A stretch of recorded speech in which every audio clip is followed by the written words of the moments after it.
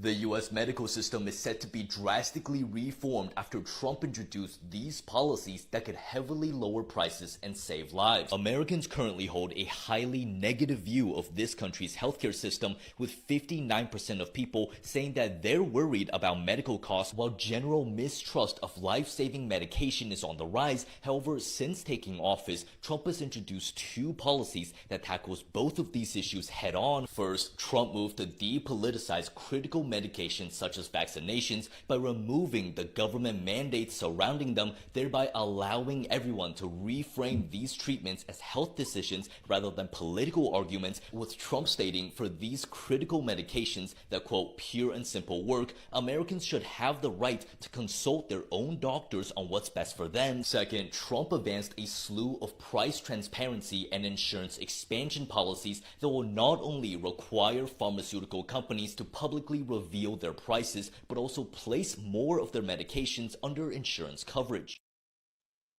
All right. Bro, you see all the crazy shit Mamdani is doing now ever since he came back from the White House? Turn on the news. Okay. New York City's Mayor Zohran Mamdani has been on a rampage recently, changing the name of the beloved New York Knicks to the New York Kneelers. Here goes the new logo on screen now. Bro, you see this shit? We're never gonna win a chip now. Who they gonna draft? Alaa Iverson, Sultan Curry, Lebanon James? We're screwed. Oh my God, this is fucking ridiculous. He's not doing any of those things. He also plans on adding a hijab to one of New York's most iconic statues, Lady Liberty, now being called the Statue of Modesty. Here goes the first look at the new design. New Yorkers' morale is at a halal time low. Oh my God, this is fucking ridiculous. Mamdani has also put out a mandate that all schools must now teach Arabic numerals in the classroom. Here goes a look at what our numbers look like now, and here's what they'll look like in Arabic. As you can tell, it is a drastic difference that will shake up students across the city. He's taking it too far, bro. I'm not gonna have my children in class counting 1, 2, 3. I'm gonna be homeschooling them from now on. There was literally no difference between the two. We already use Arabic numerals in school. Yeah, maybe you do, Cam Dami, but I don't. I use American. Jesus Christ. Mamdani will also be changing this year's New Year's Eve ball drop to a ball explosion. This is what it sounds like currently. A classic. And here's what it sounds like under Mamdani. 3, 2, 1, what a shame. Oh, was that a bomb countdown? What the fuck? Bro, between this shit and all the YMs running the street now, the who? The young Muslims wearing their alaka shiesties, it's time to pack up and get the fuck out of here, and you should too. You know what? That's a good idea. You should leave the city. I'll be right behind you, you fucking idiots.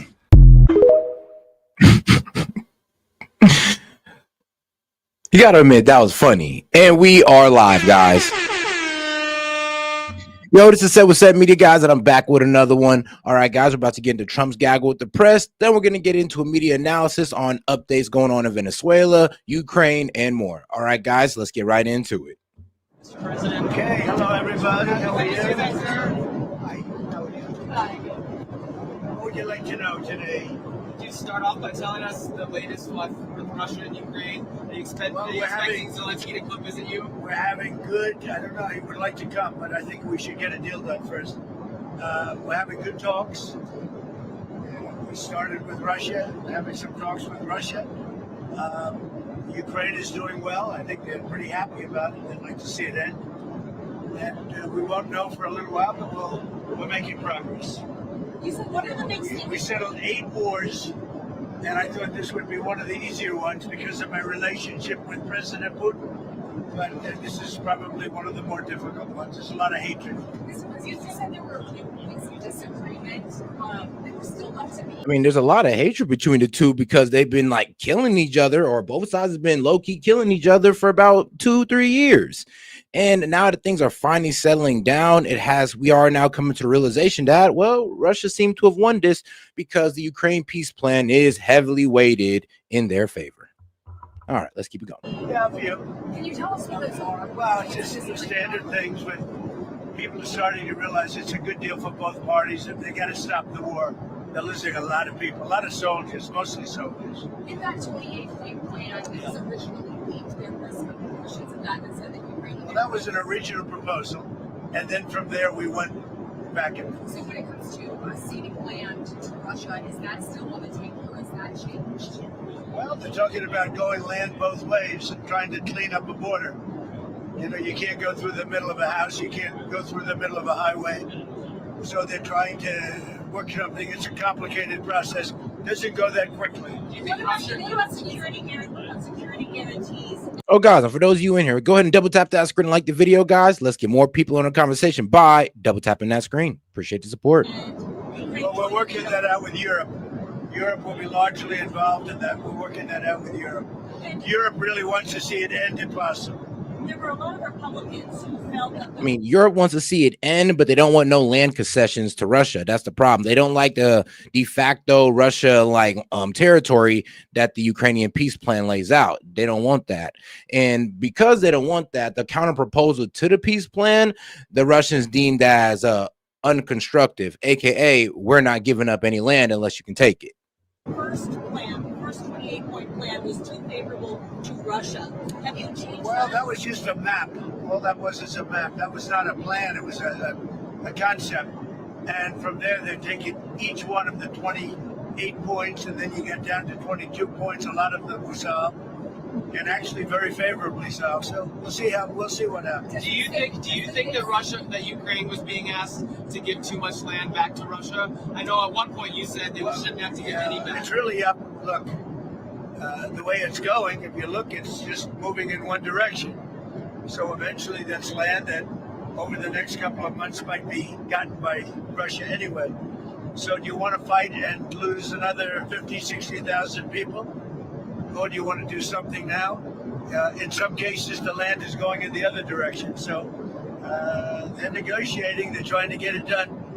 You want to have a border? You can't have a border that goes through a highway or a border that goes through the middle of a town. So that doesn't work. So it's a long, complicated process. And very, very sad because so many people are being killed. What's the next step? They're going to keep talking. They're talking to Russia now. I think the city's called, correct me if I'm wrong, Zaporizhzhia. It's I guess it's a region in Ukraine that what the peace deal implies is that these current lines that it's at right now is split. It's mainly controlled by Russia, with I believe the north part still controlled by Ukraine. They're debating how that's going to work because there's still some parts in Russia that has cities, highways, and all this good stuff and infrastructure value that Russia has under their control, and that's just not going to work. They got to find a way to split that up. So it does sound like Russia is going to have to just give up a little bit of land just off the whole infrastructure value to Ukraine if they actually want to come to a peace deal. See what is going or just take the whole territory altogether. I mean, you never know where they're going to go with this. over. Maybe with Jared. I'm not sure about Jared going, but he's involved in the process. Smart guy, and they're going to be meeting with President Putin, I believe, next week in Moscow. Next week in Moscow? I think so, yes. What kinds of concessions are the Russians going to have to make? Well, they're making concessions. Their big concession is they stop fighting and they don't take any more land. Again, it's a war that would have never happened if I was president. This was not anything that was going to happen. This happened because of stupidity. It's too bad. Now, maybe Ukraine has stopped fighting, but Russia just a day ago actually struck Kiev. So no, actually, Russia is still throwing missiles and drones into Kiev, which is their capital. Rykov is going to Russia next week. Does that mean that Thanksgiving deadline doesn't stand anymore for Ukraine to agree? We're going to see what happens. They set up a date, and the date is going to be sometime in the very near future. Does you have a new deadline? No, I don't have a deadline. You know what the deadline for me is? When it's over. And I think everybody's tired of fighting at this moment. They're losing too many people. Have you heard this audio that Bloomberg has of Witkoff coaching the Russians on how to appeal to you? Well, I haven't heard it, no, but that's a standard thing, because he's got to sell this to Ukraine. He's got to sell Ukraine to Russia. That's what a deal maker does. You got to say, look, they want this. You got to convince them with this. That's a very standard form of negotiation. I haven't heard it, but I heard it was standard negotiation. And I would imagine he's saying the same thing to Ukraine, because each party has to give and take. So you're not worried that he's too pro-Russian? No, I think, look, this war could go on for years. I mean, here's the thing. He's right. Both parties have to give and take, but the disagreement is that, well, Russia's taking too much and Ukraine is giving up way too much. And I mean, that's just due to what I'm hearing from all the political pundits. I mean, of course, on Fox News, CNN, across the board, they're all saying that, yo, I mean, this is kind of crazy. It seems like Russia just getting everything they want. And they are. Why? Because they've dominated on the battlefield and we just weren't able to crush their economy in time. It is what it is. And guys, let's not forget to double tap that screen, like the video, guys. We got over 100 y'all in here, man. Do me a favor and double tap that screen. And Russia's got a lot more people, got a lot more soldiers, you know. So I think if Ukraine can make a deal, it's a good thing. I think it's great for both. Frankly, I think it's great for both. But Ukraine's got it's much smaller. It's a much smaller group of people. They've lost a lot of people. Russia's lost a lot of people, but Russia has a much bigger pool of people. Mr. President, are you planning to unveil a healthcare plan anytime soon? Well, we're looking at different alternatives. I mean, I like my plan the best. Don't give any money to the insurance companies. Give it to the people directly. Let them go out and buy their own health care plan. And we're looking at that. If that can work, we're looking at that. That's sort of taken off. That's what I like. Don't give the money to the insurance companies. They go out and buy their own plan. You give the money to the people. I like it the best. Are you planning to extend those subsidies? I'd rather not. Somebody said I want to extend them for 2 years. I don't want to extend them for 2 years. I'd rather not extend them at all. Will you do this? Maybe some kind of an extension may be necessary to get something else done, because the Unaffordable Care Act has been a disaster. It's a disaster. And I said it was when it first got put in. Unfortunately, we lost a couple of Republican votes and the Democrats voted for it. It's a Democrat plan. And the premiums are going up, and it's the Democrats' fault. But, you know, they are negotiating with me. It's very interesting. They want to see something happen. Who are you talking to on the I can't tell Democrats you who, but we have a lot of Democrats want this plan to happen. They would love to see the money go to the people, and the people go out and get their own health care. And there would be nothing like it. But they also wanted to see the extension of the ACA subsidies, which will be extended. I have been hearing that Trump will be agreeing to extend those subsidies because honestly, he kind of has no choice. But according, not just that, but also to start actually coming up with a new healthcare plan to replace Obamacare. Let's see where this goes. But as far as the healthcare, as far as the ACA subsidies go, yeah, go ahead and extend them. Let's give us about a year or so to figure this healthcare plan out, and let's see what happens with that. Replace Cash Patel as No, he's doing a good job. Cash Patel? No, he's doing a great job, I think. This week we saw those cases against James Comey and Letitia James tossed out. Do you still have faith in Lindsay Halligan? Oh, she's great. I think she's great. They got out on a technicality, and you'll see what happens from here on. But if you look at the actual charges, I think anybody that looks at it very fairly would say, boy, are they guilty. So let's see what happens over the next week. You know, the court didn't say you couldn't bring the case, re-bring the case, or appeal the case.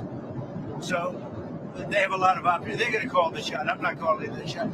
But Lindsay's a very talented lawyer, actually. I mean, we're not down the girl's Lindsay talent. The problem is that she wasn't confirmed by the Senate. And due to the fact that she was not confirmed by the Senate, she wasn't allowed to handle that case.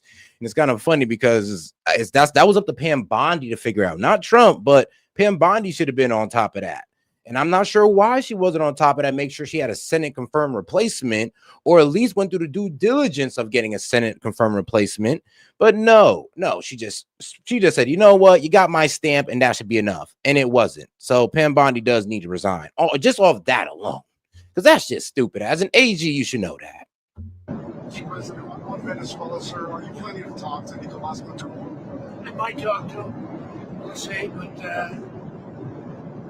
we're discussing that with the different staffs. We might talk about Venezuela. Interesting enough, in the U.S. this week. But here's the thing, though. It doesn't mean that Comey and Letitia James are let off the hook. They can always retry it. Remember, the case was dropped not because of lack of evidence or anything like that. No, it's because the prosecutor that was running the case was never confirmed by the Senate. Did, of course, name him the leader of a foreign terrorist organization. So why do you want to talk to him? Say it again. Maduro, the U.S. Right. designated him the leader of this foreign terrorist organization. Why do you want to talk to him if he's the leader? If we can save lives, if we can do things the easy way, that's... So yes, Trump now wants to talk to Maduro because Maduro's been offering everything. I mean, my man's been offering everything but the clothes off his back.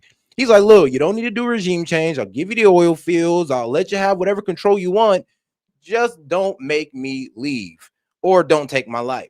But yeah, it does seem like Trump is going to get his way with Venezuela without having to, well, thank God, not having to bomb Venezuela. And guys, let's not forget to double tap that screen and like the video, guys. Appreciate the support. If you have any questions, comments, jokes, or disagreements, I'll be happy to read it out loud and engage with it. Just $2 and up. Or you can just send a gift. It is what it is. Fine. And if we have to do it the hard way, that's fine too. Mr. President, do you have any reaction? If you carry I'm not out going to tell you what the goal is. You should probably know what the goal is, but they've caused a lot of problems. And they've sent millions of people into our country. They were probably the biggest abuser with Trend Aragua and all the others that they sent in, the drug dealers and drug lords, the people that they sent in, the jailbird. They opened their jails and prisons and dumped them into the United States. And we're not happy about it. Do you want to, Mr. President, does the any reaction to Mayor Bowser announcing she's not running for re-election in D.C.? Well, I got along with her very well. I liked her. We worked together. D.C. is now a safe community. It's a great community. You people know it better than I do because you live there. But D.C. is now safe. The restaurants are booming. Yeah, but I'm pretty sure that ruined Bowser's like political stock among her. Like Mayor Bowser, the mayor of D.C., yes. That pretty much ruined her political stock because 1, she worked with the president. 2, she'd agreed with the president. And 3, she ain't do nothing to stop the president when he brought in the National Guard. And guess what? He had every right to do so. So really wasn't nothing she could do. And then when she actually sidelined, when she actually like went on his side and said, actually, things are nice. Yeah, her base didn't like that. Or really, I mean, honestly, no Democrat in the USA liked it. Well, mainly, I would say this, mainly the leftists didn't like it. The place is booming. We have no crime. And we did that all in a period of 3 or 4 weeks and then made it better and better and better. And now we're setting new records. I mean, literally, it's as safe as there is anywhere in the country now. And if you go back a year, it was a very unsafe place. Before I got here, D.C. was a very unsafe, and it's our capital. We have to make it safe. We're doing really well in Memphis, Tennessee. Hey, yo, shout out to my man Anonymous. He says, what's good, Set? Hope everything is well tonight. In my opinion, Pam Bondi and Cash Patel both should be gone. Yeah, should have been gone a long time ago. And trust me, my brother, I agree with you. I definitely agree with you on that because I don't know why they still here and why they're allowed to F up on such monumental levels. But don't worry. We actually have a interview with Cash Patel that's queued up and came out, I think, about a day ago. We're doing well in other places. The one that is really troubling is what's happening in Chicago. The crime, it's a potentially great city again, but the governor's totally lost control. That's where you had the young lady burned. It's where you had a lot of killings over the last very short period of time. Killings. The governor has totally lost control of the state, and the mayor is grossly incompetent. So yeah, once again, a tragic. Well, I mean, let's be real. It's kind of effed up because, hey, man, black people dying every day or getting shot down in the hood every day in Chicago. But this tragedy happens, and now we're trying to make it front page news. I mean, okay. I don't like the fact that it took a innocent white girl to die on a subway, get burned alive on a subway for this to actually, make front page news. It's actually irritating.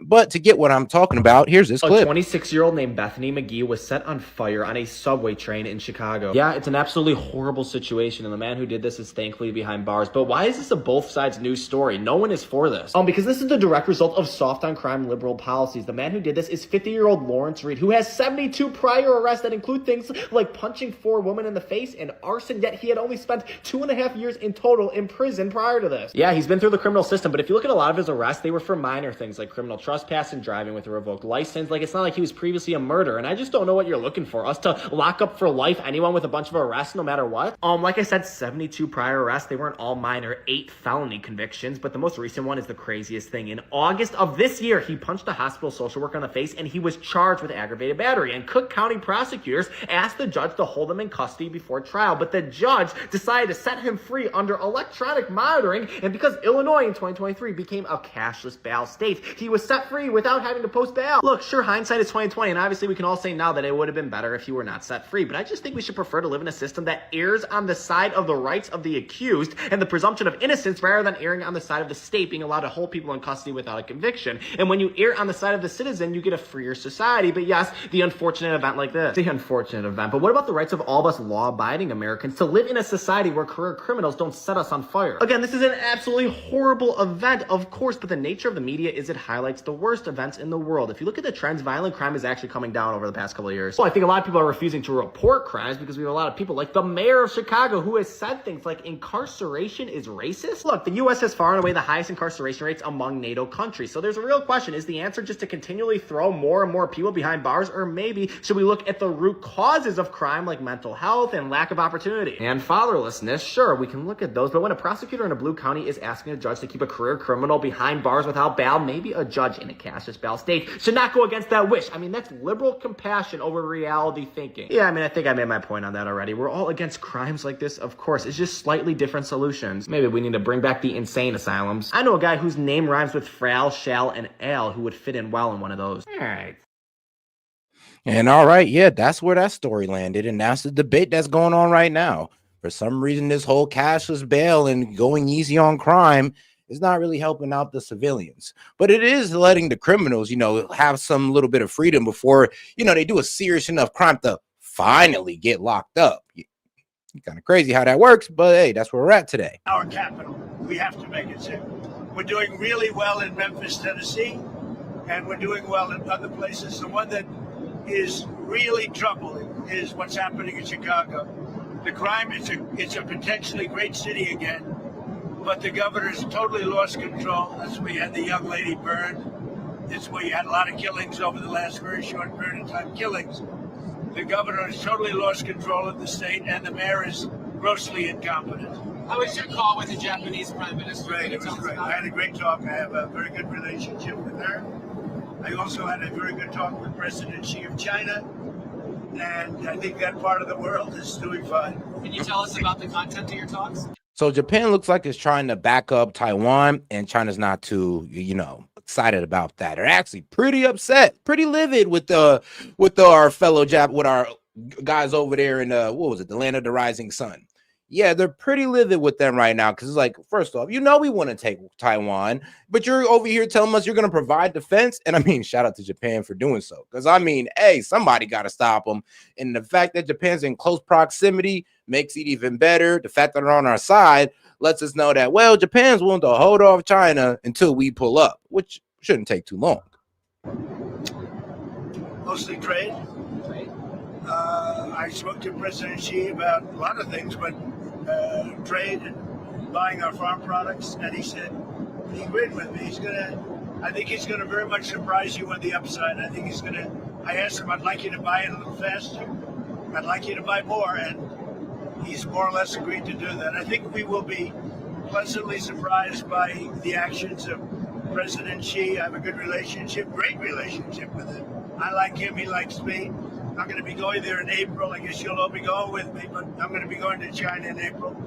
With Japan, likewise, I just came back from Japan. Oh, guys, let's make sure to double tap that screen and like the video, guys. Let's get more people in the conversation by double tapping that screen. Appreciate the support, guys.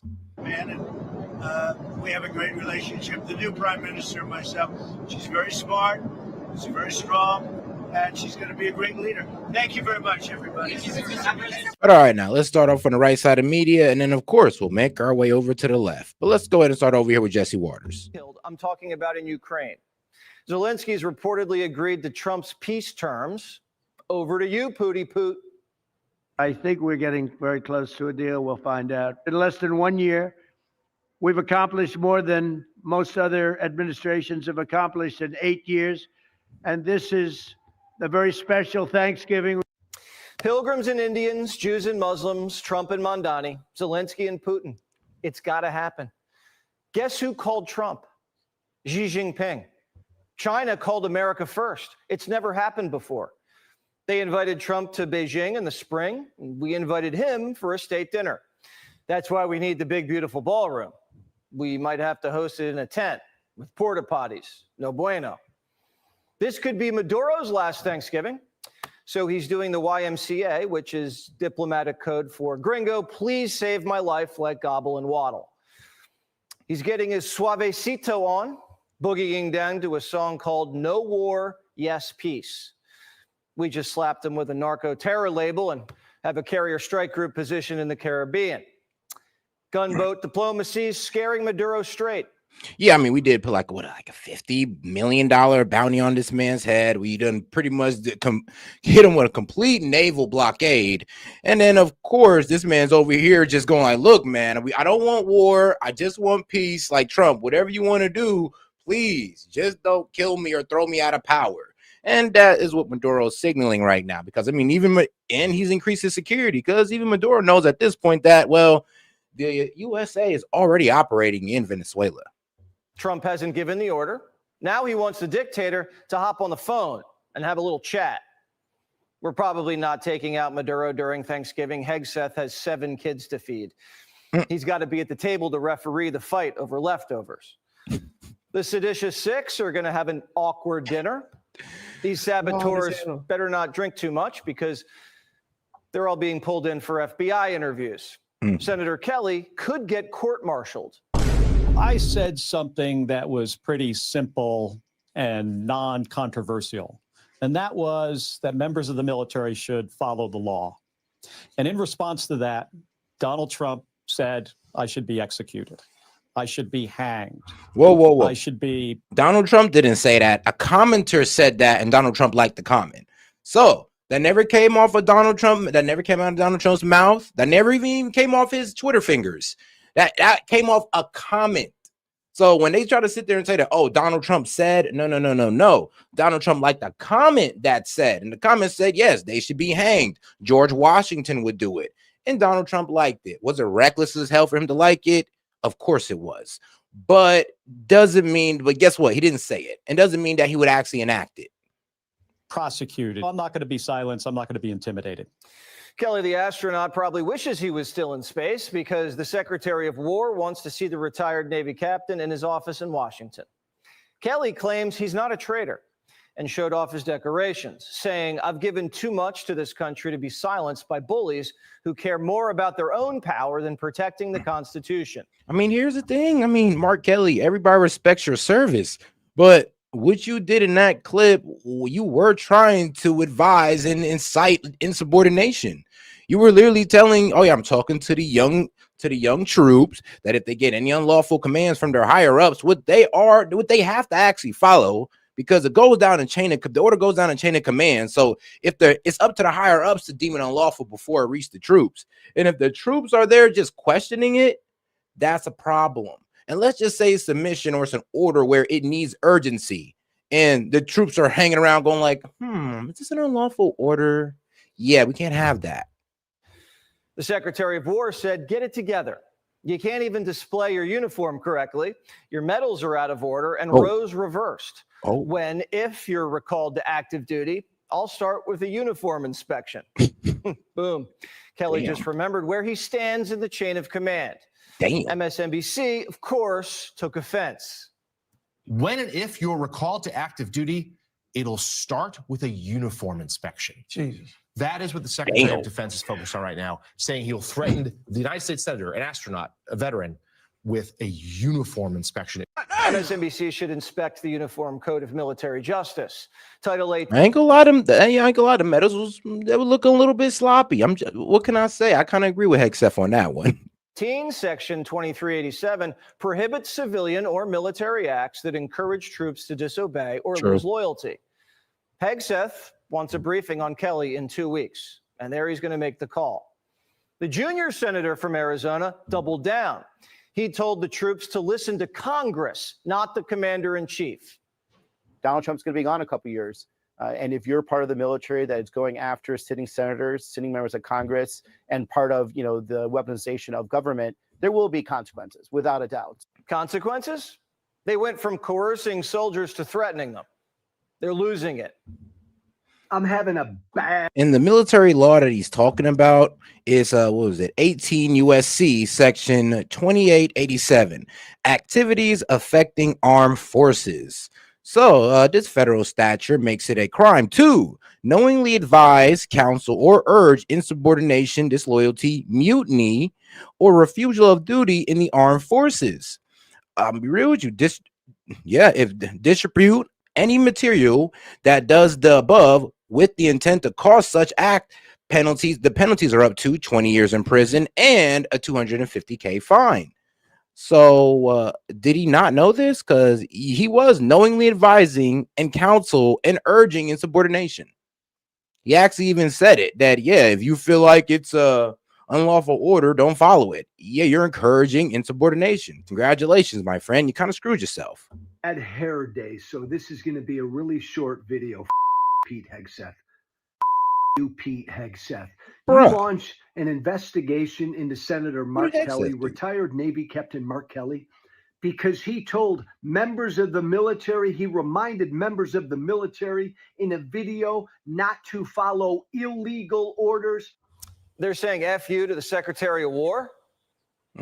We never said F you to Austin when he fired soldiers for not getting. Oh, guys, let's make sure to double tap that screen and like the video, guys. Let's get more people on the conversation by double tapping that screen. Appreciate the support, guys. If you have any questions, comments, jokes, or disagreements, just super chat it in, $2 and up. I'll be happy to read it out loud and engage with it. All right, let's keep it going. Faxed. This was a dirty intel ploy to trigger a military rebellion.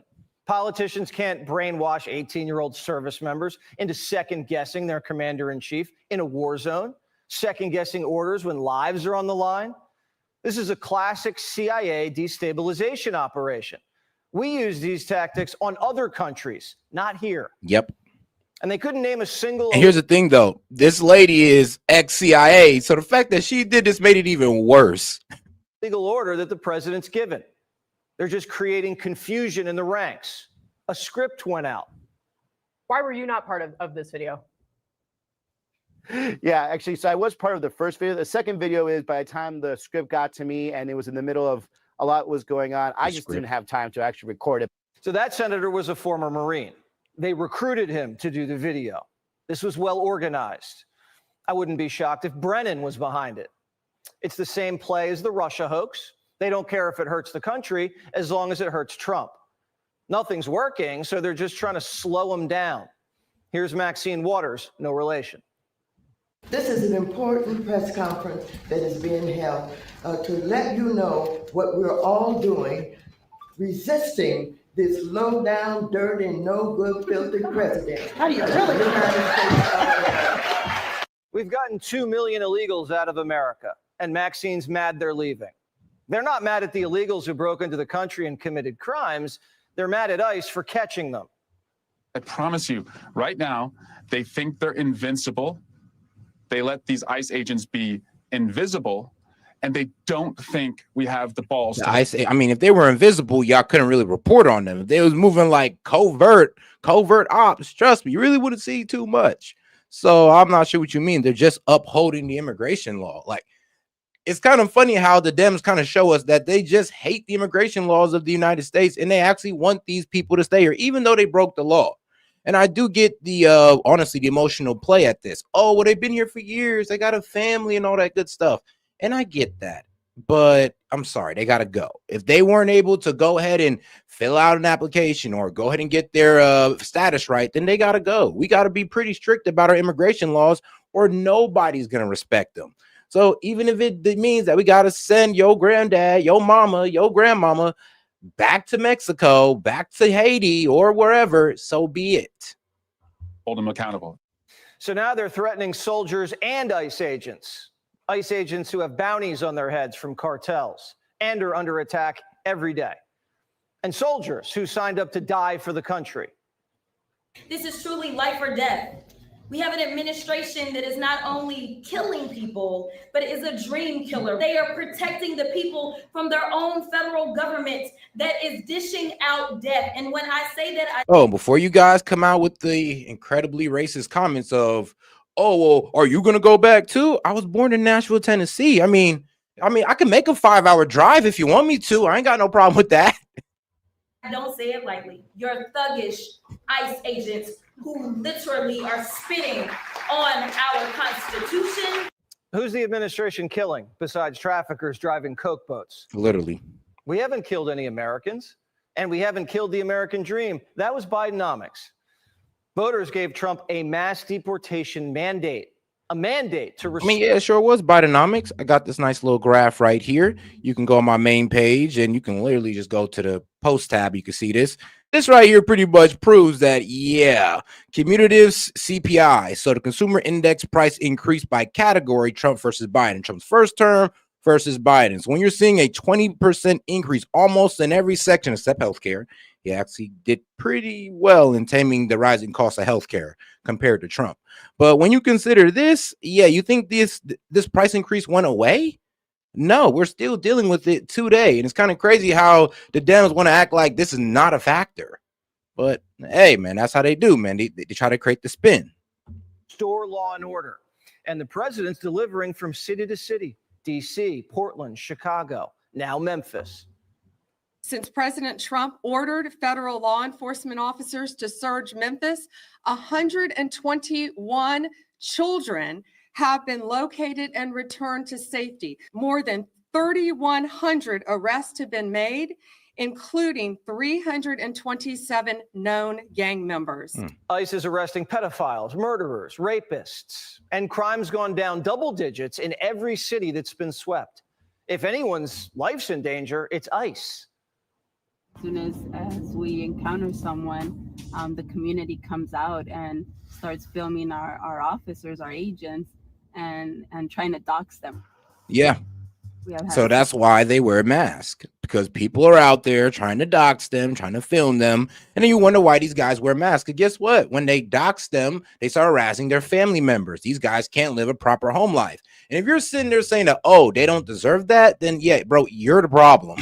You're literally the problem here in America, where our law enforcement can't do what they need to do. But and here's the thing, these are the same people that was outraged about the Capitol Police, but they're okay with this law enforcement getting hurt. Crazy. Several of our employees be followed home, their families targeted and harassed. It's something that we face every single day. So this Thanksgiving, we should be thankful for our soldiers, our safety, and our sovereignty. Gobble, gobble. Yeah, happy Thanksgiving. Well, about to be Thanksgiving in a couple days.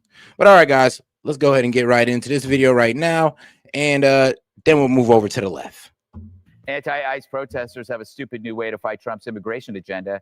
Activists have been clogging up the lines at a Home Depot in Southern California, where they buy 17-cent ice scrapers before getting in line to return the items. It's a way to denounce immigration raids at the hardware chain. Roll it, Lenny. What are you buying today? I'm buying ice scraper. Oh, yeah. Clever. That's clever. What are you buying today? I am buying an anvil putty knife. An ice scraper. Yes, That's ice right. scraper. And the Dems are also blowing I mean, what a shirt that says "Run Against ICE." Yes, ice scraper. Let me see. Yeah, run against ICE. I mean, and they're buying ice scrapers. I mean, cute. That's really cute. And the Dems are also blowing off steam over ICE raids. Mad Maxine peppering Trump with one insult after another. This is an important press conference that is being held to let you know what we're all doing, resisting this low down, dirty, no good, filthy president. How do you really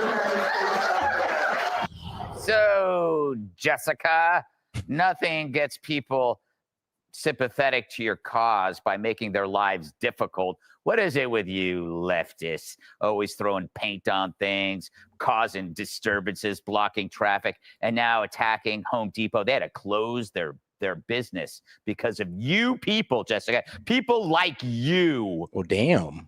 No, not so much. But I did figure out why it was an Not ice much. scraper like later than I should have. Ice yes. scraper.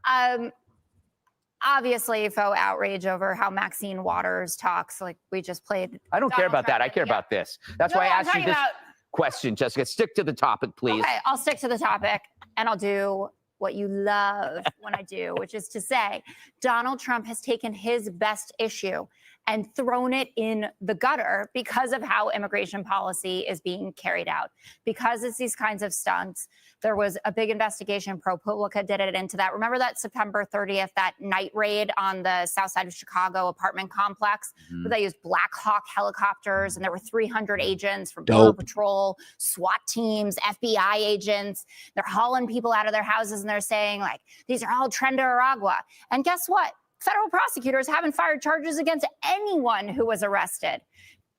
I wonder why that is. DHS says 2 Nicaragua members were arrested. ProPublica talked to one of them, no criminal record there, and no charges filed at this point. So when they did that slick video, right, you know, where Kristi Noem descends, right, and she has on her little vest and she's standing there as Ice Barbie or whatever, like, it makes you think, why aren't you doing worse first and making good on your promises to the American people, not the mass deportation people, the average Americans who said, we don't want an open border. We want people who've committed crimes in this country on American soil to get out of here. Yeah, and that's actually what's been happening. It's kind of crazy that you're just cherry picking that one situation, and then you completely ignored the time where we put a whole bunch of gang members on a plane right back to El Salvador. And you guys were crying about that. You guys are crying about that one. So now we're over here, and ICE then descended upon an entire apartment complex, arrested a whole bunch of Venezuelans, and you're getting mad about the 2 arrests that happened with no charges. And guess what? If there's no charges, they'll be released. But when you're caught up in a place with such high immigration, and even if they find one Venezuelan, they're gonna assume that you're also part of their gang, clique, whatever. Operation, don't matter. They're just going to assume that you're part of it just because you're in the vicinity. So Democrats getting outraged about this. I mean, you're getting outraged about proper investigation procedures. Like, you know that, right? Of things that are just for like making a movie. Jessica, you're like the person in a store. I'm just perfect. You're like the person in a store who knocks over a vase, and then you start criticizing the way the guy cleans it up. No, it's more than that. And I've said, there have been over 170 Americans that have been taken into ICE custody that you cannot even say that this is being executed in the wrong way. It boggles. Yes, I mean, and that's the problem. They're over here. 170 Americans taken into ICE custody because they were caught up in a raid. It happens. We're not going to sit here and I'm not going to sit here and pretend like it's not going to happen. When they're doing these busts, most likely there's some American citizens that is either a part of it or have nothing to do with it. We don't know. So that's why, due to how the investigation procedure works, they get detained, they get locked up for 72 hours. 72. And that's why she's real careful with the language, because she's not able to name one American that was locked up past that time. My little mind. Jessica, 2 million in 1 year are gone. So according to my calculations, that will be 8 million by the end of this term. It won't be. So when you get rid of 8 million illegals, you know what happens? Crime goes down, rent goes down, health insurance goes down, car insurance goes down. Those things aren't happening. Okay, we're just getting started, Jessica. It's supply and demand. What do you think is going to happen when you get 8 million? At least we're getting started, Jessica. You guys didn't do crap. That's not true. It lowers everything. That means deporting more classrooms people. get lighter. That means Yeah, but he let in more people. I mean, I would hope, and that's like a crazy point to make. Biden deported more people. He let in way more people. I would hope he deported a lot of people more than Trump. Because guess what Trump also did? Less people also came in under Trump. So that means less people were deported under Trump. Biden, more people came in than under Trump. So that means more people are going to be deported than under Trump. It's like, it's common sense. I don't even know why I make that point, because it kind of plays into ours. Everything goes down, Jessica. Wages go up, crime goes down. It's very simple. Even you can understand it. Now, why would ICE be at Home Depot? Why would these illegal aliens be at Home Depot? Because you said they weren't coming to steal jobs. You said they weren't coming to cut our wages and wire the money back to Honduras. You said they were fleeing persecution, and these were all asylees. They were just fleeing violence. Okay, again, everything you said was wrong. Home Depot's having a great quarter. Did you know they beat expectations? $41 billion in revenue. And when the rates drop, the stock's going to pop. That's how that works, too. I'd invest in Home Depot. Kennedy, what is your take on this? Thank you, Charles Payne. I'm 0.1%. Okay, so I do agree that the big worry here when you have federal law enforcement going into towns is they don't know the people that they're arresting. They're not embedded in these communities, and that is by virtue of the sanctuary cities. And I agree with you. I agree with anyone who lives in these places. You want the worst out first. Absolutely. And the best way to do that is to work with local law enforcement, because that protects innocent people who are working here, hardworking, trying to create a better life for them and their families. And the American dream has always welcomed people like that. So if you're worried about people like that getting ensnared in this net, and I don't disagree with you there. I mean, that is a failure of the system. Then don't have sanctuary policies that disallow local law enforcement from providing intelligence to ICE and other federal law enforcement, so they can tell them, like, we've arrested these guys 5 times. We know these guys are gang members. We know these guys are sex traffickers. We know that guy over there is probably a child molester because he hangs out at a park by himself 5 days a week, because that's what local law enforcement does. That's how they acquire intelligence. But they can't do that because of people like Brandon Johnson and J.B. Pritzker and even Maxine Waters. What True. the hell has she done with her tenure in Congress? I mean, that is true. They are telling the local police department not to work with ICE. So the local police department could make a more like, hey, this could have been a more precise raid if you guys would actually gave us some help, gave us some intelligence.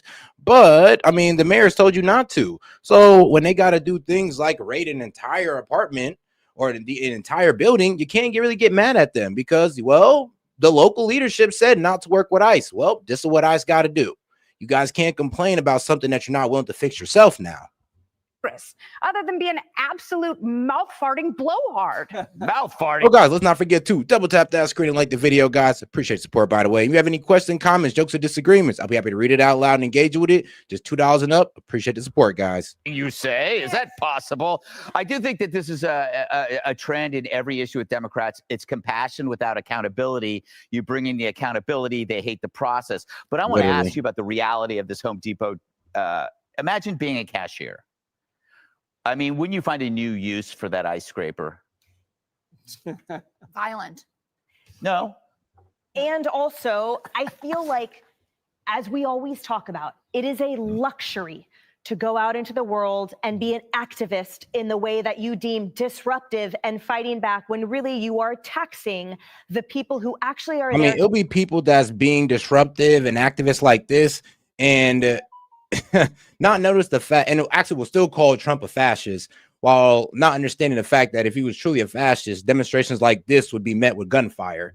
But it's kind of crazy how that, you know, that cognitive dissonance there, that cognitive dissonance between if Trump's actually a fascist and what the hell are you doing today? To put food on the table. Those cashiers that are there working really hard on behalf of those that enjoy stunts in their name. And we talk about the alleged 170 Americans in the custody, but and I feel for anyone going through anything at the hands of a bureaucracy or a structure that's larger than they are. But let's also talk about the 113,000+ illegal immigrants with massive criminal histories arrested just in 2024, which included over 3,000 with homicides. Where are those activists? Where were they at the funerals of Bambi Larson and Jocelyn Nungari and Laken Riley? Jocelyn Nugari in the trial for those illegal immigrants. I will say this. I mean, where are those activists when those illegal immigrants undermine the workers in their area? Where are they sticking up for them? It's like these crazy because, and this is why we really don't respect those leftists who stick up for the immigrants, because you stick up more for people that aren't even citizens of your country more than your own people. Actually, you help these people undermine your own citizens. Like your own people. Isn't that crazy? And then you want to call us traitors when you're literally out there putting non-citizens over natural born citizens. Isn't that crazy? You're like, I would ask them, all right, yeah, what about the lives that were taken from illegals? What about the jobs that get taken from illegals? What about the roofers, the plumbers, the electrician, how they cannot compete with the illegals? What about them? Why don't you stick up for your fellow Americans like them?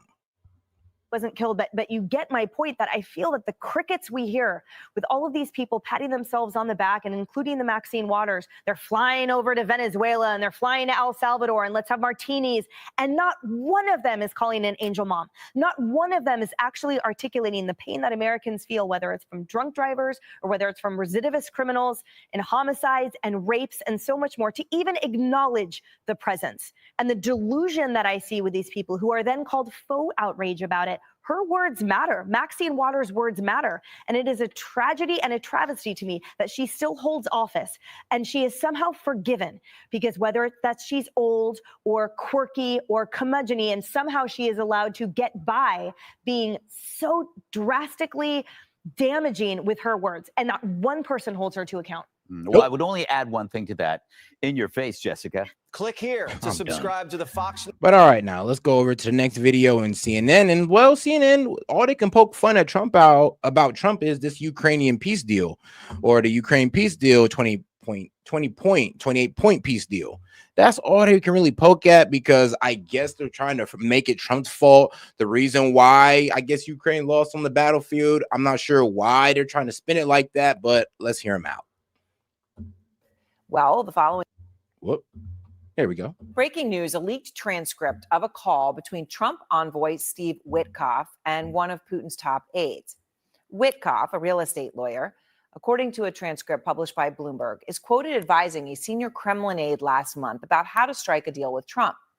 And he urges the aide to praise Trump on his Gaza deal as a way to curry favor and get Trump on board.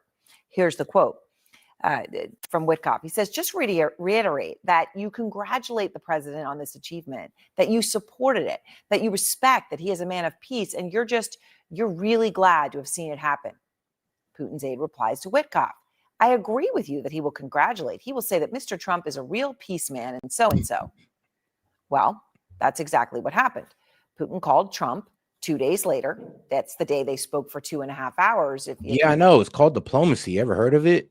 It's kind of crazy how Trump is out here making diplomatic moves that, well, the Biden administration failed to do. If anything, they only made things worse. But he tries to do some diplomacy, and you guys are trying to make an expose, trying to like leak conversations. It doesn't matter. You guys didn't get no progress in this. Trump is. Even if you don't like the peace plan, at least people are going to stop dying. And the wild part is there's actually some people on the left who don't want that to happen. Actually, they want Ukrainians to keep dying. Remember, and Trump called that conversation very productive. Well, the following day, Zelensky visited the White House, and that had been sort of set up in the anticipation that Trump was going to provide Ukraine those longer range missiles. Well, that could hit Moscow. But after the call with Putin, Zelensky shows up and boom, no, request denied. Republican Congressman Brian Fitzpatrick, seeing all of these transcripts, tweeting, quote, this is a major problem and one of the many reasons why these ridiculous sideshows and secret meetings need to stop. Allow Secretary of State Marco Rubio to do his job in a fair and objective manner. Republican Congressman Don Bacon also posting, quote, it's clear Witkoff fully favors the Russians. He should be fired. Bro, and see, it's like retarded. This is like retarded. I'm gonna be honest with you. It's not that he favored the Russians. The Russians are just winning. The Russians have been winning for a while now. Yes, all that propaganda they fed you, all those YouTube videos favoring Ukraine. Trust me, I got a sponsorship opportunity from Ukraine-friendly propagandists as well, Ukraine-friendly channels as well. And guess what? They've all been tricked. They've all been fed propaganda to make you think that Ukraine even had a fighting chance.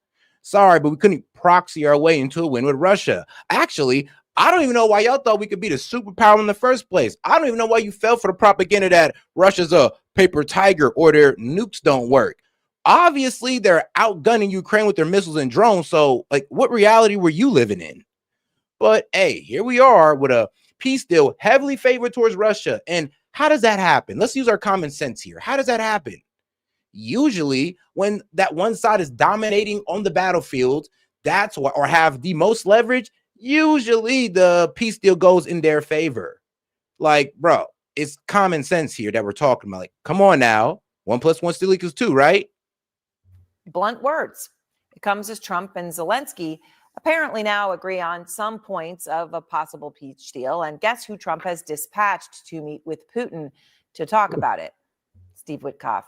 Out front now, Christo Grozev, investigative journalist who has been placed on Russia's wanted list. And Christo, I appreciate your time tonight. So Russia says some of these transcripts that Bloomberg has are fake. The White House is not denying their veracity. It simply says that the reporting proves Witkoff talks to officials every day to achieve peace. What's your reporting, Christo? I know Literally. you've got a lot of new information. Are you? This is actually a story. The fact that he was being diplomatic, he was trying to sell the plan to Putin, to Putin, and Putin was trying to make sure. I guess Putin was trying to sell his cooperation to him. Is that wrong? I don't know what you guys are crying about, because the end result is a 28-point plan peace deal. That's the end result. I don't know why they're upset about this. They're acting like I'm gonna be real with you. They're acting like we did all this, or Witkoff did all this, and haven't got a damn thing. Well, first of all, this is probably Yo, and shout out to my man Mike for starting us off with the 250 joules for the 250, and shout out to my man Mike's coming in with another 100 for 2 joules. Appreciate the support, my man. an unprecedented leak from my experience. I don't think we've ever seen a combination of two leaks. One is a call between Witkoff and Yuri Ushakov, the senior advisor to President Putin. But the other one is between two Russian officials, the Kirill Dmitriev, who's the unofficial negotiator on behalf of the Kremlin with the United States on all matters relating to peacemaking in Ukraine, and Ushakov, again, the top senior advisor. Yeah, like I said, look, if y'all want a better deal for Ukraine, then some of you guys might need to unite by the millions around the world and go fight off Russia from the territory that they've taken. If you can't beat them, then I don't know what to tell y'all. Y'all can sit here and cry in my comments all day about it, but the fact of the matter is that Russia has taken land from Ukraine that Ukraine cannot give back, that U.S. not want to step in about. We're not, bro. Why do we have to go to war with Russia? Who wants to go to war with Russia and cause World War III? Do y'all know what y'all asking for? Exactly. Shut up. Europe, y'all really need to shut the F up. I mean, y'all have been over here crying for 2 years, talking about we're next, and have not put a single boot on the ground. But okay, let's get back to it, because the next thing they're kind of poking the right about is the fact that the case was dropped on James Comey and Letitia James. Happening now, the Trump administration appears undeterred after another leg of the president's revenge tour. And shout out Damon Jink for sending in the clutch for 30 joules. Appreciate the support, my friend. And shout out to my man Daniel Castro. Appreciate the support, and shout out to all those supporters, guys. Really appreciate y'all. He said for broke ass liberal counterparts, because living off our tax money isn't enough, they have to come here and complain because life is hard, because they may have to work like the rest of us. Yeah, ain't that the truth? It's like my food stamps, like, no, it's dead. Man, it's like, I want to get my roof fixed. Where's my illegals? We deported them. Yes, it's over now. All the free rides are over. A roadblock. Attorney General Pam Bondi is promising to fight a judge's decision to toss out the criminal cases against former FBI Director James Comey and New York Attorney General Letitia James. Both of them, of course, are longtime targets of President Trump's wrath, and the cases against them were brought at his urging. Which is true. Bondi says the judge won't have the final word. Listen.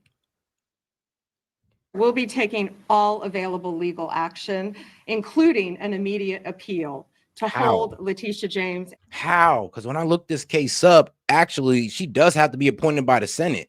So unless you can find some prosecutor that's appointed by the Senate, we're all over here looking at you like, bro, over here in the back, like, girl, what the hell are you talking about? Like, how are you going to find a Senate appointed prosecutor to do this in time? Honestly, you should have just got her appointed by the Senate in the first place, but instead you kind of just gave her the AG stamp of approval like that meant anything. So no, Pam Bondi, I don't even think this is going to help in appeals for you. I hope it does, but I don't think it will. And James Comey accountable for their unlawful conduct.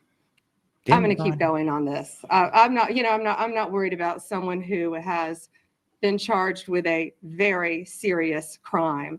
His alleged actions were a betrayal of public trust. So And both have denied the allegations against them. I want to break. Oh, and shout out to my man Chris Smith for sending a thumbs up for 10 jewels. Appreciate the support, my friend. And shout out to my man Green Bean, member for 8 months. No wool over these eyes, Set. Thank you, bro. Man, of course. Hey, you know I got y'all. And shout out to my man Green Bean. Hey, shout out to all the members. Appreciate y'all for showing up. And CNN crime and justice correspondent Caitlin Polans to help us better understand the judge's rebuke yesterday, which was pretty strong, and how the Justice Department will move forward from here with an appeal, especially given the statute of limitations on Comey.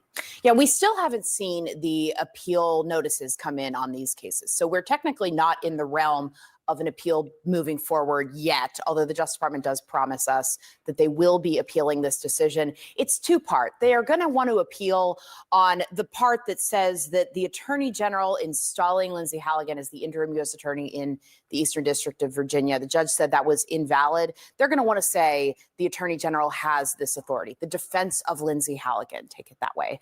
The other part of this. Yeah, I already heard that argument too, is that, the stamp of the AG should have been enough for her to, perform this case or to be on the case. And well, the judge is saying no, actually, she has to be Senate approved to be on this case. We'll see which argument wins. You see the Attorney General there saying that she wants to move forward with a case against Comey. Big question there, though, about if they can and how. The alleged false statements he was making to Congress that had been charged in 2 counts in this indictment that's now dismissed. Those statements took place September. Oh, wait, shout out Free Lunch Freddy. He says, if you want governments to give free meals, free medical, and a check monthly, don't get on welfare. Earn it. Take your ass to the military, damn it. I mean, hey, nah, bro, cooking with that. He cooking. He's like, we could all just serve our country. Like, what was that famous thing that JFK said? Ask not what your country can do for you, but ask what you can do for your country. So yes, go ahead and go into the military. Shit, let's do it Israeli style, where everybody got to have some type of military. And well, I'm be real, maybe that's how they afford their free healthcare. Who knows? But yeah, let's go all Israeli style, and everybody got to get involved in the military, even the women. We're gonna have 19-year-old around here walk away with M16s, which would be kind of cool. 30th, 2020, it's only 5 years for you to be able to charge a case in federal court like this. And this judge said, no, but Freddie, I definitely agree with you. I mean, hey, you might as well serve the country and get free stuff than just, I don't know, sign an application, getting it without no real work, and then your ass is acting all, well, bougie about it or spoiled. That indictment Lindsay Halligan presented 5 days before the statute of limitations expired, it wasn't valid. And so that's it. There's a footnote here where the judge addresses it. However, the Justice Department is very likely going to try and make arguments that they want to correct an indictment or that the indictment should stand, that this isn't, that the judge got it wrong. We very much expect that. At the same time, though, this isn't going to end up being just about Comey's case. There's a question of Letitia James's case. Does the Justice Department try and charge that again? These were dismissed without prejudice, meaning the Justice Department could try again. And then also, I am hearing there is chaos inside the U.S. Attorney's Office. Brother, man. I mean, wait. Bro, I hear sounding like a racist Will Smith. Well, I appreciate that. And how do you mix acting like you haven't been stopped by ICE? Because, bro, I'm an American. Actually, how would I be stopped by ICE? Even the police was to pull me over. They run the license plate. They see my name and all that good stuff. Obviously, most likely I'm an American citizen. They take my social security. Boom, American citizen approved. So I'm not sure where you're going with this. I'm not sure why this is always an argument for you guys. Oh, don't you know they're coming after you next? Or haven't you been stopped by ICE? Why would I be stopped by ICE? Bro, off the way I talk alone, they're going to know I'm an American citizen. Just off the way I'm talking.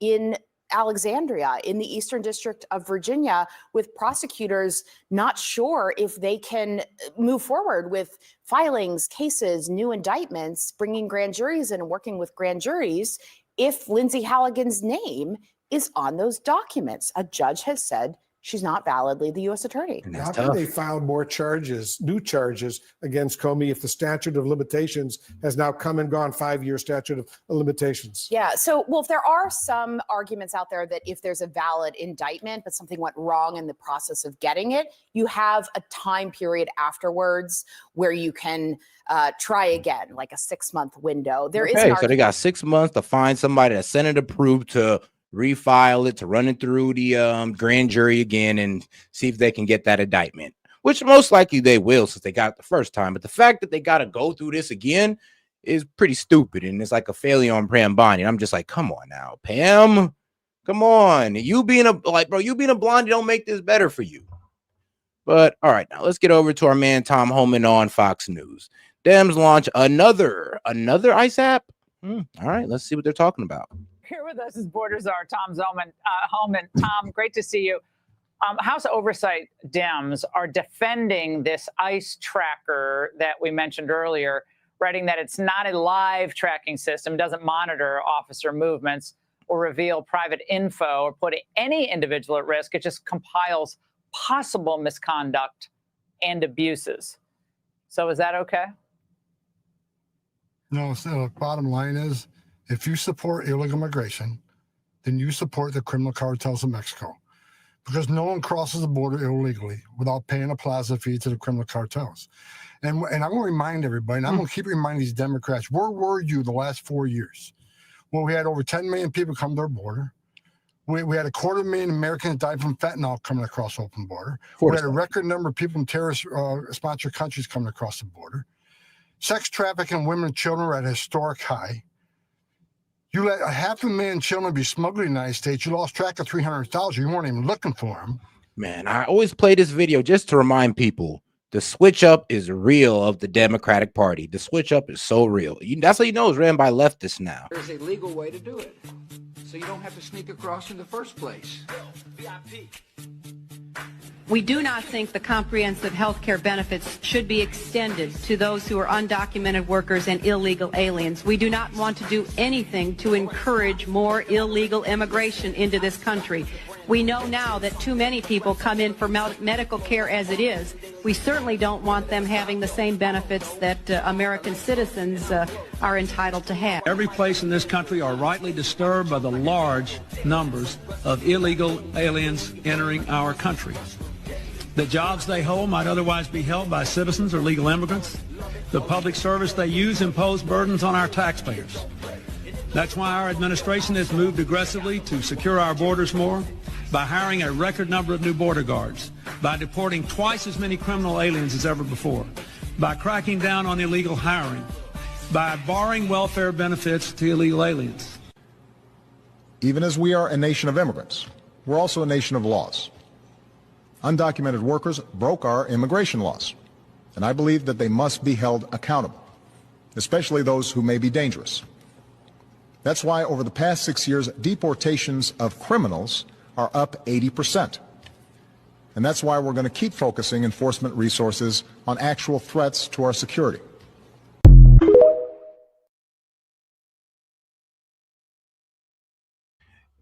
Is that not crazy?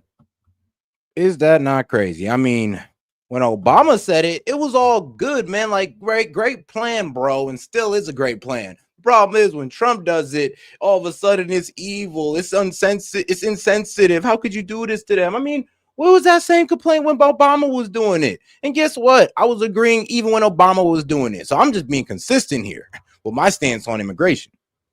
But shout out to my man Chase. He said, just make sure. Oh, yeah, I did see the shout out to my man Chase for sending in the GOAT for 1,000 joules. Appreciate the support, my man. He said, just make sure you count the GOAT I sent like 25 minutes ago towards the goal. I already got you.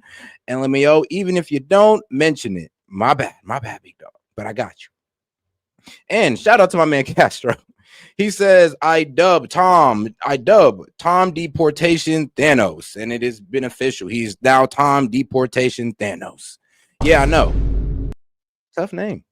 It's the Trump administration and President Trump's leadership, where we've already found over 30,000 of them. We're not going to let them forget. You are complicit and the biggest national security failure, the biggest humanitarian failure in the history of this nation. So you can scream and yell and do all these apps you want, but we're not going to let you forget. You are complicit. You support illegal immigration, then you support criminal cartels in Mexico. And when they smuggle people, they smuggle guns, they smuggle dope. So that's who you're supporting. Illegal immigration is not a victimless crime. And if they don't know that, they're just simply ignorant. Willfully. Yeah, the New York Times did that big piece. They were trying to be sympathetic with the illegal who, basically took someone's identity. But it turns out that the American whose identity was stolen by the illegal, his life has been turned upside down. So there are all different ways that illegal immigration, even if you're not out there, selling drugs on the street as an illegal, or you're robbing someone at gunpoint, there are other ways that your presence in the United States is making it more difficult for the average working man and woman, especially victims of identity theft. And Tom, Congresswoman Maxine Waters, never one to make a logical argument, said this. This is an important press conference that is being held to let you know what we're all doing, resisting this low-down, dirty, no-good, filthy president of the United States of America. I mean, you're resisting the enforcement of immigration law. I mean, something that was, I'll be real with you, Biden refused to be enforced for the last 4 years. Well, during his 4 years of presidency. So please spare us. Please spare us with that one. It's kind of crazy how you're trying to just throw everything on the president as if we all didn't vote for this. Yes, we voted for Trump to deport anybody who's here illegally or anybody who overstayed their visa. Everybody got to go. It is what it is, and it helps the American people out. So I'm not even sure how y'all going to sell us on, well, for us to go against ICE. Actually, the only people who are really going against ICE is those on the left. And I mean, please go at it. But trust me, you're not really convincing nobody. And shout out to my man Chase. You got to see how it is set. Just going to ignore my GOAT trophy and my milestone chat. I see you. My bad, Chase. Wait, I didn't know it was your milestone chat. So shout out. Shout out to my man Chase, man. Appreciate that. Not sure what you. I'm going to look it up. Let me see. Well, this is all, again, pejorative. But Tom, they are trying to affect public opinion here by giving people the impression that it's really not about illegal aliens with deportation orders or criminals. People are just being rounded up and people are like, someone kidnapped my daughter from ICE. You see these headlines. So they have moved public opinion a little bit against the administration on this. Not, it's not as popular as it was before. So is there a messaging issue that needs to be improved on the part of the administration? Well, obviously there is, but in all fairness, the vast majority of the media don't want to tell the truth. The bottom line is, you and I've talked many times, according to the data, between 60 and 70% of everybody ICE arrests is a criminal, public safety threat. Now, I looked at the numbers this morning. We got just under 650,000 total deportations since President Trump's been in the White House. Now, if you let's just take 60% of that, you're talking about hundreds of thousands of criminals. That makes this country safer. We got to get that. We got to get the data out there more frequently. We got to talk about actually who's being arrested, and share the American people the facts versus fiction. For instance, ICE has never been in elementary school. ICE don't attack churches, but ICE don't go into hospitals. But I read those stories every day. The vast majority of media just don't want to tell the truth. They want to vilify Trump. And it's hatred for Trump more than it's the truth. And I've said this many times. These Democrats. I mean, to the point where they're making fake AI video arrests of ICE, where they separate a child from their mother and they do it and they just snatch the baby, and the mother starts crying hysterically, and it's all AI. So yeah, people are putting in a lot of work to vilify ICE, even going to the point of creating fake AI videos. Governors and mayors who constantly want to attack President Trump, they hate Trump more than they care about the safety and security of their communities, because the data proves we're removing the worst of the worst out of this country every single day across this nation. No doubt there have been a lot of really bad people removed and continue to be removed. But Tom, at the same time, MAGA is not thrilled that it's only 600,000. So you have the left saying we shouldn't arrest anybody. Then you have MAGA saying they got millions of people here. It would have meant you had to deport like 50,000 a week from the beginning of the administration. And even if you keep going at the pace you're going at, that's a dent in the illegal alien population. People would deport, who are deportable aliens right now. So what do you say to those people who say this is great, but it's nowhere near enough? Then come put it back. I mean, yeah, let's be real. We got everybody in the way. Somebody said in the chat, like, hey, when Obama was doing this, there was no media coverage for real on it, except when there was kids in cages with the little foil blankets. That's the only time it was really covered. Other than that, those ICE operations got no coverage, and they were doing all the same things the Trump administration is doing right now. That's how he was able to get 3 million people out of here, especially through the expedited removal. So this goes to show that it's not like this is only happening. Trump is only getting slowed down because he's not getting the cooperation, well, of, I'll be real with you, these liberal states that have a lot of these immigrants in them. And I mean, sorry, but blue states. Gone on and give us a hand. ICE is hiring record numbers. Bottom line is, I just said just about 650,000 deportations. That is several 100,000 more than the record that was back in 2012. So it's already a historic operation. Second of all, you got to consider the people who have left the country out of fear of being deported. There's over 1.6 million of them. So there's well over 2.2 million left the country already. And that's been a part of the plan from the beginning.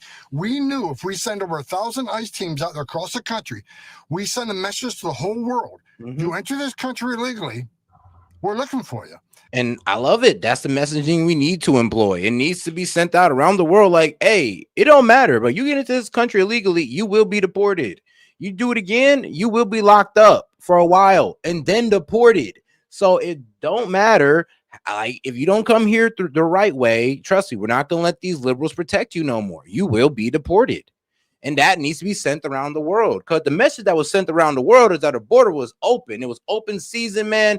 You just needed to walk through. Everybody, it was green light. Biden is the best man ever to immigrants, or well, to the illegal immigrants. And that's what was going on. Everybody was just walking through the border. Cartels making a whole lot of money under Biden. Why? Because they was trafficking humans and drugs through the border. But hey, where are the bad guys for wanting to stop it, though? Okay. And by sending that message, by having anything, ICE is one of the reasons we have the most secure border in the history of the nation right now, because people aren't coming because they know there's consequences. So between that record number of deportations, a record number of self-deports, we're already had an historic deportation operation. But hold on tight. We're hiring 10,000 more. That's going to be on duty by mid-January. That's tripling the size of enforcement removal operations. So if you think the numbers are historic now, wait till next year. Well, that's music to my ears. I love that. Tom, thank you so much. All right, my man Tom Holman out here making promises. He's like, oh, you're upset now about, oh, it's only 600,000? Wait till next year. I promise you, we're going to hit about 1 million or so. And I mean, I hope so. And then a year after that, you hit 2 million. I hope every year you guys get better, because, well, that's what you promised. But all right, now let's get over to our guy, Kash Patel. Yes, this guy, Kash Patel, well, what can I say? He sold out on a lot of things. So let's see how much he can sell us out on this interview. Exclusive interview with FBI Director Kash. We sat down for an exclusive interview with FBI Director Kash Patel. No topic was off limits. There's a lot of news in this interview, from the Epstein files to the Russia collusion investigations and the escalating conflict with Venezuela over drug trafficking. As we were finalizing the video for release, the news broke that Director Comey's indictment was dismissed. We want to be fully transparent about the timing of our conversation with Director Patel, because there's so much news in that conversation. So let's get straight to the point. Director Patel, thank you for speaking with Straight to the Point. When you arrived here at FBI headquarters 9 months ago, what did you find? Catherine, it's great to be with you. Thanks for coming here to FBI headquarters and sitting down with us. When I first got to the Bureau, I knew I would find one thing for sure, and that is a dedicated workforce to the mission. I also knew I would find things that need to be fixed and changed and addressed in terms of how we prosecute and investigate cases, in terms of how we treat the workforce and how we care for them. This building, for instance, our infrastructure systems, all these things that a place like the FBI needs to be functional have to be serviced. And I knew I would find a lot of those matters in disarray, unfortunately, because of years of neglect. What did you consider your most important change so far? The most important change for me is the focus that we put on moving this mission to the field and empowering our SACs and our leaders in the field. That's why when we first got... God, let's make sure to double tap that screen and like the video, guys. And if you have any question, comments, jokes, or disagreements, I'll be happy to read it out loud and engage with it. Just $2 and up. Appreciate the support, guys. And I mean, I guess the disagreeers, they're like, guys, if you don't have the $2, I mean, you can always debate my guys in the chat. I mean, you can always do that. It's okay, guys. Here, we immediately set out to redeploy over 1,000 agents into the field from Washington, D.C.'s National Capital Region. I found out that our 37,000 person strong workforce in the NCR, the National Capital Region, had almost a third of the workforce. But most of the crimes were being committed outside of the NCR. So we moved them out, and I can proudly report today that we have successfully moved out nearly the entirety of the 1,000, and we'll finish that in January. So every field office in the country is getting a plus up of agents, and they're going to be followed by intel analysts and support staff. And we're empowering our SACs, our field leaders, to do the work in the field. Multiple lawsuits have been filed alleging that there were terminations here at the FBI and they were politically motivated. Were the FBI terminations politically motivated? No. And since those are all ongoing matters, I will say this definitively. If you were terminated as a result of any matters during my tenure at the FBI, it was done because there was just cause to do so. And we will speak to that just cause through our pleadings. One of the big cases you inherited is the attempted assassination of President Trump in Butler, Pennsylvania. What are the findings?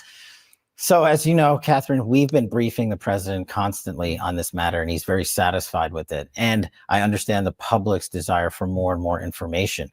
But when we came in, our job was to both treat the president as the president of the United States and a victim, and remind the American public that there were 3 other victims, and tragically one person even lost his life. So there are certain victims' rights that we have to honor. But what we did and what we presented and what we released is the full findings that we are able to publicize to the world that definitively answer questions regarding Butler. We seized dozens and dozens of devices. We exploited and got into every single one of those devices. We got onto all the online platforms and social media sites of the assailant of Crooks. And we did a recanvassing just to double down since we got in and inherited this case. And we gave out information to Congress and the public that the prior administration refused to do. Just to be clear, did Thomas Crooks act alone? Yes, based on the evidence that we have, that is the conclusive finding of the matter. Is there evidence of foreign involvement? There, as we indicated in our public disclosures, Thomas Crooks had some online platforms where he engaged through email with a couple of individuals overseas, and we chased those down literally to the end. And basically it was just that, online email accounts overseas without any substantive communications. What was Thomas Crooks' motive? He, as has been publicized, had a basically hateful relationship with the United States government, talked disparagingly about both political parties, to include President Trump, and talked about the need. Yeah, that is true. I mean, he went like to the biggest, he was like the biggest Trump supporter, and he hated liberals, actually with death upon liberals, which I would never do, But yeah, he sat there, was a complete Trump fan, hated liberals, and then there was like a switch up. Actually, he didn't go from, he didn't just hate liberals. Now he hated also Trump supporters, and he also started wishing death on them too, and all that crazy stuff. So it was like this man really had no political affiliation towards the end. To take matters into his own hands, and unfortunately, that's what he did. Under Director Wray, were there missed opportunities to stop Thomas Crooks? You know, that's a question you'll have to ask him. Part of what we're doing is... Don't worry, I got you. I got you, Castro. I got you. No problem, Tori. No problem at all, sis. Make Tori a mod. She can help. She does her time and know what's up. Thanks, man. Keep up the hard work. We got you. Hey, appreciate that. All right, let's keep going. Providing the information to the American public, and most importantly, Congress, to get to the American public so they can answer those questions. We weren't there when it happened. We weren't responsible for the investigation. We don't know what happened and why those decisions were made, but we're doing what we can to clean it up. What explains the discrepancies and confusion over Crooks' online activity? Look, I think, Catherine, you know this, in media, everyone's entitled to their opinion, and everyone's entitled to put out whatever they want to put out. But what we the FBI are not entitled to do is trample over your First Amendment rights. And so while people are asking why the prior administration didn't find Thomas Crooks earlier, and it's a valid question, by the way. One, you can ask the prior administration, we weren't here. But two, this FBI or any FBI doesn't have the ability to go out and monitor, nor should it, people who are on YouTube or on social media platforms or on email platforms. And we have to balance both the criminality, if there is such, versus the First Amendment protections, which we must adhere to. You mentioned earlier that you've been. I'm sorry, but come on now. We kind of know. We kind of know that there is the FBI, CIA, that they do look at certain YouTubers. Let's just be quite honest, because of course they want to be the one that control the propaganda. They want to be the ones that control the narrative. So why wouldn't they look at the people who is low key taking on the narrative? Those the people who are reporting it. And right now, not much people are trusting the mainstream media no more. So they're kind of taking their hands off them and kind of trying to put their hands on us over here in independent media. And I wish they would try. Well, on this side, of course. And shout out to my man Free Lunch Freddy. Appreciate the support, my friend. He said both sides of government lied to the American people, which is true. The government got more games than PlayStation, and Americans won't get to the final boss. I mean, man, look, hey. Once we figure out that it's a multiplayer, not a single player game, yeah, we'll get to the final boss. The problem is we're all trying to beat the boss like it's a single player game, but really it's multiplayer or co-op, however you want to think about it. In briefing President Trump, is President Trump satisfied by the findings? Good analogy. No more questions. No. Is the Thomas Crooks case a closed case? How we treat cases like this of such great public importance is we put them in a pending/inactive status. So if there's new information that comes in, we can receive it and react to it. And we don't want to foreclose that possibility. Democratic lawmakers released a video calling on military personnel to defy illegal orders. President Trump weighed in and called it a seditious behavior. When you saw this, what went through your head? What goes through my head is the same thing that goes through my head in any case. Is there a lawful predicate to open up an inquiry and investigation, or is there not? And that decision will be made by the career agents and analysts here at the FBI. Is the FBI getting involved? Based on the fact that it's an ongoing matter, there's not much I can say. Okay, I want to talk about the Russia collusion cases. Former FBI Director Comey is pushing hard to get his case dismissed. Are you confident the interim U.S. Attorney, Lindsay Halligan, can secure a conviction? I can't comment on the finality of the case since it's pending and the allegations are before a court for Mr. Comey. But what I can tell you is this Department of Justice under the Attorney General and U.S. Attorney Lindsay Halligan have been following the facts and the law and making a presentment based solely on that. And the presentation of evidence that was divulged just recently in the pleadings shows the world the substantive information that we have collected when bringing this case and acting on the facts and the law. You know, respecting that there are ongoing investigations based on your recent congressional testimony, is the FBI pursuing a broader conspiracy that was allegedly designed to undermine President Trump?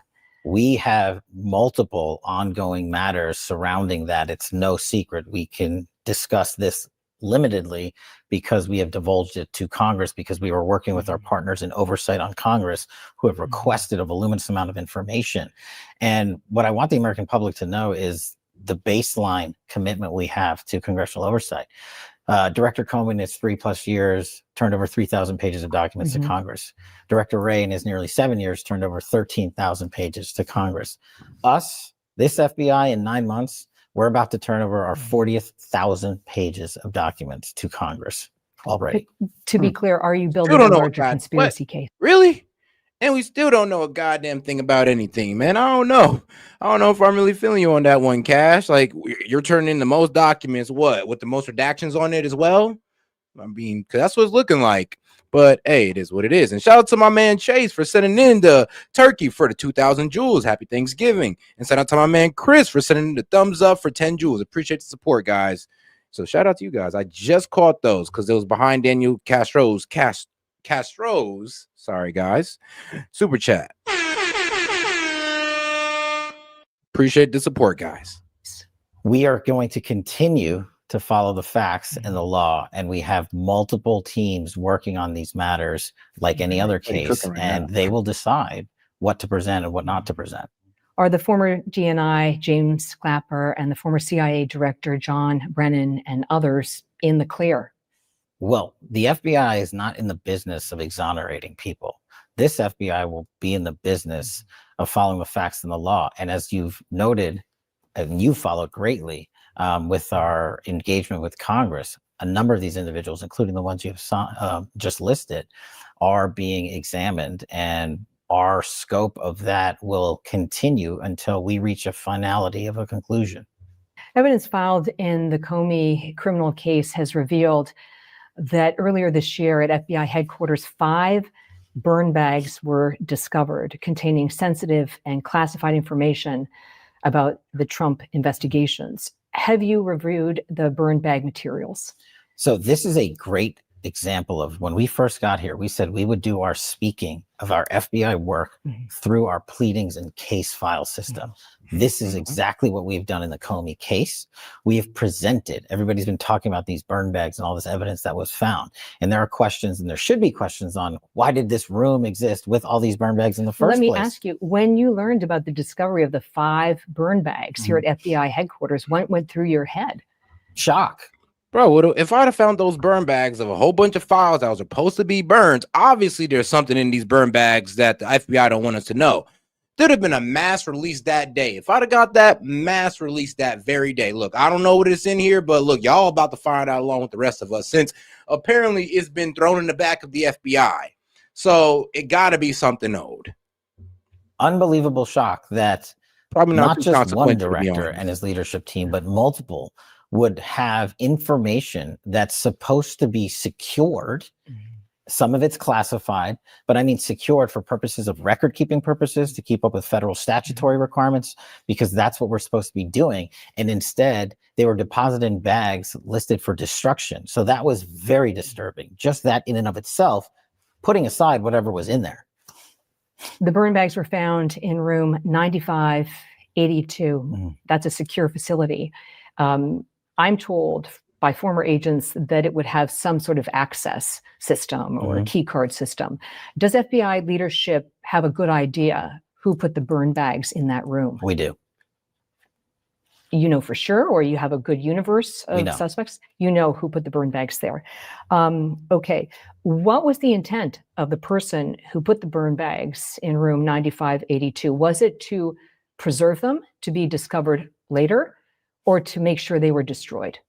Well, those are the questions we're answering for the public and for this investigation, because not only are we not in the business of not exonerating people, but we're in the business of taking our investigative findings and working with Congress to say, look, even though we did not or did reach a legal conclusion on the matter, this is of such public importance in terms of the weaponization of government that happened, who are people like President Trump were targeted, including myself and more senators that we just revealed thanks to this FBI's work in uncovering not just the burn bag, but other material related to Arctic frost.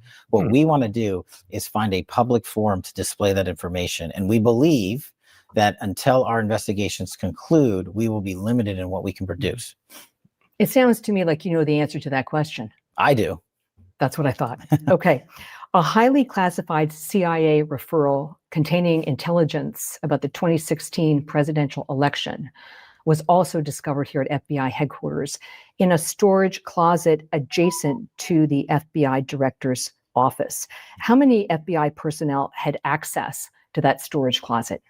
That's part of this ongoing investigation. And because we are working through that, I don't want to disclose the number of folks or even who had access to it, because I'm glad she brought that up, because I completely forgot about that. Like, due to all the information that comes out, I did completely forget that this man came out and said, I found a whole bunch of burn bags with documents in it that was supposed to be burned. So AKA, we was trying to hide this. We were trying to make sure this never seen the light of day.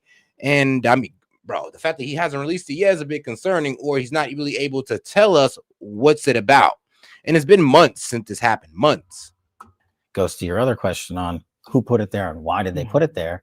And were there any instructions associated with them depositing that material in these rooms?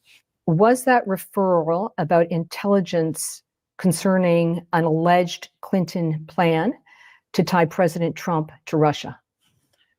I think the document you're referring to is one still classified. So hard for me to comment on. But two, it's also part of this ongoing investigation. Am I correct? Based on my reporting, it is a very, very small universe of individuals who had access to that storage closet. Very small. Is it in fact only one? Okay, then why It's is very it small. Okay. I mean, why is it taking so long to investigate then? On the Epstein files, the Epstein Files Transparency Act has a very tight dragging this deadline, man. 30 days to produce unclassified records. Will the FBI meet the 30-day deadline? Well, we are working with our partners at the Department of Justice to produce, as we've always committed to producing what we can lawfully, legally produce. And we will continue to meet those metrics, reminding the public that there are court orders in place, protective orders, and orders to seal in place that legally prohibit the disclosure of information related to any investigation when there's a court order of that fashion. So we're working with DOJ to say if we can produce anything more. As FBI director, will you commit to as few blacked out sections or redactions as possible? We always do. We have in our productions to Congress, which have been historic to this year, and we'll treat every matter in the same fashion while also upholding always victims' rights. Victims' rights in any case, whether it's President Trump's case, this case, or any case, the victims' rights statutes are preeminent, and we will protect those victims at all costs. President Trump. See, but if you were doing anything historic, Kash Patel, if you was really making progress the way you said you were, well, the way you claimed you were, or the way you were going around, like, does anybody remember this Kash Patel? Like, do anybody remember this guy? I wonder if I still have the video. Yes, I do. He killed remember him? What did you think before you got into office? Did you think that Epstein was murdered? No. When you're in that kind of confinement, we call it solitary confinement, you're not supposed to have these things that you are able to hang yourself with. That's the whole point of the strict rules in there. You're not supposed to have 6 feet of cloth that you can dangle from the ceiling so you can hang yourself. This is prison 101. Yeah. So I agree with you. This doesn't look right. It doesn't look like a suicide. What I was told, what I'd read, was that the guards were not paying attention or were sleeping. Well, right? And in short order, you'll see it. Is that correct? Well, it's hard to surmise that from a video, right? Like, right. Where they do you know what happened to these guards? Supposedly they were going to get charged, but I've never heard anything that happened to these prison guards. Maybe we should try to find them and let's talk to them. Do guards doze off on the night shift? Yeah. But no one can get in to the cell. And if they had gotten in to the cell, you would see it. But we were told that the cameras were down. Well, I don't know who said that. But that was in the news. In these units, there's supposed to be 24/7 guard duty on him directly. And from what I was able to learn in this, in the lead up to his suicide, is the guard fell asleep. Now, I don't really buy that. Are you familiar with Mr. Stu Peters? Not off the top of my head. He made 8 separate. One of the biggest, you know what? I ain't gonna call him an anti-Semite, but bro has the harshest criticisms about Jewish people.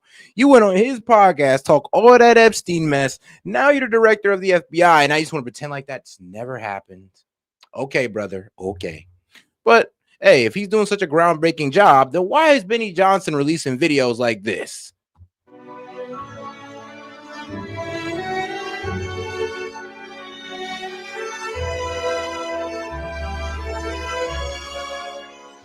What's up, guys? Benny, is President Trump about to clean house and fire literally everybody in his cabinet? Well, if you tuned into MSNBC, you would see headlines like this at the very tip top of the entire website saying Trump is about to fire Kash Patel, according to sources. You could see the same headlines about Susie Wiles, Chief of Staff, Pam Bondi, and we're going to address all of them in this video because we've made our own phone calls. Really? And ladies and gentlemen, this is something that... I'm real with you. They fired Susie Wiles. They're going in the right direction. If they fire Pam Bondi, Kash Patel, Susie Wiles, I will literally throw a MAGA party at that point. I'll be like, you know what, guys? We're not all the way fakes. We're going in the right effing direction, baby.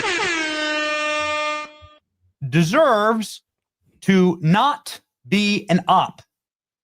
The personnel inside of this administration should be able to serve at the pleasure of the president, and you shouldn't have deep state ops run against the administration by leaking stories like this.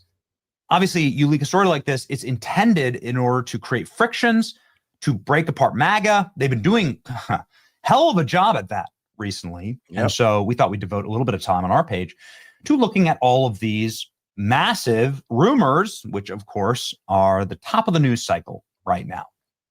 President Donald Trump is considering removing Kash Patel as FBI director in the coming months, as he and his top aides have grown increasingly frustrated by unflattering headlines Patel has recently generated, according to 3 people with knowledge of the situation. It's always 3 people who speak anonymity. Never a named source. It's always just 3 people with knowledge of the situation. Like, are those people James Comey, Brennan, and Clapper? Are those the people with knowledge of the situation? Notice the framing here. It's like unbelievable stuff. It's such slop. It's literal slop. AI would do better at writing this kind of stuff. Patel has come under scrutiny for stewardship of Bureau resources. Well, I mean, Benny, if you don't know, you remember the man came out on a complete rant on X about, stop making fun of my girlfriend. She's the most talented country star singer ever. And stop calling her a honeypot. You're hurting my feelings and hers as well. So please stop. And then that's how that man literally sounded. So I don't know, bro. If you ain't heard about that, then, I mean, you might want to look, you take a look outside, because trust me, it's all over the internet. Including his girlfriend's security detail and government use of government jet. And for his squabbles with other Trump loyalists, Trump and White House aides have confided to allies that the president is eyeing removing Patel and considering top FBI official Andrew Bailey as the Bureau's new director, according to 3 people. Patel is described as being on thin ice, and his ouster appears closer than ever with Bailey and his logical replacement. 2 other sources with knowledge of the situation said, though Trump could change his mind in the weeks to come. Oh, boy. Well. Looks like really bad stuff for Kash Patel. Obviously, any official is... I mean, I ain't gonna lie. I ain't gonna lie. The Indian dudes have been taking that L. What was it? It was Kash Patel and his girl. Now they're accusing this man of being a honeypot, which AKA means you were never attractive enough to get to her anyway. She's only with you because you were heading towards being FBI director. And then there's a Kash, the guy on Flagrant, whose wife, I'm not going to speak on the man's wife too harshly, but let's just say she talks very promiscuously for a wife. That's a pretty nice way of saying it. Open to and must receive criticism. And so whatever you think of the criticism of Kash Patel, is this story true? Damn. He said, Rico entire administration, truth will be revealed. Truth will reveal. And here's the thing about doing that. I mean, what? Because there's so much. I mean, a money laundering Rico. We could do a child trafficking Rico. I mean, we could do fraud Ricos across the board. There's so many things we can hit these guys up on. It's crazy. To just hit them with a mass Rico, they're going to hit us with because the government is doing a lot of wild things in a lot of different sectors. Let's go ahead and look. Breaking: Trump's considering removing Kash Patel. This was a story that was trending worldwide. Is it true? Caroline Levitt from the Top wrote. The story is completely made up. In fact, when the fake news published this, I was in the Oval Office where Trump was meeting with law enforcement, including Kash Patel. I read him the headline and the president laughed. He said, "What? This is totally false. Come on, Kash. Let's take a picture to show them that you're doing a great job. Do not believe the fake news." And then she attached this photograph from today. The problem is that, Trump actually may believe that Kash is doing a good job, but the main problem is that we don't think he's doing a good job. The American people don't, and we're tired of, honestly, he underdelivered. He was talking all this making all these big promises, and he's completely underdelivered. That's why we want him gone. Pam Bondi, she keep making dumbass mistakes. That's why we want her gone. But Kash is mainly about underdelivering, and not really doing real investigation in Thomas Crooks. I'm be honest with you, Tucker Carlson's little 30-minute documentary gave me more information on Thomas Crooks and the FBI. How the F y'all do that? How y'all mess up on that? Now people are going to stop trusting the FBI and start going to independent journalists or just journalists in general, because apparently they're doing more work than the FBI. Maybe we need to gut out the FBI and start filling it with people like, Tucker Carlson and Candace Owens. I don't know. Maybe they need to be the head of the FBI. Should we actually get something done? So that seems pretty demonstrable in shutting down this rumor. Massive fake news op busted. Remove Kash Patel. Obviously, these kind of things are designed in order to facilitate frictions and to break apart the administration. I will tell you that I really hope whenever Kash Patel leaves this position, that he does so on the heels of actually finding the J6 pipe bomber. To which Kash Patel says that they have now a huge breakthrough in this case. And we'll see where that breakthrough comes from. But let's get back to Kash Patel, though.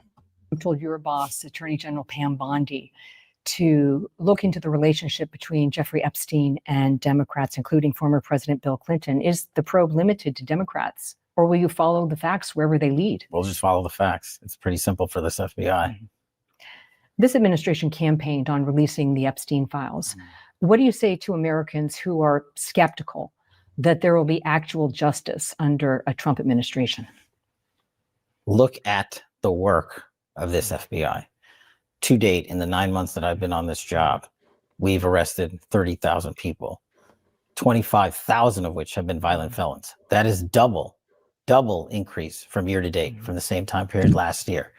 We have taken on our priorities in counter-espionage work to an increase of 35% more arrests year to date alone.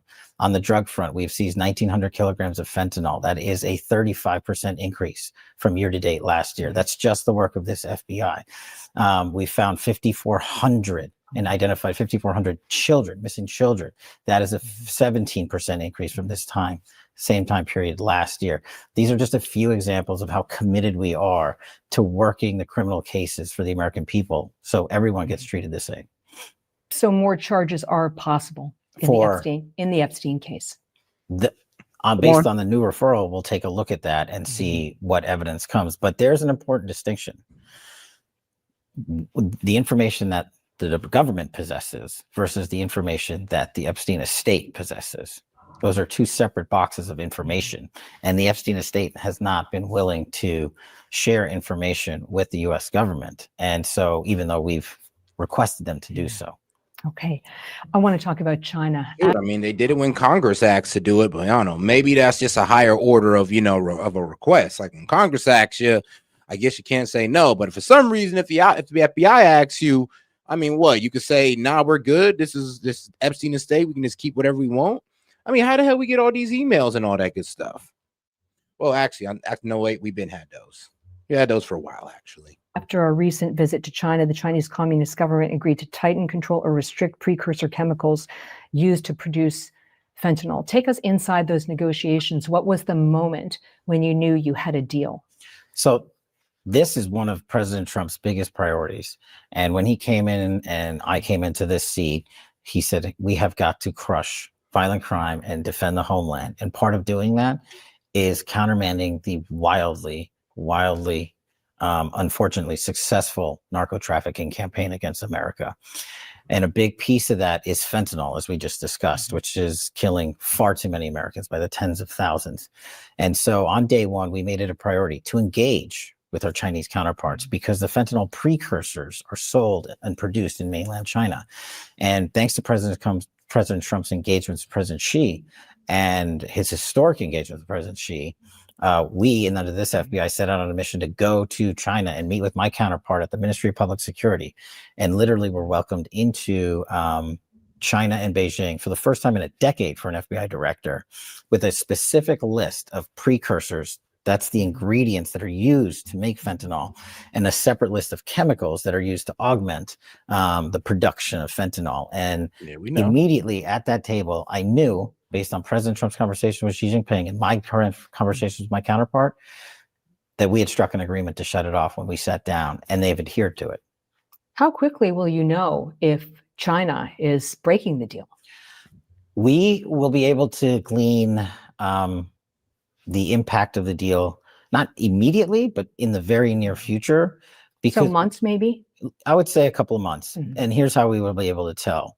One, we always have intelligence reporting, and we're always monitoring those committing narco trafficking, the drug trafficking organizations who have rightly been designated as foreign terrorist organizations down in Mexico.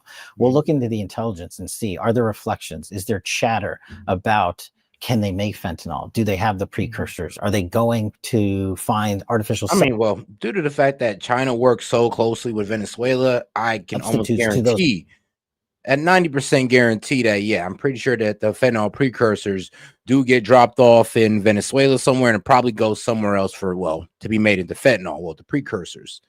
Now, that doesn't mean that Venezuela isn't used for other things as well. Like, I don't know, they can still carry heroin, they can still traffic humans. I mean, cocaine, these are all things that could still be trafficked out of Venezuela. So it is kind of childish when the mainstream media focuses on just fentanyl, as if there isn't other drugs that is dangerous to the American population. Artificial precursors themselves. Those would be immediate ways for us to find out. And ultimately, we'll just know from the amount. Like, Ned, you fell for my trap card. Like, come on, bruh. Of fentanyl we're seizing and seeing come across the border and into America, and how much is being sold on the streets. And so that'll take a couple of months. Have the consequences of cheating on the deal been communicated to China? I think that is a higher level decision point that the president and Secretary Rubio are engaging on. There's the matter of tariffs, but we in the FBI are just playing our part under that big deal to make sure fentanyl is off. And I think and believe that the Chinese will keep to their commitment on this because of President Trump's leadership. On the Charlie Kirk assassination investigation, you testified recently that more than 20. I don't trust China to do anything, and always try to snake their way out of any fair deal that they signed up for. So we'll see. And that's just, I don't know. Since I've been looking into the history of China and this whole trade war or our economic battles with China, this seems to be what they do all the time. People were on the Discord chat related to the suspect, Tyler Robinson. Have you spoken to those people? Is it now a larger universe of 20 people? Well, so with the Charlie case,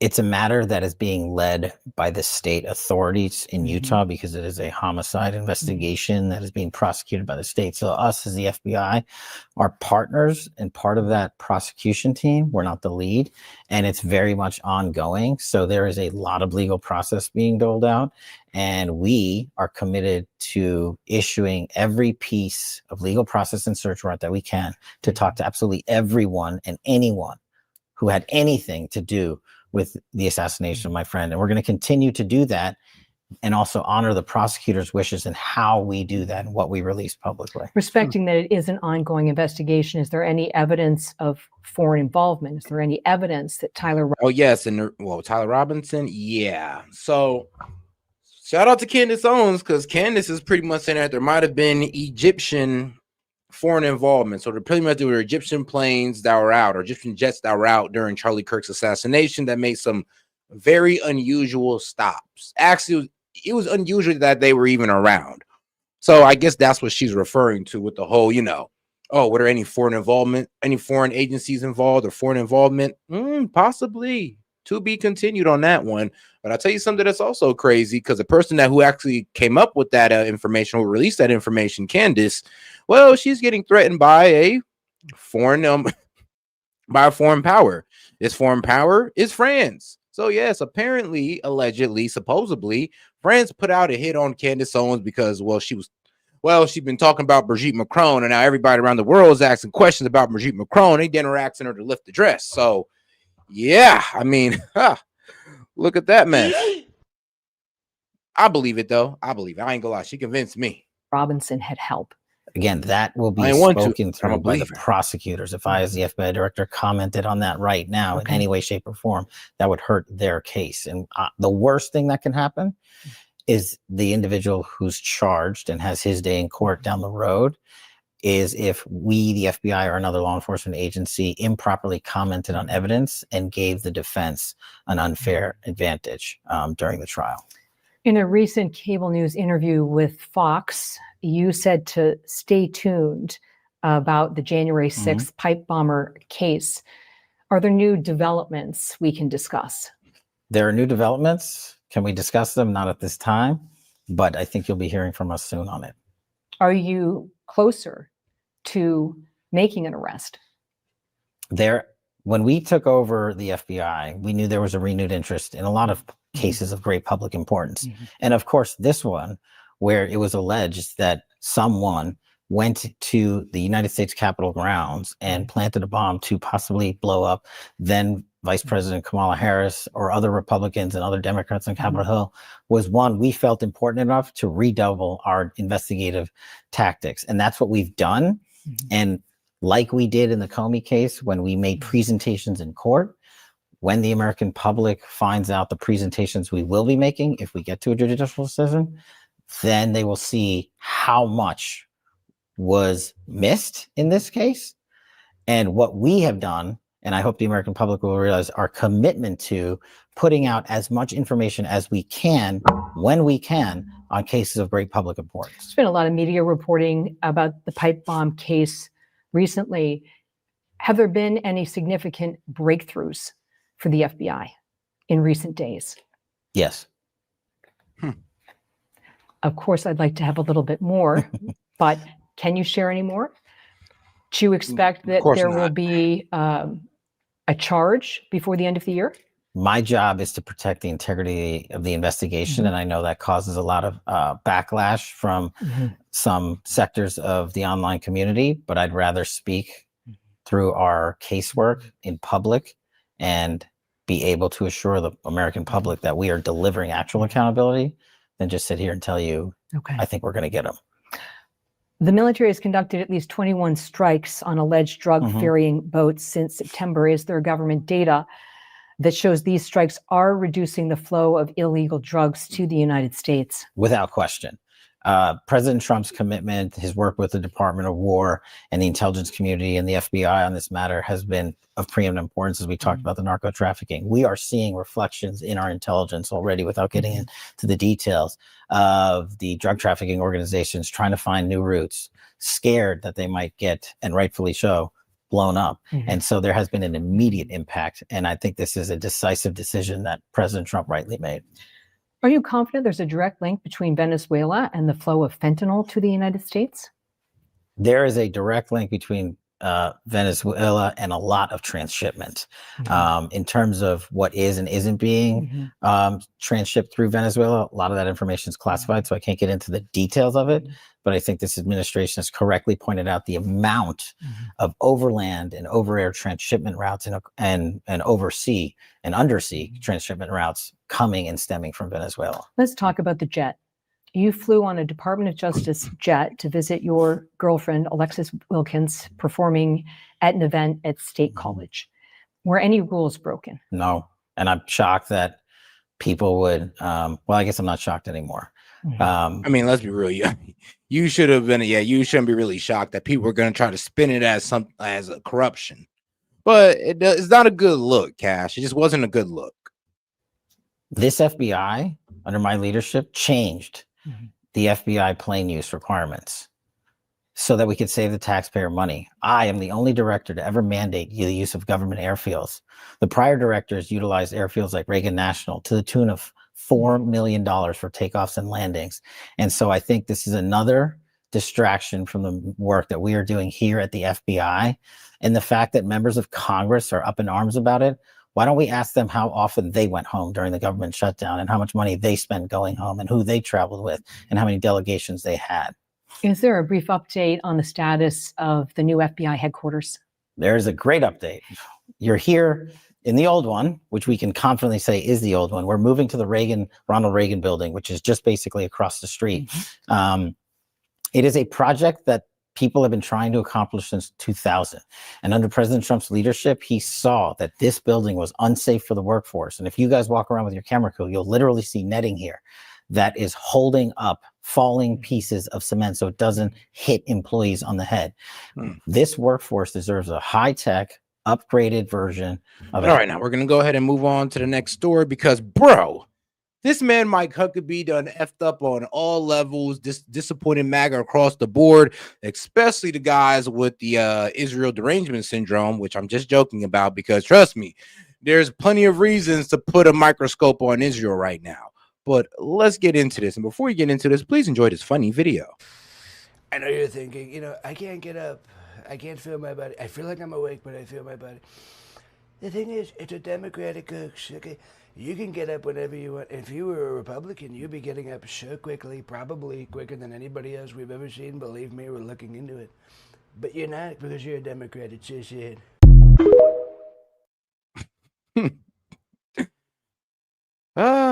Funny, but this won't be so funny.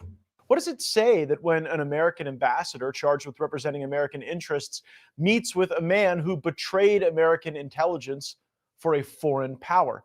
Because that's exactly what just happened in Israel.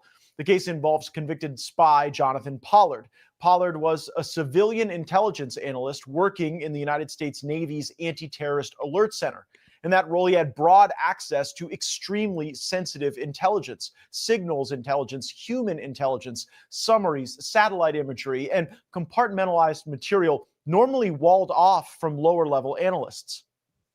Instead of limiting himself to what he needed for his job, he began systemically removing classified documents and passing them to his Israeli handlers. Jonathan Pollard ran one of the most damaging espionage operations ever carried out by an American against the United States. He spied for Israel. The scale was enormous. Pollard didn't hand over a few files. He delivered suitcases at a time. One concrete, well-documented detail: he once rolled a shopping cart full of classified binders out of his office and into his car. He delivered them to his Israeli contact who had rented out a Washington, D.C. safe house specifically to photograph the material provided by Pollard. These files included detailed U.S. intelligence estimates on foreign military capabilities, sources and methods reports revealing how the U.S. gathered intelligence at this critical time, NSA intercepts, and raw signals intelligence that were normally among the most tightly protected documents in the entire government. There was a massive tranche called the Raisin Manual, which contained the entire U.S. intelligence community's global listening post guide, essentially a catalog of what America could hear, from where, and how. One especially sensitive category was a U.S. list of priority intelligence targets worldwide. Pollard gave Israel the entire set, enabling them to understand exactly what the U.S. monitored, where gaps existed, and which sources were most valuable. Pollard was paid. His Israeli handlers provided regular cash payments, expensive jewelry for his wife, luxury trips, dinners, and ultimately tens of thousands of dollars. They also gave him a series of code names dedicated to a particular phone number and a schedule for secret handoffs. The indictment covered a number of violations of the Espionage Act, conspiracy to deliver national defense information to a foreign government. I mean, damn, they're supposed to be our greatest allies, guys. Why is our greatest ally spying on us at such a egregious rate? Like, bro, talk about he walking around with shopping carts full of unclassified immigrants, full of, well, my bad, not unclassified, but classified documents. That's a classified immigrant. Sorry, guys. But yes, classified documents, a shopping cart, just rolling around right to his Israeli handler and saying, here you go. And these are our greatest allies. They're our best allies, right? Okay. All right, sure. An unauthorized retention of classified documents.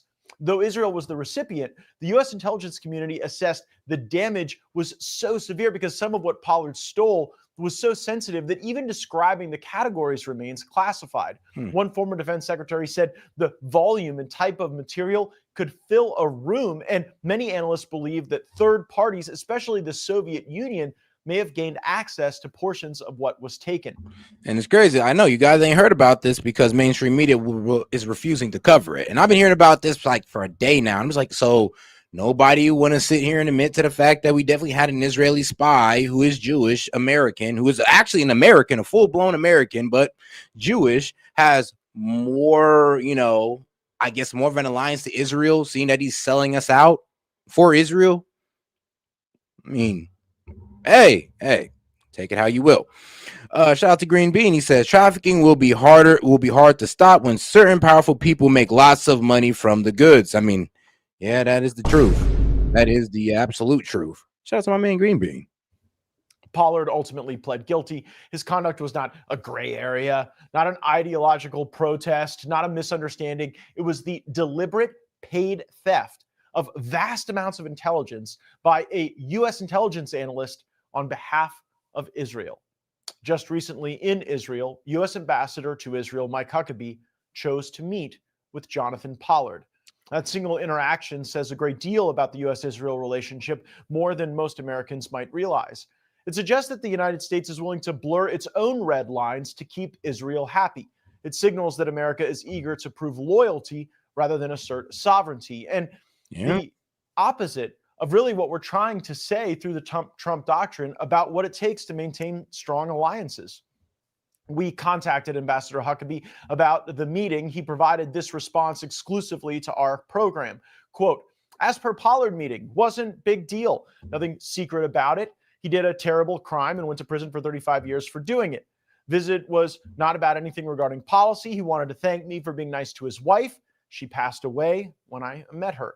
I meet with people regularly who are considered nefarious by some. For example, I even meet with New York Times reporters. That's how generous I can be. I'm done. Sure when we talk, there will be people. Bruh, New York Times reporters is not on the same levels as Israeli spies who literally sit there and steal information and give to our, well, enemies.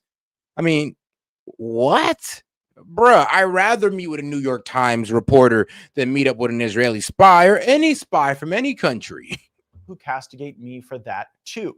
We've invited Ambassador Huckabee to be on the program, and we hope that we'll be able to make that happen soon. And by the way, when that happens, there probably will be people that disagree. There probably will be people who indeed say that one shouldn't platform someone who they disagree with both ways. We agree that at times robust diplomacy demands we take meetings with people we don't agree with, sometimes even bad people. But what was the diplomacy here? And how far back does Ambassador Huckabee's advocacy for Pollard go, and what does that mean? The clip we're about to show you is from 14 years ago. Then Arkansas Governor Mike Huckabee was asking President Obama to release the very person he just told us did a terrible crime. Governor Huckabee joins the recent calls to act in benefit of Jonathan Pollard, who has spent more than 25 years in U.S. prison for spying for Israel. He pled guilty. He served an extraordinary length of time for the crime that he was convicted of, to which he pled guilty. And it would seem to now be, I think, a matter of goodwill and a good faith gesture for the president to give clemency and release him. Jonathan Pollard wasn't a political figure or diplomat. He wasn't a public advocate. He was an American intelligence analyst who stole classified secrets and delivered them to Israel. That fact alone is surprising to a lot of people to hear. Allies aren't supposed to spy on each other at this scale. A healthy U.S.-Israel relationship is like any relationship, really. It doesn't need theatrics. It needs balance, honesty, mutual respect.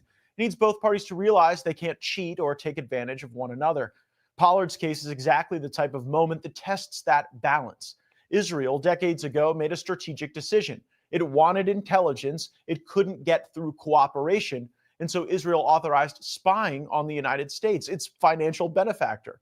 Yep. The U.S. prosecute. That's the disrespectful part about it. I mean, like, dog, we help y'all out with the Middle. We help y'all guys out in the Middle East. I mean, like, bro, we have congressmen that are completely allegiance to you guys, and you still choose to spy on us? I mean, isn't it good enough that we literally have congressmen who care about you guys more than this country? Like, isn't that enough? Like Ted Cruz literally saying, I became a politician, or I guess a senator, to help out Israel, to be a help of Israel, not to help out his constituents, but to be a greater help for Israel. Like, isn't that not enough for you guys? Do you really need the spying when you got such a loyalist in our government? Do you really need it? But all right, let's go to the next very interesting story of, Candace Owens has been threatened with assassination. Pretty much says Candace Owens is slated for termination. Well, let's see it. Let's hear where this goes. Today, a 30-year FBI veteran just broke cover with one sentence that should freeze every American's blood. Candace Owens is greenlit, contract paid. Their winter solstice blood sacrifice window opens in 27 days. All the red flags are screaming. The Bureau isn't hunting terrorists anymore, it's guarding the global elite's kill lists. Assassination season is here.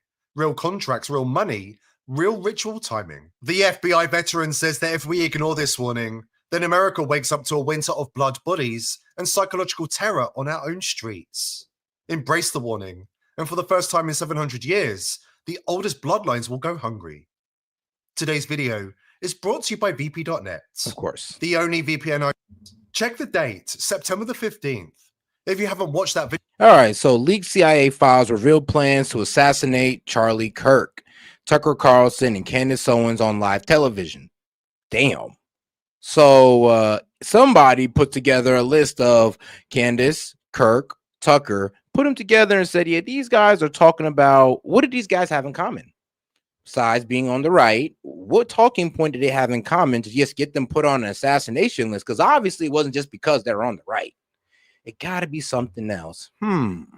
I don't know. Maybe it's Tucker's criticism of Israel, Candace's criticism of Israel, and Charlie Kirk about to come out and start criticizing Israel. Maybe that might have been it. And I'm not definite about that because it just could be, you know, leftist lunatics in other countries or in our own country just want these people dead because of how much influence they got. There's that lane as well. Video yet. Stop everything and watch it now. It contains critical information. And every single step we exposed and warned about is unfolding right in front of us, exactly as predicted. Now, Candace Owens is dropping a bombshell. She says a senior whistleblower inside the French government has reached out to her directly with explosive intelligence. The Macrons are allegedly tied to an attempt on Charlie Kirk's life, and they've already taken out a contract, already paid, for Candace Owens to be taken out next. But here's the part that will make your blood run cold. This isn't just a rogue presidential couple gone off the leash. The Macrons are textbook Manchurian candidates, placed in power for one purpose only, to serve as the perfectly groomed, perfectly obedient French branch of the Rothschild dynasty. They believe themselves to be. I mean, bro, they've been working with the Rothschilds for a minute now. I mean, shoot, Jeffrey Epstein and Ehud Barak was just exposed for messing with one of the Rothschilds as well. So it is pretty strange how all roads lead back to the Rothschilds. I mean, damn, especially when you think about, I don't know, like ownership in like gold, I mean, resources, businesses, all that good stuff. It always leads back to these guys for some strange reason. Be the sons and daughters of the fallen one, Lucifer. The elite are obsessed with the likes of Aleister Crowley and engage in the disgusting rituals he prescribed, which includes the consumption of bodily fluids and child sacrifice. The ruling so-called elite certainly view themselves as a race apart. But who are they? Typically, the elite come from certain ancient bloodlines. Researcher Fritz Springmeier identified 13 such bloodlines in his book, Bloodlines of the Illuminati. The elite are obsessed with such bloodlines. Bloodlines of the Illuminati, the Astor bloodline, the Bundy bloodline, the Collins bloodline, the DuPont bloodline. Okay, well, we all know about the DuPonts, the Freeman bloodline, the Kennedy bloodline. Ooh, which Kennedys? I mean, the Lee bloodline. Ooh, yeah, I can see that. The Onassis bloodline, the Rockefeller bloodline, the Rothschild bloodline, the Russell, and the Van Duyn. Huh. I mean, I'm pretty sure we can all find people with this last name in high positions, especially this lead one, especially this guy. In his book, Bloodlines of the Illuminati. The elite are obsessed with genealogy, many tracing their bloodlines back thousands of years to ancient Sumer and Babylonia. These are the people at the top of the pyramid who fund both sides of wars, spark revolutions, make presidents their puppets, and they are weird. Not just eccentric or odd, but totally inhumanly strange and evil. A common distinguishing theme among elite circles is an inversion of everything. Good is bad, ugliness is beauty, and pain is pleasure. These are all forms of trauma-based mind control, which is almost always done to Illuminati children. Trace the blood, not the headlines.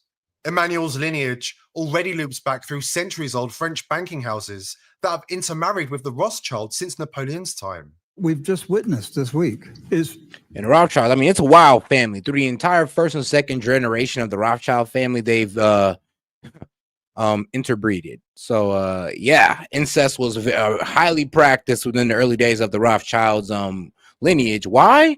Well, they want to keep all the wealth that they've amassed. They just wanted to keep all that wealth, and they did not want to give it to no other family for about the next couple generations.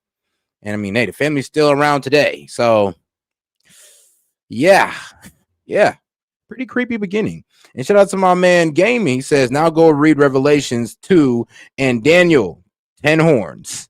the president of France, speaking on behalf of the European Union, just broke off its relationship with the United States. He Without just gaming. announced there's a divorce on the way. And Mr. Macron wants to be the president of Europe. He wants a European army. He wants those NATO military bases to be converted to an EU army military base. And he wants to be the president of a European Union superstate. That's been the plan all along. Remember who he worked for before he became president of France. He worked for the Rothschilds. He is a stalking horse for the Rothschilds. He's still working for his banksters.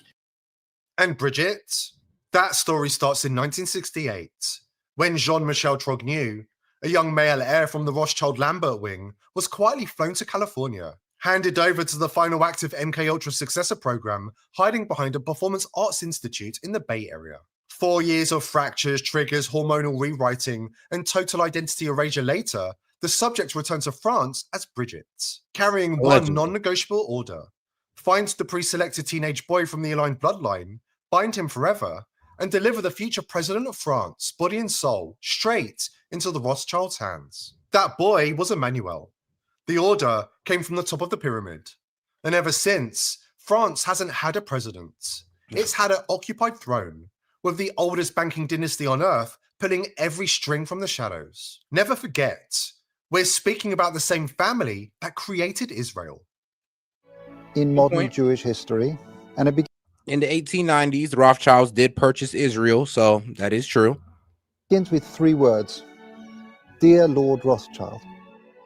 Dear Lord Rothschild, I have much pleasure in conveying to you, on behalf of His Majesty's government, the following declaration of sympathy with Jewish Zionist aspirations, which has been submitted to and approved by the Cabinet. Why was it that this letter was sent by the Foreign Secretary to your great uncle Walter?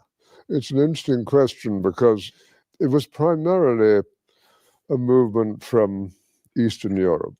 I mean, because he literally bought a country from them. And I mean, let's be real, he also bought that country from underneath the Palestinians. I mean, they had no say in it. They didn't even know what was going on, but it sure knew what the hell was going on when the 40s came. But they didn't clarify who was in charge of that movement. And in addition, it was, after all, in Great Britain. So they felt that the Rothschild family should be the one to whom it was addressed. So when Candace says that the Macrons want her silence forever, understand what she's really saying. This isn't about a scandal or a single rogue couple. This is an ancient bloodline defending its interests with lethal force. Emmanuel himself, he's never been the one in control. He's a compromised puppet, an Illuminati frontman. Need proof? He recently unveiled his grand strategic plan for Ukraine. Watch him as he confidently jabs at the map, pointing out key cities like a seasoned general, while staring at Ukraine completely upside down. Et depuis 3 ans, on a en effet la guerre dans cette zone que vous voyez, qui est en rose un peu plus foncé. Et ce qui est limité en jaune là, eh bien, c'est ce que la Russie veut conquérir en quelque sorte. Turns out the global elite's favorite puppets have a bizarre habit of broadcasting their incompetence to the world. Case in point, George W. Bush on 9/11. Solemnly. Oh yeah, when he was reading, he had the thing upside down, and I was like, well, this isn't a good look. Reading children's books upside down. But never make the mistake of laughing too hard at the clown show. I mean, let's be real though. Like I remember when the main critiques about George W. Bush I was hearing growing up, what he was this complete nepto baby. Just came up through complete nepotism and all that wild stuff. Actually, I remember there was even like these radical conspiracies saying that his dad kind of paid his way through school because he had bad grades. I mean, even wild stuff like that. These people and the ancient interests they answer to deal in blood sacrifices. And they are lethal when cornered. We're going to a break right now, but when we come back, the FBI insider is on the line. He's going to lay out exactly what phase 2 of the assassination season looks like, and the one narrow escape window that Candace Owens still has to get out alive.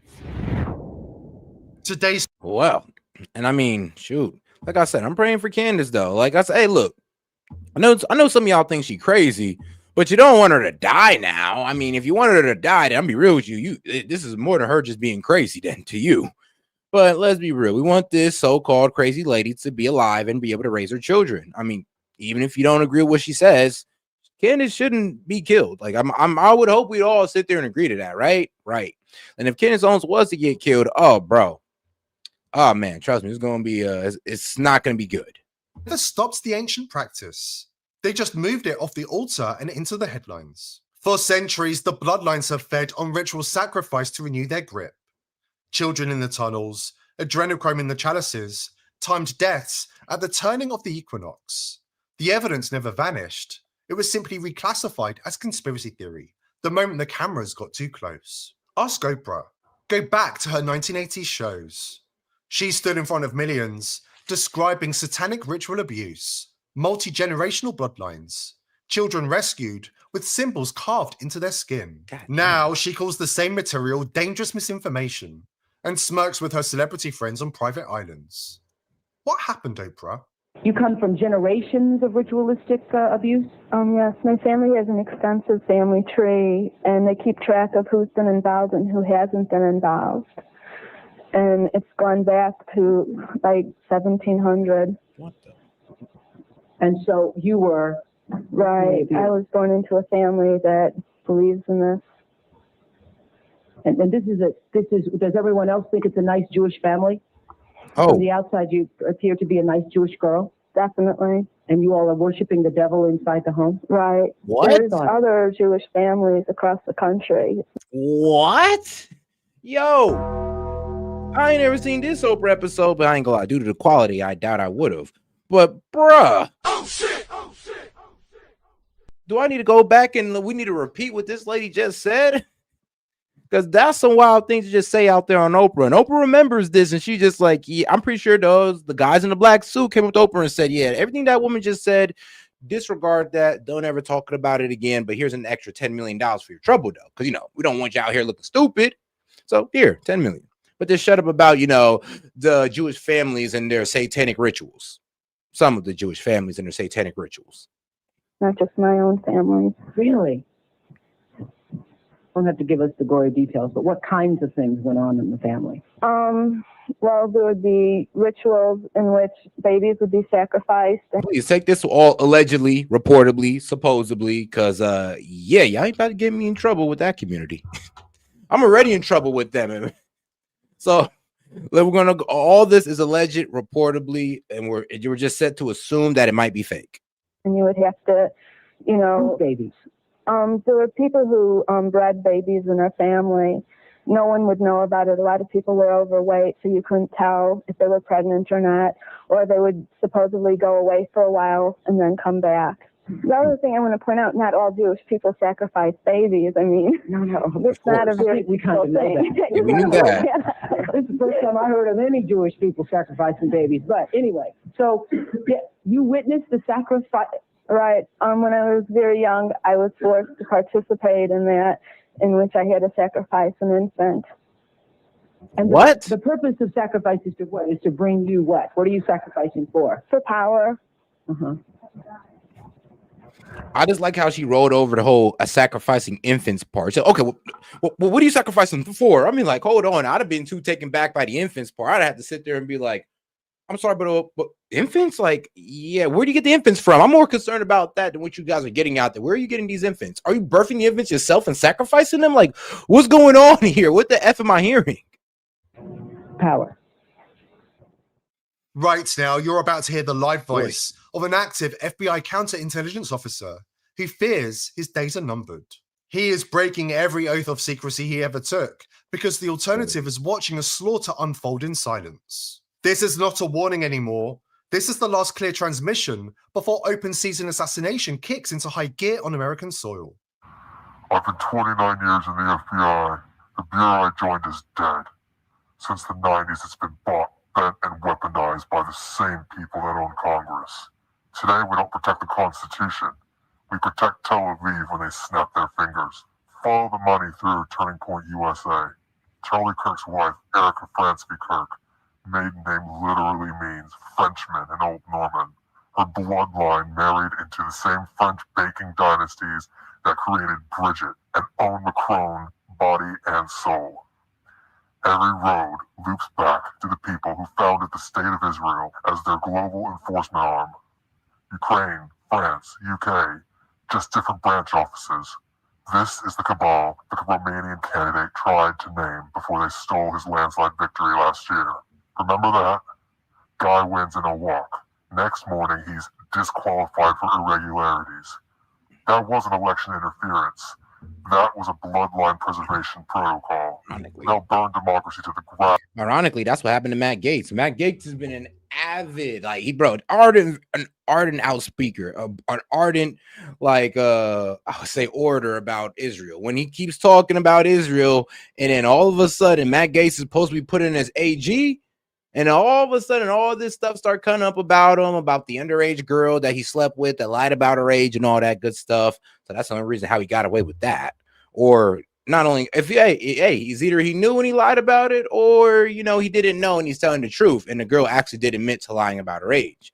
So it is what it is. But it does seem like when there's people they don't like, certain crazy things come up, like I don't know, things from the past, or the bullet whizzes past your ear, or a bullet just outright shoots them.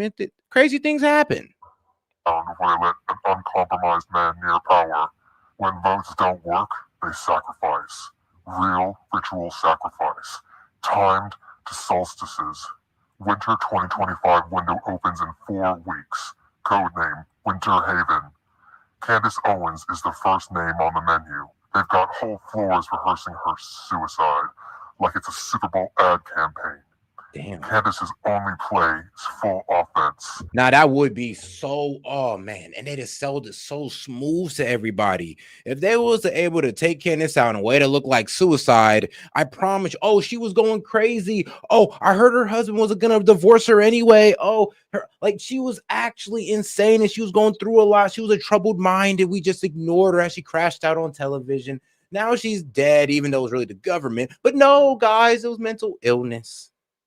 Yeah, and that's going to be the story they sell us if Candace Owens dies and they try to report it as a suicide. I mean, damn. Well, now that they call it out, it's going to be hard to believe it actually does happen.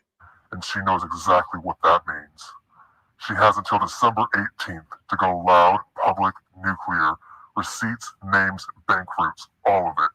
Do it before the 18th and the contract turns radioactive. After the 18th, the ritual clock starts and they will not stop. 25 days. Make them bleed daylight or the snow turns red. True. And you got to understand, I mean, when they say they'll do whatever they want, it's a go. She might have to get shot at. They might wait for her to be on the road, run her off the road. God forbid her children's in the car. And all of it will be recorded as a dreadful accident or suicide. We'll see where this goes. Truth is their kryptonite. Censorship is their game.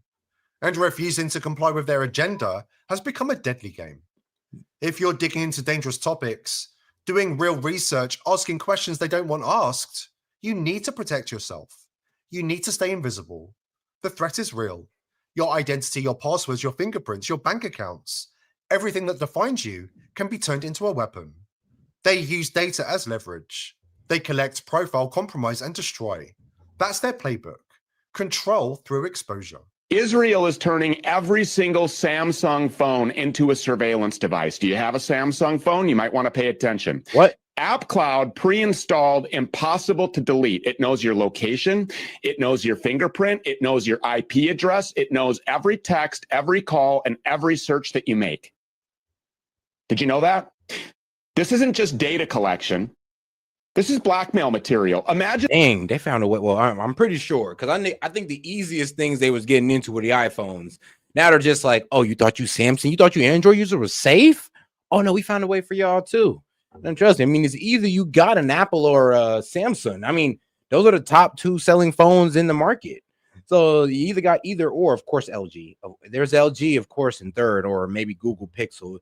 I don't know. Third place is either Google Pixel or LG phones. The power that Israel now has to know who's criticizing them, to know who's organizing against them, to know who's a threat. They will use this against American citizens, against politicians, against businesses. But the tables are turning. We know their methods, and we know how to fight back. Head to bp.net/TPV to see how you can disappear from their systems before they decide you're a problem. The elite aren't just corrupt, They're predators at war with humanity itself. And now that the mosque is slipping, they're cornered. And when monsters get cornered, they lash out. If you're not protecting yourself online, you need to take action right now. If you're using a traditional VPN, cancel your subscription right now. Here's what they don't want you to know. The VPN Now, let's go ahead and move on to probably will be one of the most controversial Piers Morgan's episodes of the year until this van invites on Nick Fuentes himself, which would he ain't going to get too much congratulations for that. There'll be no hand clapping, just straight condemning. But all right, now let's get over to our man Piers Morgan. Definition of white supremacy. Nick Fuentes divides MAGA with Jake Shields and Rabbi Shmuley. And if you know who Jake Shields is, you already know it's about to get crazy. And hopefully Jake Shields don't say some things that I'm almost sure he's going to say exactly what I don't need this man to say right now. What is your view of Fuentes? I think number one, he's a white supremacist, and I think he's an opportunist that has figured out how to make money being a white supremacist. Your negligence to acknowledge the fact that his fans, his constituents, have been following him for 10 years. You know, this what's that got to do with his anti-Semitism? Hitler had followers. Nick Fuentes is not MAGA. He's mag-git. He trades in being a subhuman, mentally and conspiracy-minded Neanderthal knuckle-dragger. He's speaking to Generation Z because they feel left out. Housing costs are going up. Trump has betrayed us. You can't expect me to be silent when someone denies the Holocaust in front of the entire world. And let me just be clear. I didn't deny the Holocaust. I think the number was exaggerated. You don't give an S.H.I.T. about 6 million Jews being killed. We know This weekend, the Jerusalem Post published an editorial calling for the Pope to condemn Nick Fuentes. It's that is evidence of a man and a movement which many would rather pretend was. Oh, guys, and make sure you send in any any comments, jokes, disagreements you have. Set it in $2 and up so we can go ahead and work towards getting that call-in line open, because right now we are at 46. So appreciate the support, guys. Let's keep it going. The purely online phenomenon has become a very mainstream matter. As we've talked about on this show, conservatives are openly split between those who believe the likes of Fuentes should be silenced and ignored and those who believe the right is now dabbling in its own form of cancel culture, especially when it comes to the other major dividing line of Israel. More to the point, many of the people clutching their pearls on both sides of the argument are failing to ask why he got so popular in the first place and whether MAGA needed and still needs the movement many would now like to disavow. Well, joining me to debate all this is Jake Shields from Fight Back Podcast, Ben Ferguson, co-host of The Verdict with Ted Cruz, Rabbi Shmuley, author of probably the most controversial podcast on the internet, Fight Back Podcast, often known as America's Rabbi, and Richard Black, the founder of the Safari Journal Company and a right-wing commentator. Okay, welcome to all of you. Rabbi Shmuley, welcome back. Hey, and shout out to Dr. Luke the Goat. Long time no see, my friend. He says blessings from Wisconsin. Hey, I appreciate it, Luke, man. Happy to see you. To Uncensored. Nick Fuentes has a growing number of followers, a growing amount of influence. The more people have tried to cancel him, the more his views have become more widely disseminated and the more popular he seems to have got. What do you feel about this? And what do you think should be done about it? Nick Fuentes is not MAGA. He's mag-git. He trades in being a subhuman, mentally and conspiracy-minded Neanderthal knuckle-dragger. He is utterly ignorant. He knows no history. And his MAGA is make America. I mean, obviously, he never listened to Nick Fuentes before. I mean, you could disagree with the man, but Nick Fuentes is not no idiot. I mean, is he a racist? For sure. Is he controversial? Hell yeah. But a knuckle-dragging idiot? Nah. Shit, I wish. But nah, the kid got some intelligence on him. A German, amen. He is just using a Hitlerian playbook. He says that Hitler is his hero. There's a lot of similarities, of course. You become famous by targeting Jews. He's not anti-Israel. He's an anti-Semite. He's a Holocaust denier.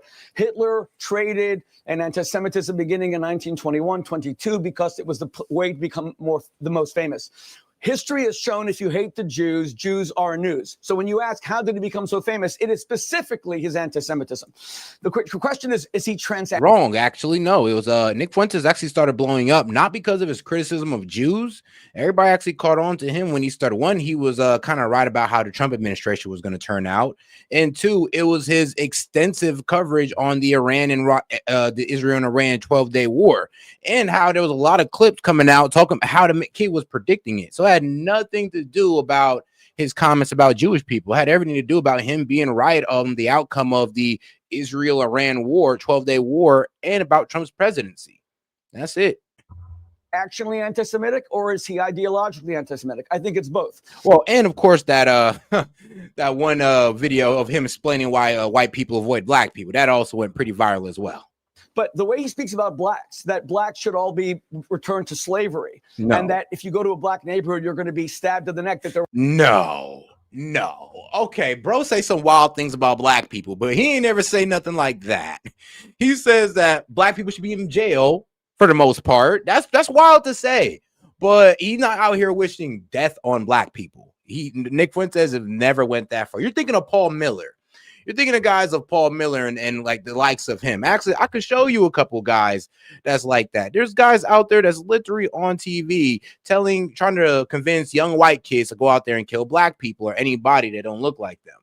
And it's guys like, well, if I could find the video. Well, one's Paul Miller, but the other guy's name I can't find because this guy was reckless. I mean, he has the gun in his hand talking about killing N-words. So yeah, and he's white saying this stuff.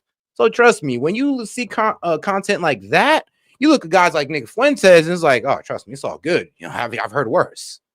We're all murderers. We've seen this, of course, with Hitler, who wouldn't even shake Jesse Owens' hands when Jesse Owens dominated the 1936 Olympics, winning 4 gold medals. And you know, but Fuentes is playing with fire because in the same way, neither did we. Neither did we. I mean, you're right. Hitler didn't shake Jesse Owens' hands. They tried to get him to take a picture with Jesse Owens, but Hitler said, hell nah. But did we treat Jesse Owens any better? Okay, then. Well, I would say, did America back then treat Jesse Owens any better? Okay, then. Nazi movement cultivate hatred they could no longer contain. You have Tucker Carlson saying openly that Nick Fuentes is gay, which I couldn't care less. I have a gay brother. Destitute. But Ernst Röhm, who was the head of the SA, was killed by Hitler in large part because he was gay. And at some point, Fuentes' followers are going to turn on him because just like Hitler didn't look Aryan in the slightest, neither does Fuentes. He's not this white Norwegian Aryan Ubermensch Superman. He's actually a short, weird guy, kind of like the way Hitler was. He has all these weird tics. He's famous because hatred sells, and hatred towards the Jews sells. And when you come along and you stoke those fires of such incendiary racism against blacks, I don't know about Jews, that. Hatred against Jews, any type of anti-Semitism, I ain't gonna lie, that's gonna get you kicked off any platform, and rightfully so. Rightfully so. But you know it's okay to have hatred for? Shoot, everybody else except for Jews. I mean, look how crazy people go on Muslims, and you don't ever see nobody getting censored for that. You don't see nobody losing channel or getting strikes for that. So it kind of lets you know that, yeah, you know, you could attack one group, but this group over here, though, don't talk about them, man. Going to turn on you. They own everything, allegedly, reportedly, supposedly. And I think Fuentes is really at risk from his own people. I'm never going to touch him. I wish him a long life and increasing marginalization and invisibility. But I think that his own maggot movement is going to turn on him. All right, Richie Black, I can see you pulling some faces there, so you can respond. Yeah, well, I lost count, honestly. I mean, I lost count of how many lies that was just admitted. Where do we begin? Obviously, Rabbi Shmuley is part of the tone deaf majority who are more than likely the cause of the rise of Nick Fuentes. When you start off the conversation with lobbying insults, first and foremost, and mentioning something about his... All right, guys, this is who they're confusing Nick Fuentes with. Because there's a lot of guys that actually do what that man's saying. A lot of them. And here's one of them. It's one of those stories that was jaw-dropping even for me when I stumbled across it. And as I heard from the group of parents who joined us, most families have no idea that children are being targeted by adults who want to make them hate. Yep.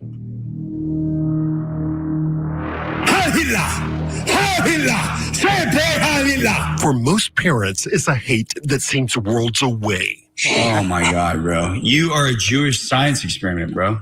But this hate is targeting your children. Look at this Aryan Chad. Gonna hunt you down. Targeting them. Yeah, boy! Yeah! Let's go! Inside their own bedrooms.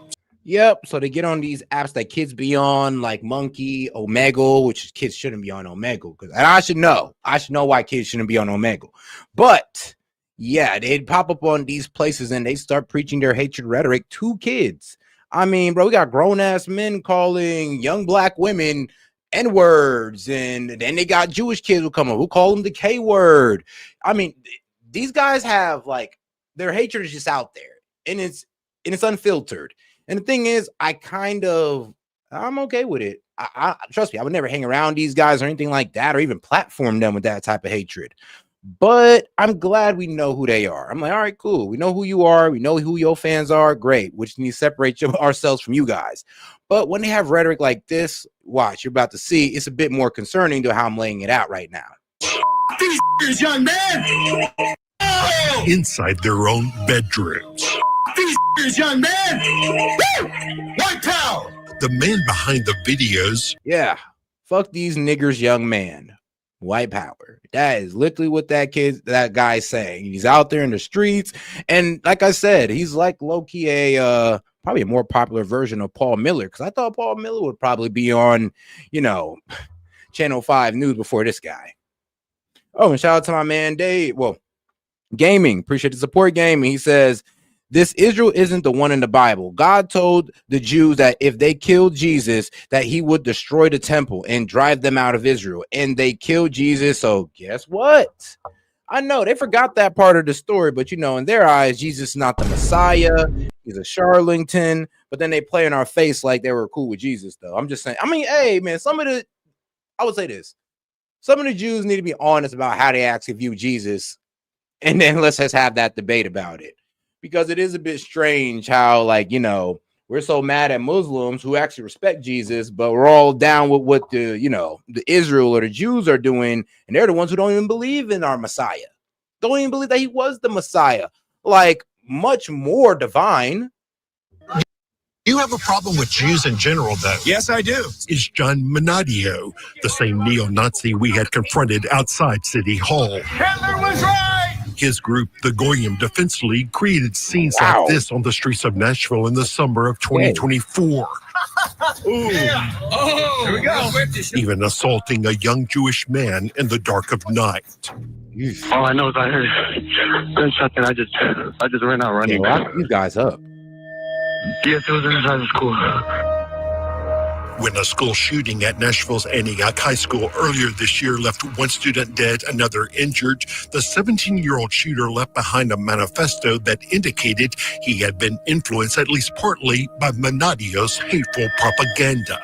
So what I do is I'm an entertainer, pro-white entertainer. I hate non-whites, okay? Live streaming from his own racist website after being repeatedly banned from mainstream platforms, the Springfield, Missouri man makes money from other white supremacists who pay to cheer him on.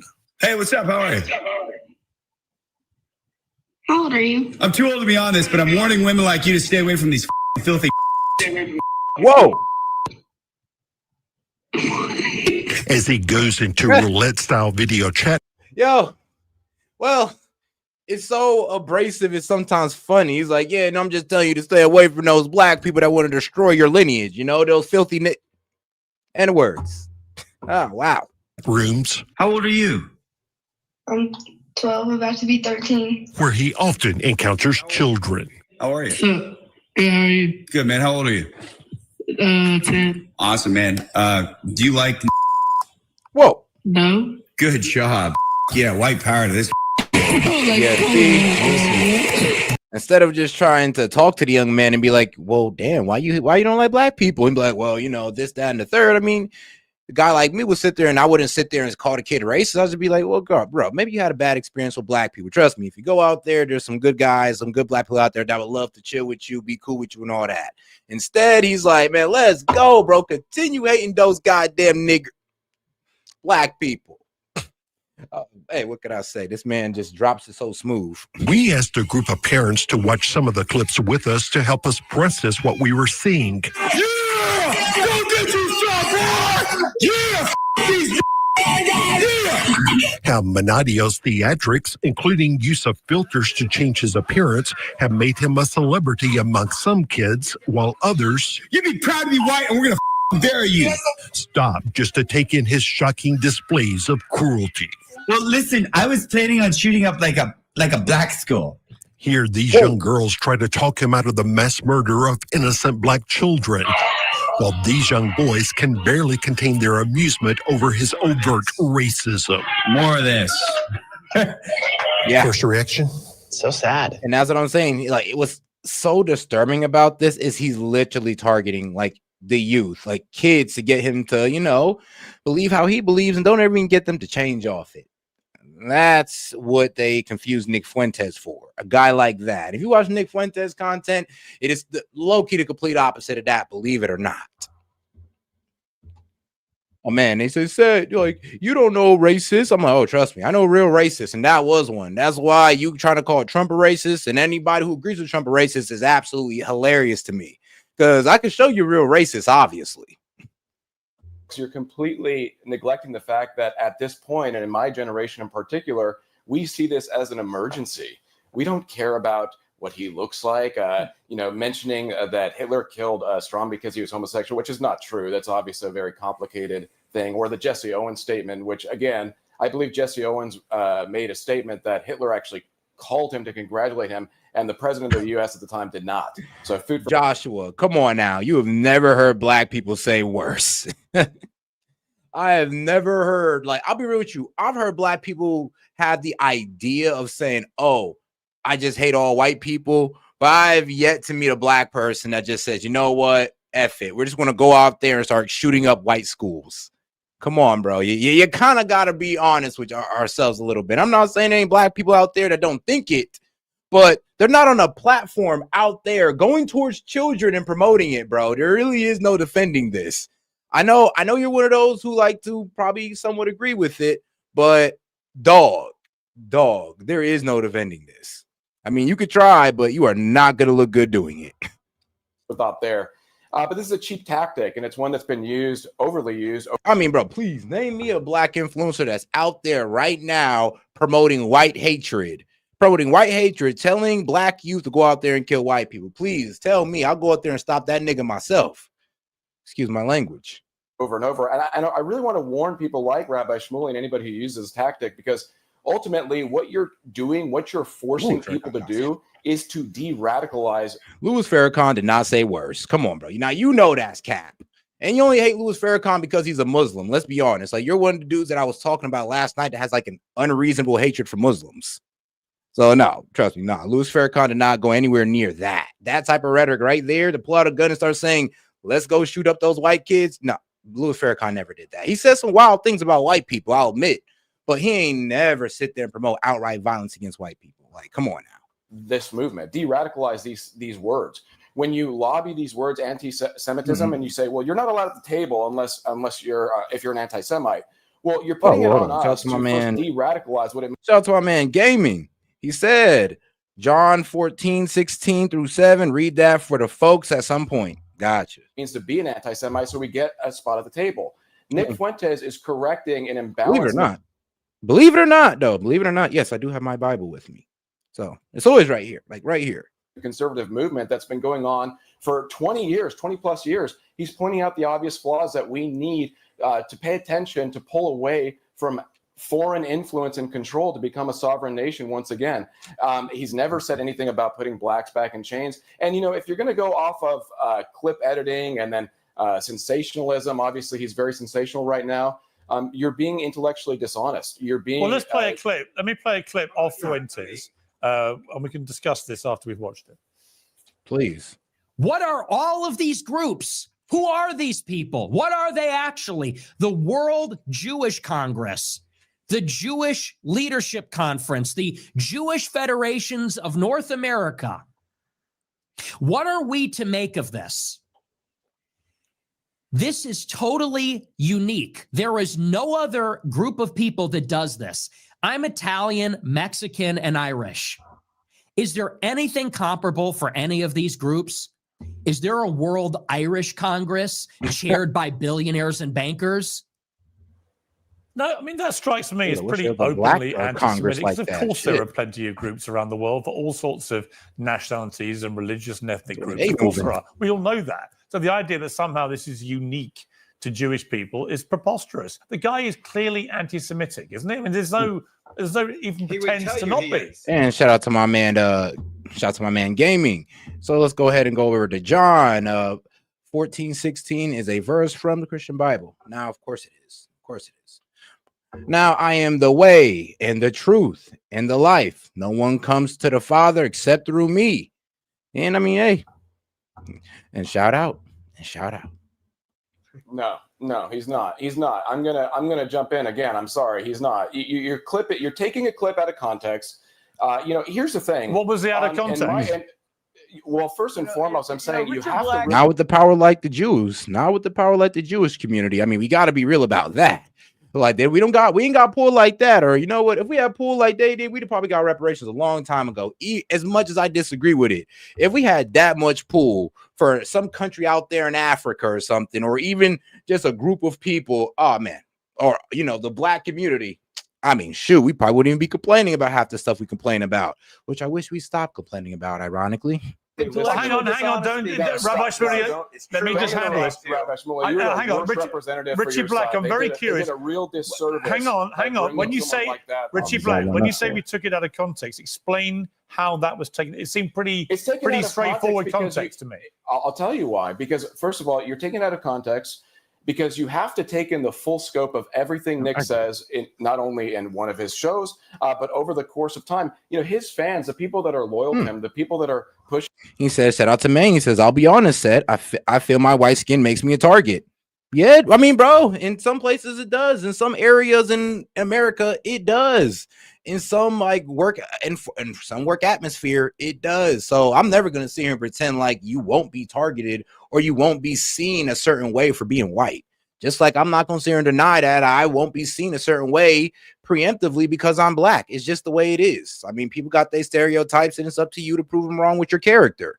And I know what Martin Luther King says, judge not person through the content of their skin, but through the content of their character. But guess what? People have a hard time doing that still. Sadly. But shout out to my man, Maine, though. Shout out to my man. For America first. These aren't people that just showed up yesterday, and this is where you really lose out. Your negligence to acknowledge the fact that his fans, his constituents, have been following him for 10 years. This what's that got to do with his anti-Semitism? No, Josh, that's like low-key a good point. But you know what I'll say? What was the the white entertainment channel? Disney was that. Back in the day, Disney was the white entertainment channel. I mean, you had few black people on each show, and there's all white people. Shout out to Disney. Followers. Mussolini had followers. Stalin had followers. I'm curious. I will, Jake, I will bring you in, and Ben, I will bring you in. But just Richie, just to be clear, you said no. So let me be all white main characters. What we had, That's So Raven. All the other shows was white main characters, mainly white cast. I mean, y'all did have it. We just didn't call it the white entertainment television. Like, we just didn't call it wet. Which would be a wild name, by the way. Taken out of context. I can't understand how it was taken out of context. It was very straightforward. What was the out of context? First and foremost, what I'm suggesting is what you're lobbying as anti-Semitism. You're suggesting that Nick hates all Jews? Is that what you're suggesting? Like, what does it mean anymore to be anti-Semitic? Because if you say you openly love Adolf Hitler, you probably probably don't no care that problem he with that. murdered millions of Jews. I would definitely argue if your assumption is that somebody who has any adoration for Adolf Hitler is obviously anti-Semitic, then you yourself have not dived into history and or looked at the subjugation True. or persecution of those. I mean, no, that's exactly true, though. I got to give it to him on that one. A lot of people don't really understand the history of like Adolf Hitler and, well, I would say some of the success he had during his reign. Now, of course, outside the atrocity of the Holocaust, the man did have some success in bringing Germany back from, well, honestly, his economic destruction and placed upon itself through World War I. I'm gonna be real with you, through how the Versailles Treaty did him. So yes, yeah, you like when Hitler said, Nick Fuentes explained this as well. When he said Hitler is base and all that wild stuff, I mean, you know what? Hitler might have been the first world leader where socialism actually worked for. Yes, I'll say right now, Hitler was probably the first world leader where socialism actually worked for him. But shout out to my man, shout out to my man Gaming. He said, to be honest, stereotypes are funny, but I am never going to judge someone by their skin. I also hate how people make it seem like folks can't be colorblind when they are people like that. Yes. Oh, it's racist to say that you're colorblind. I mean, shoot, it's racist if I put the color on. It's racist if I turn the color off. There really is no satisfying those people. Like, you don't see my race, you're racist. Okay, cool. Well, you're a black person. I'm gonna treat you as such. Well, all you see is race, so you're racist. There's no escape. There really is no escape from that. You just got to talk to sensible people who's willing to be like real about it. Like, look, if a black person say black people can't be racist, they're not sensible. You can't even talk to that person about it. They're just not there yet. Can't believe we're hearing this. If I love of course the Klan, you can't believe it, because this is a new age. America must rise to the occasion to address the issue of people like you. This is the new age. Sir, so you have told wait. You have told so many lies. Number one, Adolf Hitler never called Jesse Owens. That is a total fabrication. Wait, that is a total fabrication. Number two, when Nick Fuentes. No. Let me speak, please. Number two, when Nick Fuentes says that there is no other similar group like the Jewish Federation, you don't know how many Irish Americans supported the IRA. You know how many Mexican organizations have Latino congresses. Listen, Nick Fuentes is as ignorant as you. And defending America first. Yeah, we get that. It's just the influence that y'all have. That's why I said I wish you had a black caucus like that. Like, we got one, but not like that. Not like the way they're able to stop things. Not like the way they're able to get their own laws and get everybody to care about anti-Semitism and all that good stuff. I mean, bro, there's also anti-blackism. Like, bro, what about the anti-blackism? I'm tired of all this anti-blackism. I want people censored for anti-blackism, okay? Every time you talk anti-black, I want you censored. How ridiculous would that be if I said that bullshit? But these guys can say it, and everybody's clapping their hands like, yeah, you're right. Stop those goddamn anti-Semites. And I'm not saying that I agree with the anti-Semites. I'm just saying, like, hey, bro, if we're going to censor everybody for talking about a group, then let it be across the board. I am allowed to bring up, excuse me. We are not and I am allowed to bring up his appearance when he wants white Americans to rule America. You're talking over each other. Don't talk over each other, please. No, he won't let anyone speak. Okay. If you love Hitler, if you both talk at once, we can't hear either of you. We can't hear either if you talk at once. I'm weak. December. Yeah, I mean, look, when you got Rabbi Shmuley on the panel, that's always how it turns out. Like, this man will never stop interrupting you. Actually, there's probably only been one person this man is not interrupted. Who is it? Damn it, I can't even name him. Actually, I don't think this man has not interrupted somebody just to go on a tirade about or a complete rant about how they're anti-Semitic. Within the conservative right in America, and to pretend that Fuentes is not gathering fame, infamy, whatever you want to call it, support, following, notoriety, attention, probably the thing he craves most, and making tons of money out of it, is to put your head in the sand. So he is a phenomenon that is getting bigger, not smaller. What is your view of Fuentes? Obviously, Tucker Carlson sat with him and got criticized for not going hard at him enough and so on. What is your view of Fuentes? I think, number one, he's a white supremacist, and I think he's an opportunist that has figured out how to make money being a white supremacist. Forget the Jewish issue for just a second. This is a guy a year and a half ago that talked about somebody littering in a neighborhood, saying it's a black guy, and it's always black people that do this, and he would kill him with Adolf Hitler. That's his exact words on his show. Quote, "This is my neighborhood. I'm supposed to be mad at Hitler. I'm supposed to be crossed with Hitler. I want this guy dead, and I wish Hitler would kill him. I wish Hitler would have killed him. You know, the guy should be killed. The guy should be killed for what that guy should be dragged from his car and beaten to death by the public. If I was in a room with Hitler and that guy, me and Hitler would team up and blank that guy up. We would kill that guy and we'd high five at the end. Damn. So this is an individual. With no context? I mean, whoa. Can we, like, yeah, it sounds bad, but can we get some context on that, please? Can we please get some context on that? Like, who are we talking about? Because is this something that we, a guy we'd all agree on? Because maybe he's just making a out there joke on. He's like, I hate this guy so much, I would even team up with Hitler to whoop his ass. That's a wild joke to say, but it's kind of funny. What could I say? I have a dark sense of humor.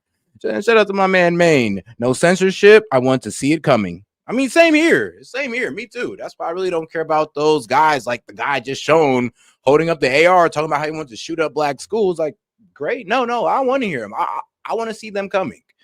I want to know that they're out there, not be blindsided because you guys took them all off the internet. And now when they're out there in the streets, we're like, who are these people? Who hates anyone that it's not funny when you talk about black, when you talk about dragging a black person and killing don't talk at once. Let Ben finish his point, please. Let me finish. Sorry. This is the difference between, and I'm glad that you guys are on the show because I actually think it does a great service to show the excommunication and the real conservative movement of white supremacists like you guys that laugh about killing black people or laugh about the Holocaust or deny. Let me finish. Let me just finish. You can talk in a moment. You can. I'm happy to have. I mean, shout out to my man Hellbite. He said it was about a repeat felon. Okay. So yeah, it was about a repeat felon who probably did some stuff that Nick Fuentes didn't agree with or hated that much, where he's like, "Hey, yo, I'll team up with Hitler to whoop his ass." Like, okay, well, that's you pissed off. I mean, when you're willing to team up with a dictator, to whoop somebody's ass, you pissed off at that person. Conversation with you. I go back to the core here with Nick. Nick is an individual that has figured out how to basically use stooges like you guys to make money off of being a white supremacist. He has been excommunicated from anybody that's saying the Republican Party. He is not a part of the Republican Party or movement. There are very few people, and the proof of that is the fact that you can name them. It's Candace Owens, it's Tucker Carlson, it's Nick Fuentes. It's an extremely small group, all of them making money off of. Bro, if they're not MAGA, then MAGA's cooked. That's all I'm going to tell you. If Tucker Carlson is not MAGA, the guy that's speaking up on affordability issue, actually talking to different congressmen that are on the Republican side to run against Republican senators that we don't like, how is that not MAGA? I mean, candidates going all over the world to search for information just to bring us the truth about Charlie Kirk's assassination, about Brigitte Macron, and about Emmanuel Macron and his wife's possible penis. Like, come on now. How is that not America first? It's pure fucking entertainment.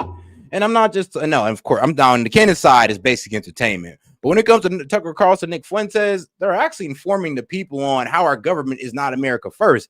And this guy's pretty much saying that, oh, well, if you listen to them, you're not America first. I'm sorry, dog, but you can't decide what MAGA is. You can't decide what America first is because I'm pretty sure you're not even America first the way you say you are.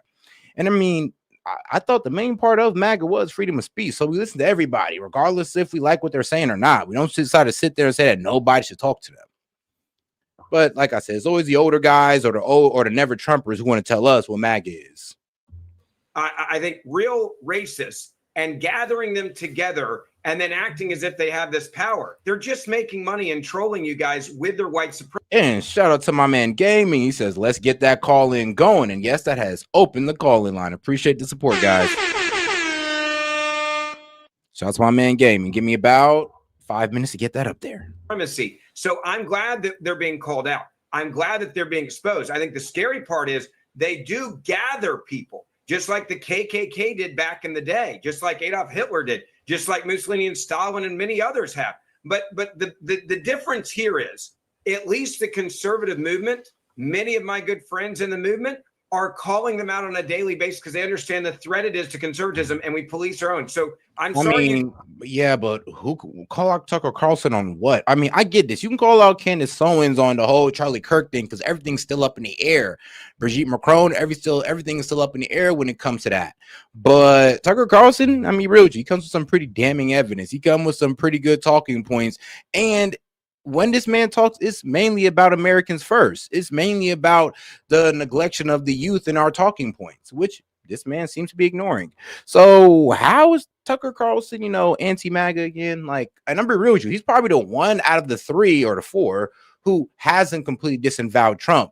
Nick Fuentes had disavowed Trump, Candace Owens has, but not Tucker Carlson.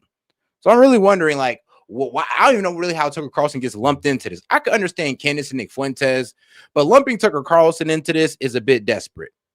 Guys want to be associated with him. I'm sorry that you think the Holocaust didn't happen, or gas chambers didn't happen, or black people should be killed or dragged, or the N-word is appropriate to refer to African Americans. But this is white supremacy. Okay. I'm going to give. All right, no, hang on. I will control the panel. Right, the Jerusalem Post editorial, which teed up this debate, said that Fuentes and Candace Owens represent a direct and dangerous challenge. They undermine decades of attempts at reconciliation between Catholics and Jews, and they prey on young Catholics, offering them a vision that fuses religious identity with outright bigotry. And the longer the Vatican remains silent, the more their poison spreads. Yo, that is a crazy reach about Candace Owens and Nick Fuentes. The craziest reach, and it's because they're Catholics too. So basically, and it's kind of crazy. I don't understand it, but yeah, I'm not gonna say because they're Catholic, but it is kind of ironic how they are Catholic, and the Jews and the Catholics have not gone along for years and years and centuries. So it's funny how we're here. It's just funny how we're here right now with the 2 Catholics being pointed out, and pretty much, and the 2 Catholics that are criticizing Israel being pointed out and being called, are being called anti-Semitic, people that we shouldn't listen to, all this wild stuff. I mean, y'all are trying too hard to try to make people see these people as crazy. I mean, the devil. I mean, uninformed, when they're not. They're not. They're none of that. Like I said, you can call Nick Fuentes a racist, but let's be real. The man ain't out here calling for the death of black people, though. He thinks white people are better than black people, but he doesn't think that black people should be killed off. He's not a eugenist. Or he doesn't practice eugenics. Before I move on to the other panelists, Ben, do you think the Pope should speak out? Of course. And look, real leaders lead on issues like this, and they don't see how many followers they may gain or lose. I think that's the saddest part about what you're witnessing with not only the Pope and the lack of leadership there, but with people like Tucker Carlson. I think he's been isolated since he lost his TV show. Bruh, Tucker Carlson's done 10 times better since he lost his TV show. I mean, isolated, bro, be having the best guests on YouTube on it, like on his not TV show, but his podcast. Bro, Tucker Carlson is one of my favorite people to watch on YouTube, just off his interviews alone, and the monologue be golden. He's actually one of the reasons why I thought about the whole monologue segment. I mean, a lot of people are actually inspired by Tucker Carlson. So it's really going to be hard to turn the American people against him, since we're even on his side when he was on Fox News. And to sit there and say, oh, he's been isolated. You guys make it seem like the mainstream media was utopia. Like, oh, and if you get kicked out of mainstream media, you done fell from grace. Not really, because Candace Owens does more numbers than any political pundit. Tucker Carlson does more numbers than almost every political pundit on mainstream media. Let's not talk about the ones on YouTube, on mainstream media. So trust me, like, you guys saying that, oh, well, he fell from grace during Fox News. No, he actually got even bigger since he got fired. So did Candace. They all got bigger. So you guys trying to even make them more, trying to villainize them even more, guess what it's going to do? Make them even bigger. I mean, y'all have not slowed the growth of none of them. I think he's found a new audience in white supremacists. I think he gives an audience to these supremacists to come on, and he does make... Actually, due to y'all demonization of them, you're only helping guys like Nick Fuentes grow. So, I mean, hey, if I was Nick Fuentes, I'd tell y'all to keep up the good work. Media team. Make a hell of a lot of money. I mean, if your goal is to be a multimillionaire and to stack cash, it works. Candace and Tucker are part of that. Nick is part of that. But there's... And I went ahead and posted that call-in link. Should be over there in the post tab on the main page. Appreciate the support, guys. Others that have to call them out and be loud about it. I don't do this because I'm trying to make money. I do this because I love this country. There is right and wrong. There's a line in the sand. So what makes you, I'm gonna be honest with you, dog. What makes you more virtuous or than honestly Tucker Carlson or Candace? Because they can say the same thing. Actually, I believe they love this country too. When has Tucker Carlson ever said he ain't love the country? When has Candace Owens said she ain't love this country? So what are you talking about? And just because they're speaking on things you disagree with, they don't love the country. Like, I don't even do that to liberals. I'll sit there and say, like with Sid, when he sat there and said, well, instead of just helping with affordability so Americans can have more kids, let's invite a whole bunch of immigrants. Now, as much as I felt it, I truly don't believe that Sid is against American people. I truly believe that he do love his people. So to sit there and say that just because they disagree with you is kind of childish to me. And I say to every conservative I know out there, you're either on the side of Tucker and Candace and Nick, and you're a white supremacist that hates Jews and denies the Holocaust, or you're on the side of right and wrong. Candace That's where we are. All right, let me bring in. Okay. Pierce. Hang on, Rabbi. Jake Shields hasn't spoken yet. All I would say is, I would say that I don't. Look, I think you said a lot of things there about Tucker in particular. I've just spent some time. Now, Jake Shields have not said one thing. He's probably the worst of them on here when it comes to talking about Jewish people. Now, black people, in which, I mean, come on now, it's Jake Shields. He don't really be talking anything about anybody but the Jewish community for some strange reason. Really, what's going on in Israel?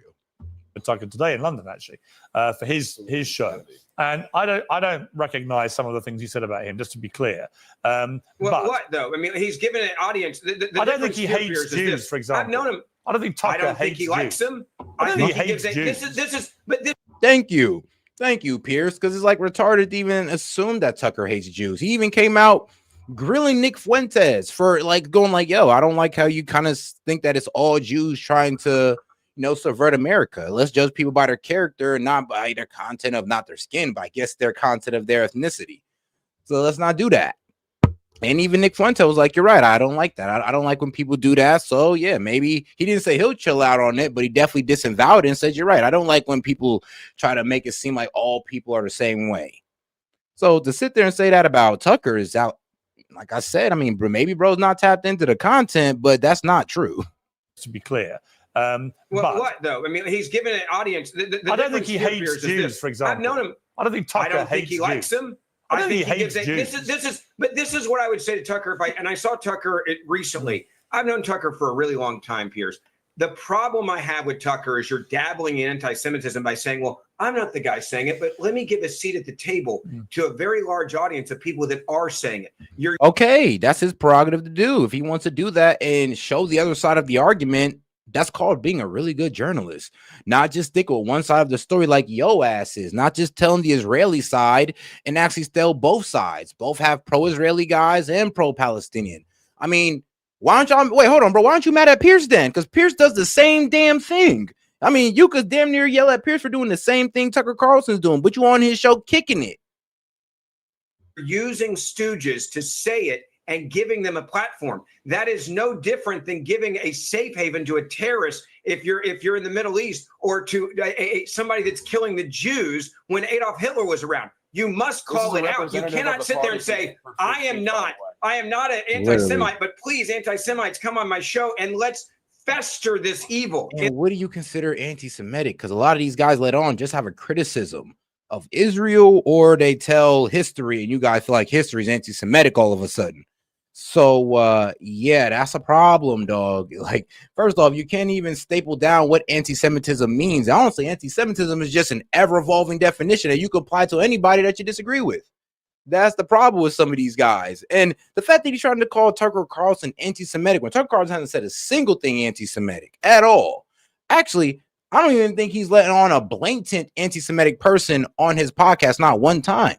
People who criticize Israel for sure, but that's not anti-Semitism. In the world, I will. But I have a lot of people. I've had it, but Ben, I've had a lot of people on this show since the start of the war between Israel and Hamas, for example, who many on the Jewish side would say are anti-Semites, right? Simultaneously, those on the pro-Palestinian. Wait a minute, Rabbi Shmuley. Those on the Palestinian side make the same charge against what they say are the Zionist terrorists on the other side. So it depends who you talk to, how these things And get here's categorized. what I would say: if you have a massive Wait a audience, minute, here- Rabbi Shmuley. At some point, I will come back. I want to bring Jake. Look, Jake hasn't spoken yet. Jake, you interviewed. All right, Jake Shields, you interviewed Nick Fuentes a year ago. I want to show a little intro to that interview where you gave your reasons for mainstreaming because it's relevant to this debate.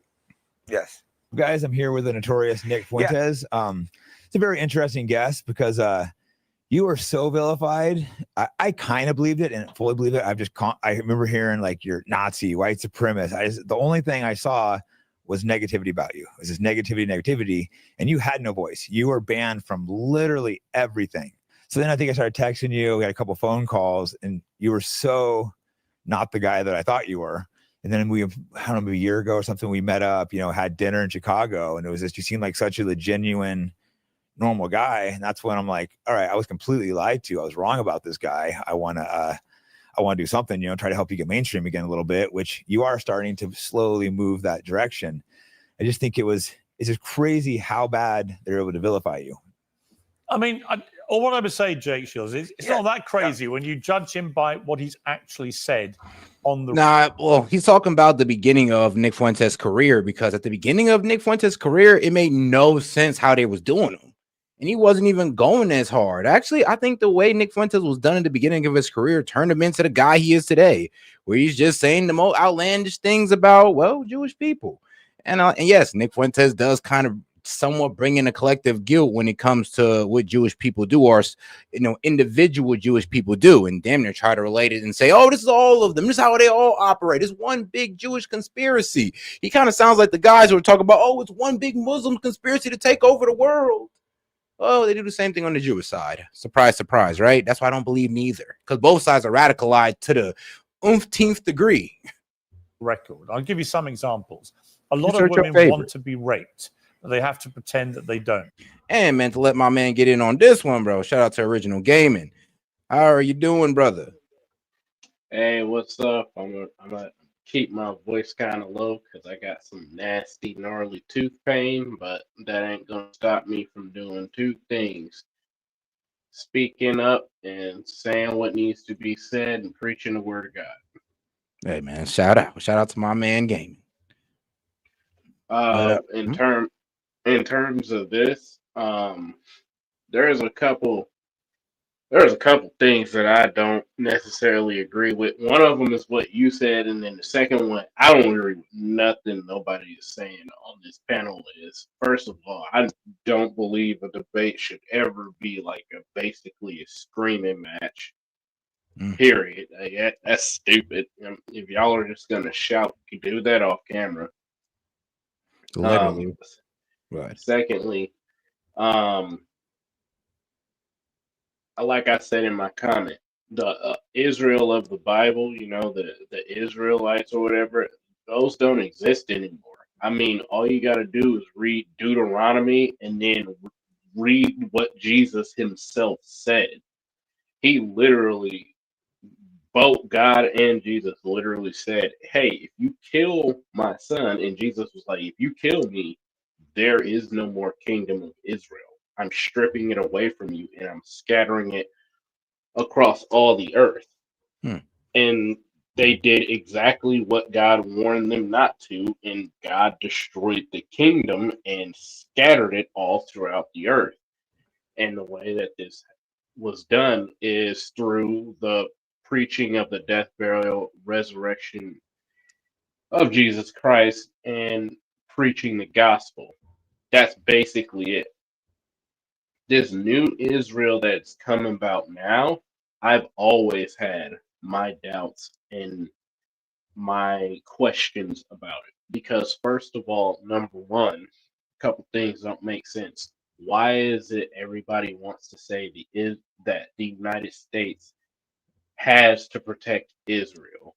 And they always use those verses out of the Bible that said, like, I even argued with my stepdad about this, because he was like, that's one of the reasons why the U.S. was created, was to protect Israel. No, it was actually a punishment for the Jews who killed Jesus. That's also why the Roman Empire fell. Yeah, people don't like really read into this stuff. The second,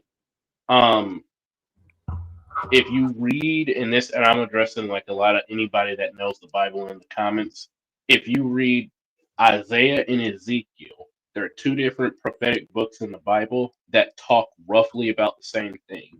So you get a fully finished idea on it.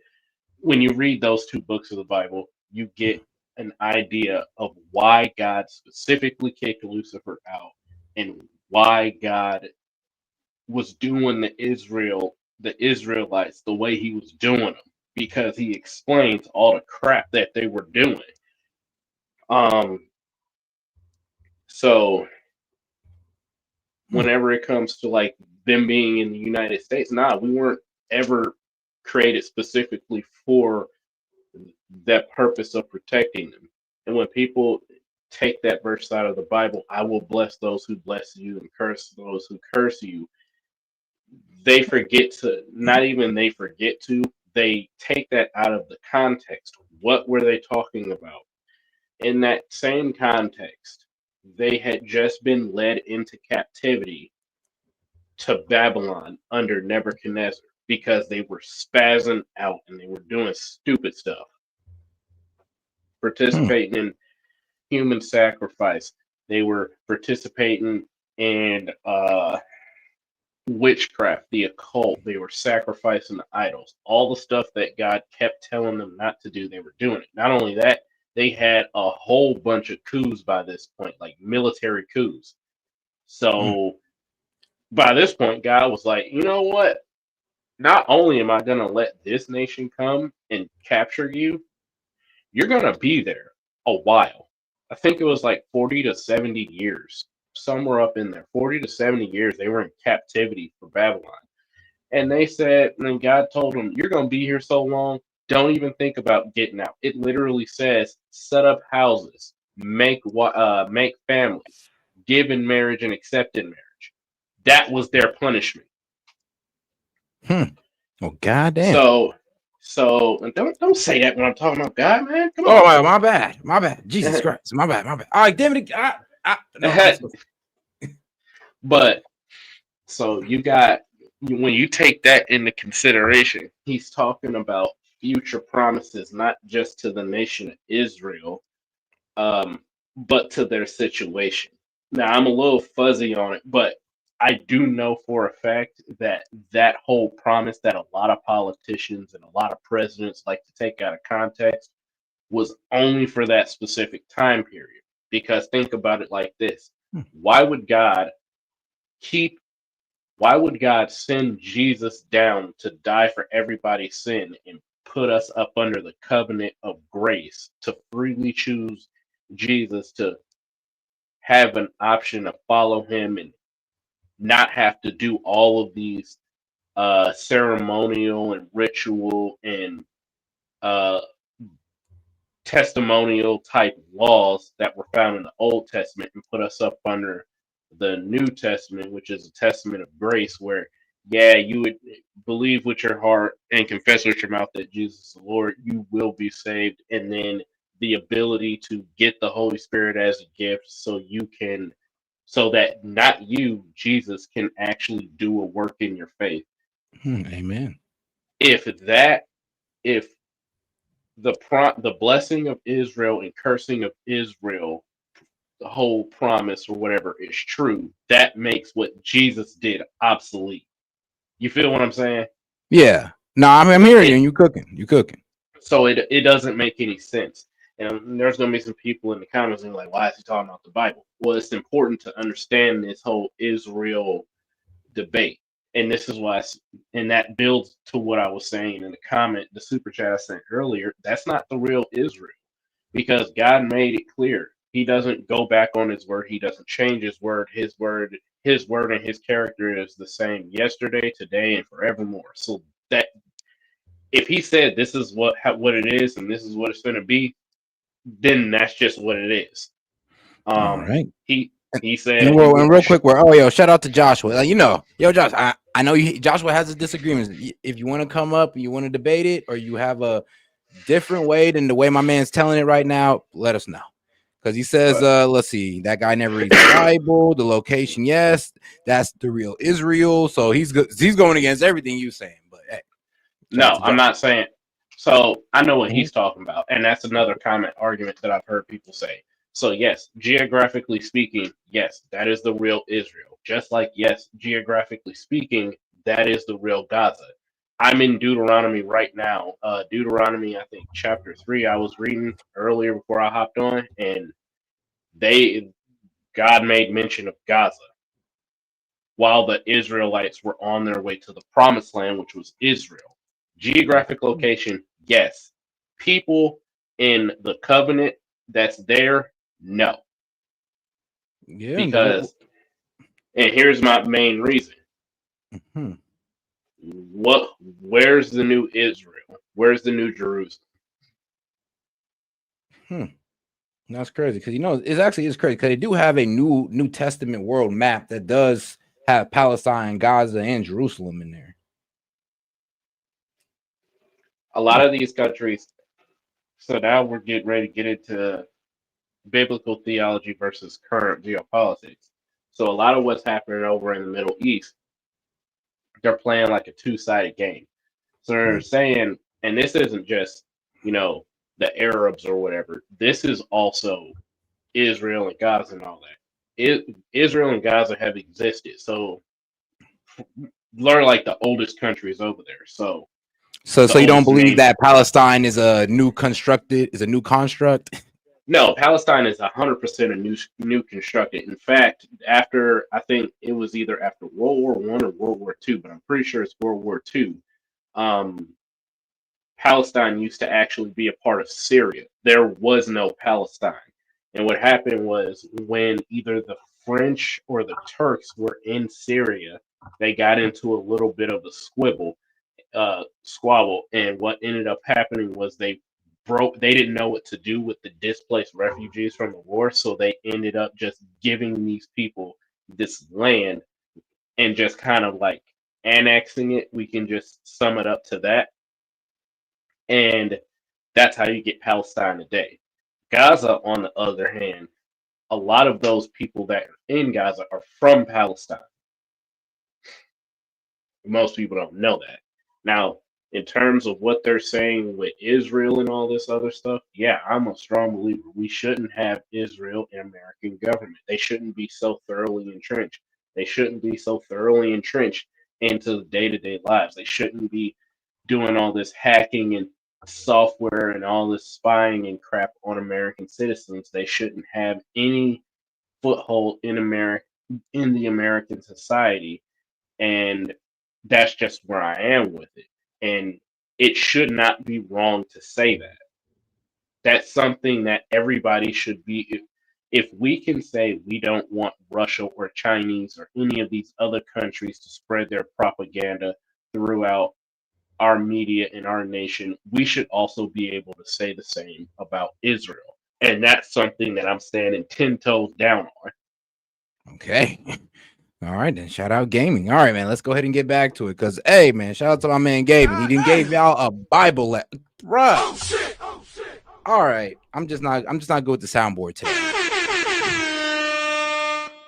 There you go. That's the one I meant to press. But shout out to my man gaming for giving us the Bible lecture. If you have any disagreements, you guys can come up there and debate it. Just let us know what part you disagree with, and we'll be happy to get right back into it. But in the meantime, let's get right back into debate, not shout. Please, God, Please. debate, not shout. Please. Shout out. Jim Crow was better for black people, but who cares? White people are every bit justified in being racist. Hitler was really fucking cool. He compared the Holocaust to baking 6 million cookies. Now, none of those things strike me as being anything but utterly repellent. And yet you decided he was mischaracterized. Yes, because will you let me talk? First off, I met him through a black friend. You're saying he wants to kill black people. If you watch his show, he jokes a lot. Humor, Generation Z. You guys don't understand that. And when you talk about girls getting raped, he's talking about rape fantasies. 56% of girls, or maybe it was like 70% of girls, have rape fantasies. This is the reality. He's not saying he wants to rape girls. The cooking thing, look up the numbers. They say it was they claim they were burning bodies in 10 minutes. It takes 90 minutes to burn a body now. So there's a little bit of validity to that argument. Nick was nice, but you're denying that 6 million Jews died in the Holocaust. Yes, are you denying that? I'm just saying. I'm Well, saying what are you it doesn't saying? match up with the furnaces. I don't know. I'm not making it up. Oh shit! The fact that he's actually out here saying this, I mean, that's Jake Shields for you. He says, "Look, I ain't saying it didn't happen. I'm just saying, maybe it wasn't 6 million, and that's where everybody's gonna lose their shit every single time." I ain't gonna go too far into that. I'll show my members where that conspiracy came from, but I'm not posting that on YouTube. On that, I'm saying there's some holes. Well, you in are. it. You're questioning the number of people who were killed in the Holocaust. Okay. Today's show is sponsored by Oxford. You said, "Do you want to do the math?" As if there's any other math. There might be. So I do want to say something. And I did ask this question. I find it odd that I got in trouble for it because we spoke to a Holocaust survivor. So every single time around May, we have to learn about the Holocaust. Well, me being a little kid that I was, in middle school, just asking questions. If the Holocaust is so bad, then why because the Holocaust wasn't the only thing that happened, and it seems like that's the only thing that most countries spend any length of time talking about. I mean, that is true. I mean, the Bolshevik Revolution was basically a genocide. I mean, the Holodomor. We got Mao. We got Mao alone should be the most talked about person. Not only did you seize power and just straight dome people for not believing what you believe, but you starved an additional almost 15 million on top of that. Like, come on, bro. And then we're not even going to talk about the death toll under the USSR, death toll under Che Guevara, all of the coups that happened pretty much anywhere on the face of the planet around that time. I mean, 6 million people being burned and killed is a lot. And some might even argue, it's the way they did it. Sure, but you don't think that torturing, re-educating, experimenting on people just because they don't want to believe in your political and socioeconomic ideology, communism, it should also be talked about? I mean, yeah, it should be, but you're right, because it seems that the Holocaust did kind of, gloss over all of that information. Because I didn't know about the Holodomor, I didn't know about the Bolshevik Revolution until maybe like 2-3 years ago, and I'm just like, why wasn't this taught to me in school? Because I mean, okay, 6 million Jews, that's bad too, but I mean, what about the rest of them?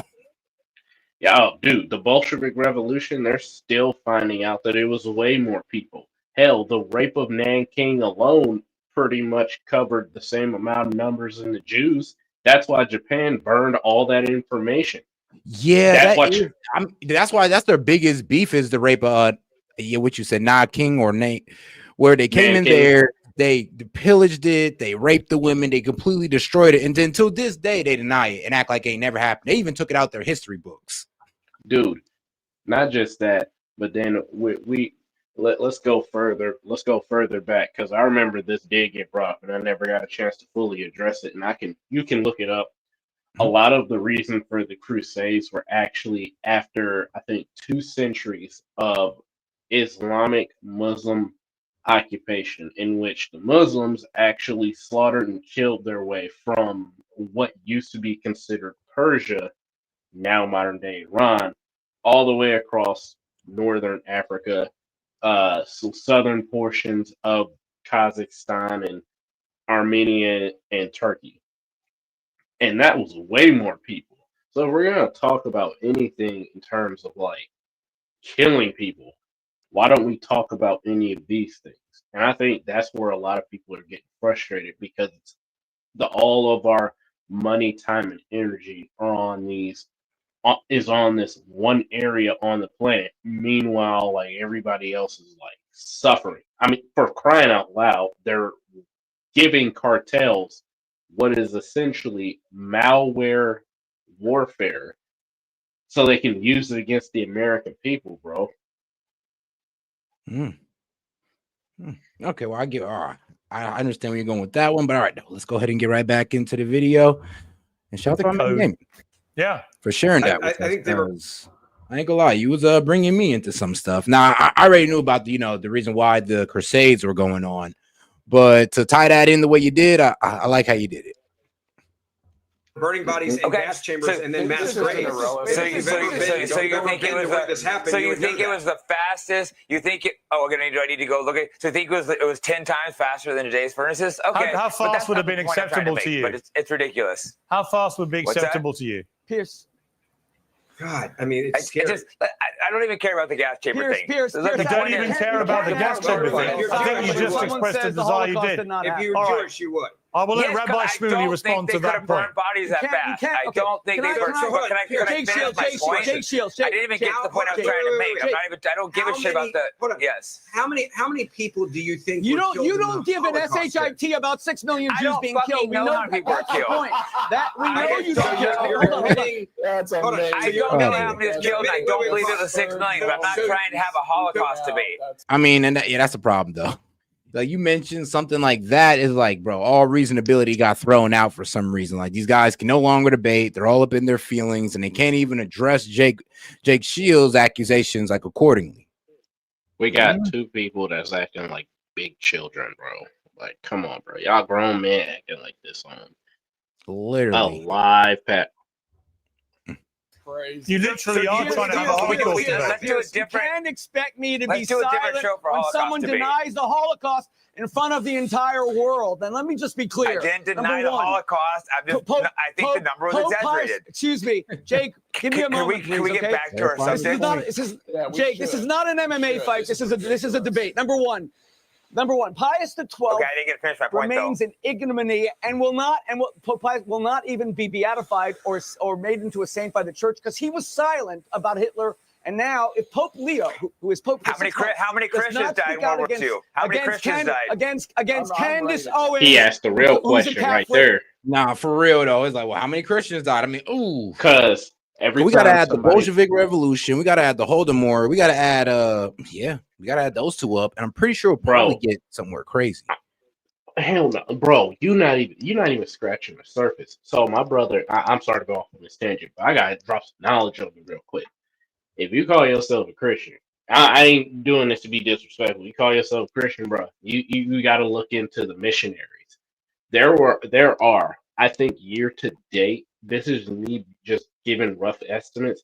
About 12 million Christians and counting that have been killed. We're not even talking about the 1.5 to 3 million Christians that are and counting that are being executed in real time in Africa. That's like outside of it. Let's just stick with what already happened. Historically, about 12 to 15 million. Every single revolution, every single world war, Christians were usually the first on the chopping block. I'm not even joking. Damn. How many? For some strange reason. Christians died in World War II. He will immeasurably undermine his moral stance. That's number one. Number two, the utter lies and the ignorance of people like Jake Shields. Jake Shields doesn't know anything. If I ask him the names of Treblinka, Majdanek, Grossrosen, Bergen-Belsen, yeah, I know all those. Stop on the every furnaces. Single one, they by the way, Jake, forget how long it takes to burn a body. Let me ask you one question. Since you're a great Nazi lover like Nick Fuentes, why is it the Third Reich? What is the Third Reich? Just tell me, what is the Third Reich? Where's the first two Reichs? What are they? I'm not a Nazi. I don't know. You have no clue. No. You have no clue. I mean, why would he?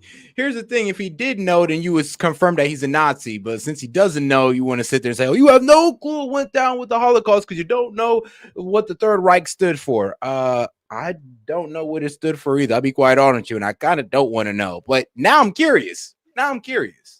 You know? I have a rough idea. It's basically sustainment. So the First Reich was to restore Germany. The Second Reich was to expand Germany's power. The Third Reich was to actually conquer the entire planet through a system of treaties and everything. So it's supposed to be a wash, rinse, and repeat type deal. Okay, so basically, it was basically a 3-step plan or a 3 declarations, pretty much. Right. And then I'm gonna address something that somebody said in the comments, not in a bad way. Damage Inc. He said the quiet part out loud. Israel killed Christians. I'm a double down on this. Christians largely aren't even welcome in Israel like that for real. If they are, they can only go in a specific areas. If you go to Israel right now as a Christian, you try to live there, bro. Good luck to you. Not a good idea. I mean, even Brandon Tatum said, they spit on me one time, but it wasn't that bad. I mean, yeah, doesn't that kind of go to show that they don't treat Christians too well in Israel? Right. But hey. Even the Third Reich. There was the Holy Roman Empire. Then there was William II. Then there was. You don't know anything. You're just using something about crematorium. But I do know furnaces can't burn bodies in 10 minutes. What I do know, what I do know is the reason why you want the reason why you want to minimize the Holocaust. This isn't what I was trying to talk about. I had a point that I was trying to make. Is because Jewish life to you is like cattle being slaughtered. In the same way, in the same way you don't know. In the same way you don't know. Let me jump in.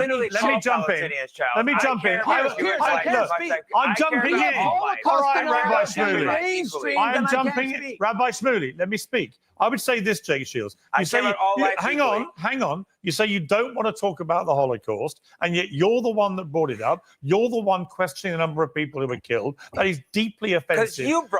Because you brought it up, Piers. Hold on. He was just trying to clarify what he said, and everybody lost their shit after that. And I get it. Like, when you talk to most people about the Holocaust, you start talking about, hey, the numbers might not be there. Trust me, people are going to go like, yo, what the F are you talking about? But it's kind of up to Pierce to be like, look, everybody quiet down and let's hear what you got to say. They don't know what I'd do with the leftists. Everybody quiet down and, let him hang himself. You're not even going to let the man hang himself or kind of bring his point around to maybe to something that we agree with. Deeply offensive to Jewish people. I read you some quotes by Fuentes. Right, but you say you don't want to talk about it, and then you say something you have no basis for your argument. You have no basis to justify your argument. I have a lot of basis. Well, you don't actually. They couldn't have cooked that many cookies. You don't. And actually, what you're saying. How many crematorium? He doesn't even know how many ovens. Please don't all talk at once. He doesn't know. Please don't all talk at once, or nobody can hear a word. Nobody can hear any of you. No one can hear any of you if you all talk at once. Now, here's my point.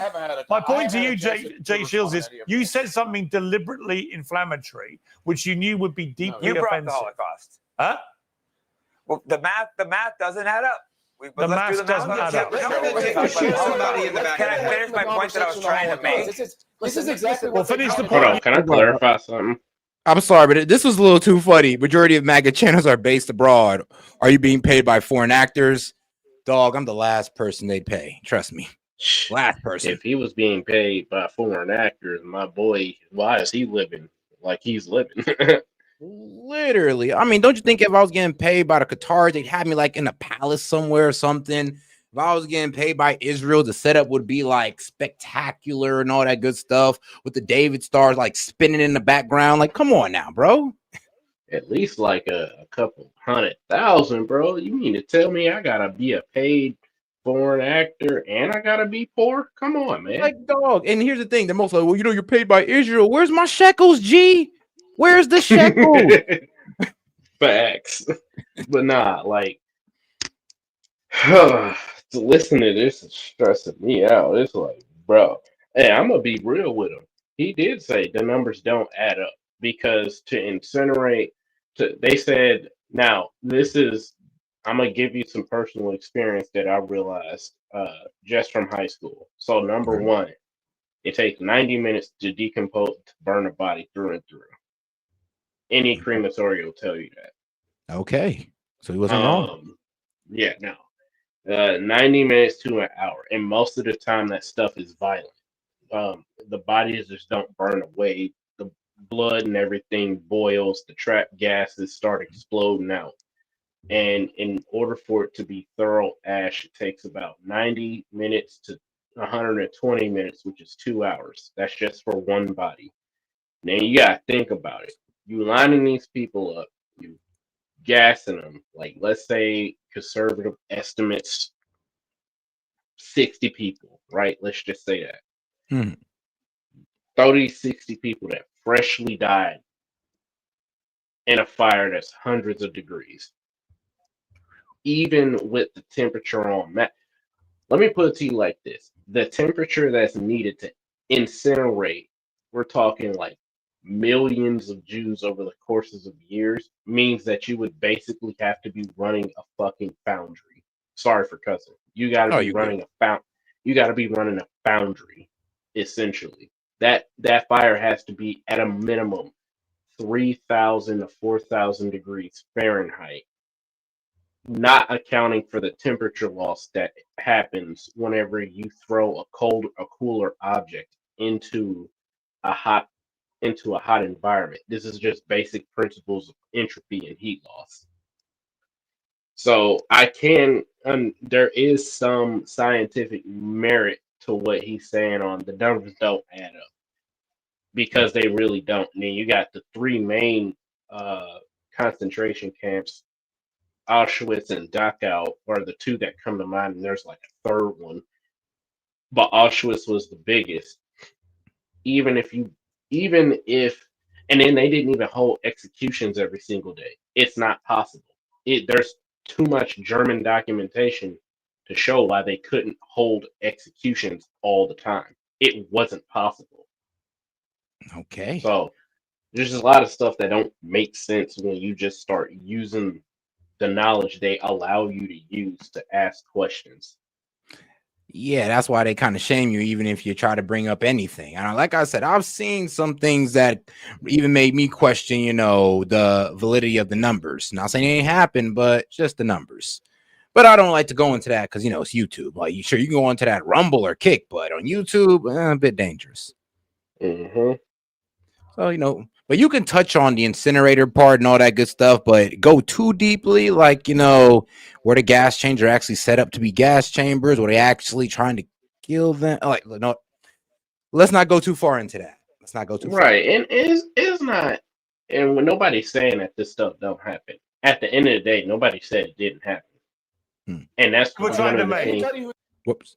Go ahead. And that's one of the things that I get irritated with is when you talk about this subject, you can voice your concerns. It's like everybody says, "Oh, are you a Holocaust denier?" Never said it didn't happen. I just said the numbers don't really make sense. Back then, they didn't have the best incinerators, and we have incinerators that can cook garbage way faster than that, but it still takes a long time to do it. So help me understand. And most of the time, you end up in these shouting matches, which really don't answer the question. It just kind of helps you be more suspicious. I mean, yeah, hey, you're right. And that's the problem with the whole pro-Israel movement is that any type of questioning leads automatic to racism. And it's like, I would ask the pro-Israel movement to look at the black community and see how well that's doing for us. Any type of criticism, you're racist. People are getting sick of that. So what made you think that we weren't going to get sick of the exact same thing? And you know what? I'm going to go on a little bit of tangent. I'm so sick of this whole racial debate because there's one thing that there's a question that I came up with, me and my brother. And I'm going to ask you live on set. Sure. All right. Now, in order for I'm gonna give you some like rules or whatever, and then I'm gonna ask the question so you can know why you're having to answer it the way you have to answer it. All right. In modern society, most people like to take the high position and call out justice and say what justice is and what justice isn't, which usually means that you have to be in a position of God in order for you to make that determination.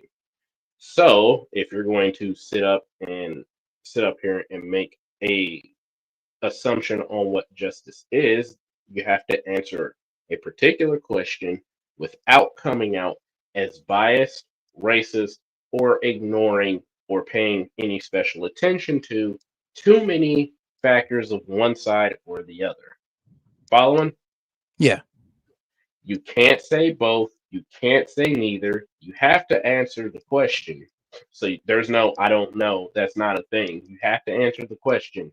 And it has to be answered in such a way where you still keep some form of justice without paying too much homage to one side or the other.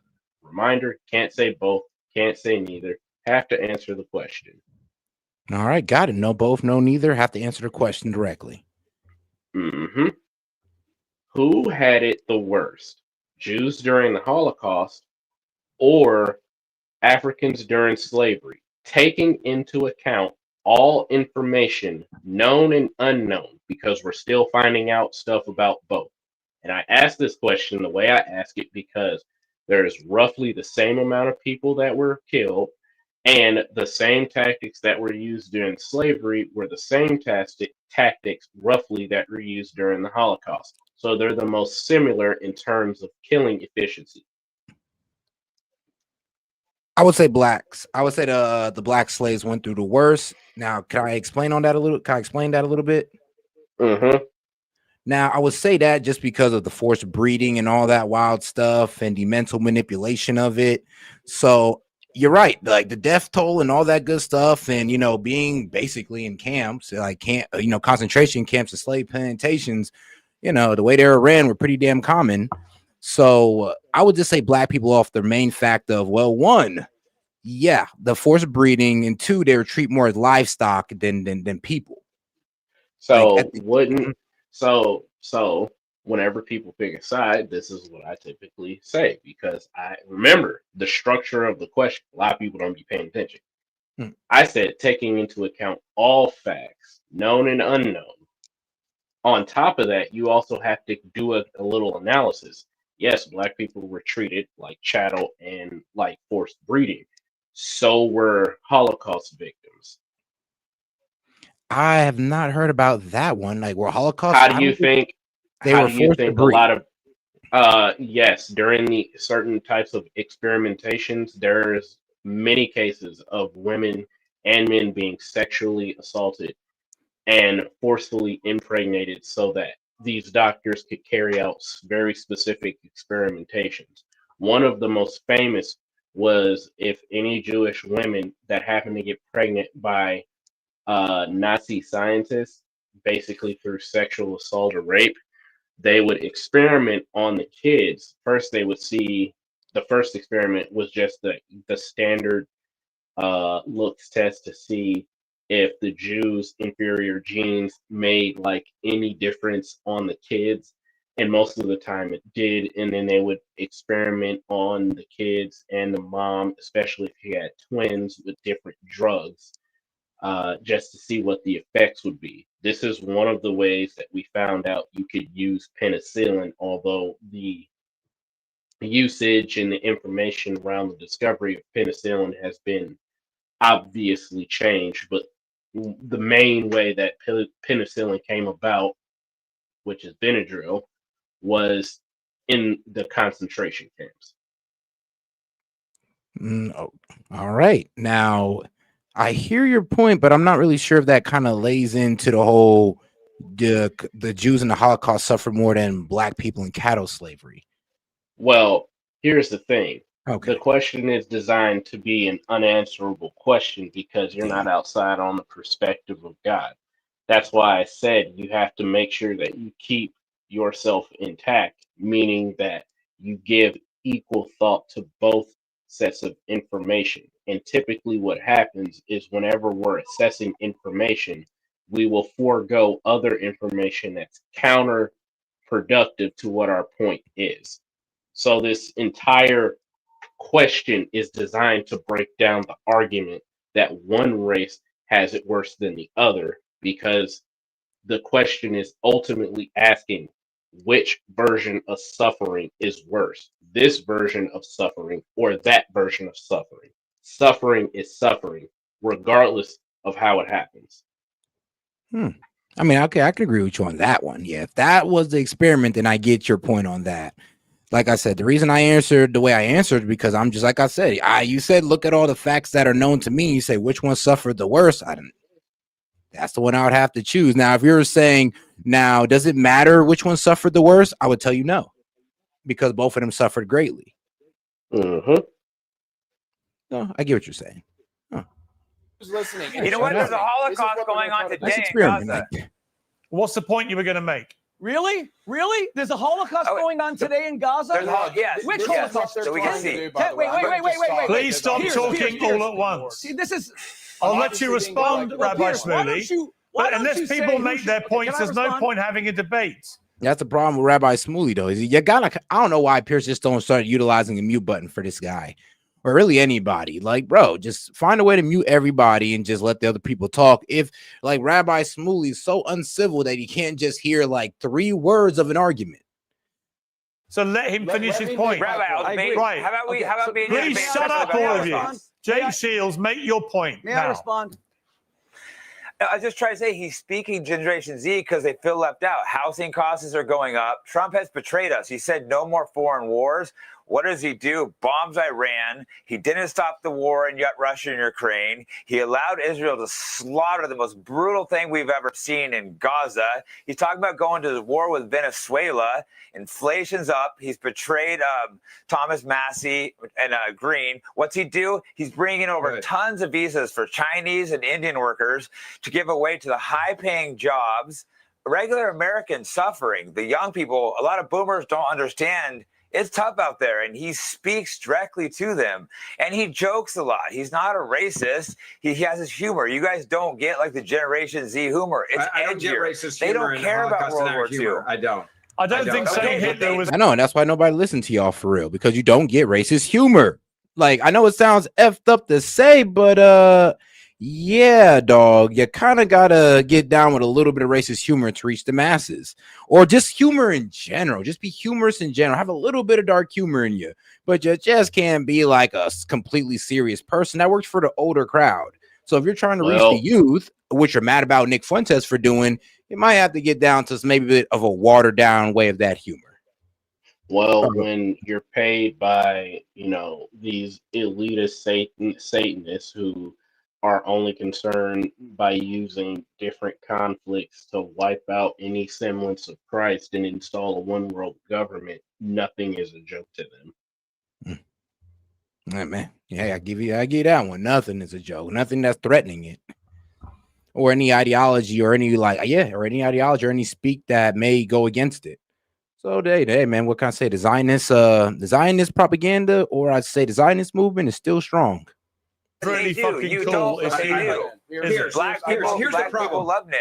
Here's the problem. I will come to each of you, but please let each other speak. Otherwise, nobody can hear you. I can promise you, the viewers at home, if you all start talking, no one can hear any of you. Ben. Yeah, there's 3 things here. One, I'm glad that what you just witnessed was said, and this goes back to what I was saying earlier. You have a group of individuals that's very small that is out there saying absurd things like the Holocaust didn't happen, they didn't cook that many cookies, referring to Jewish lives.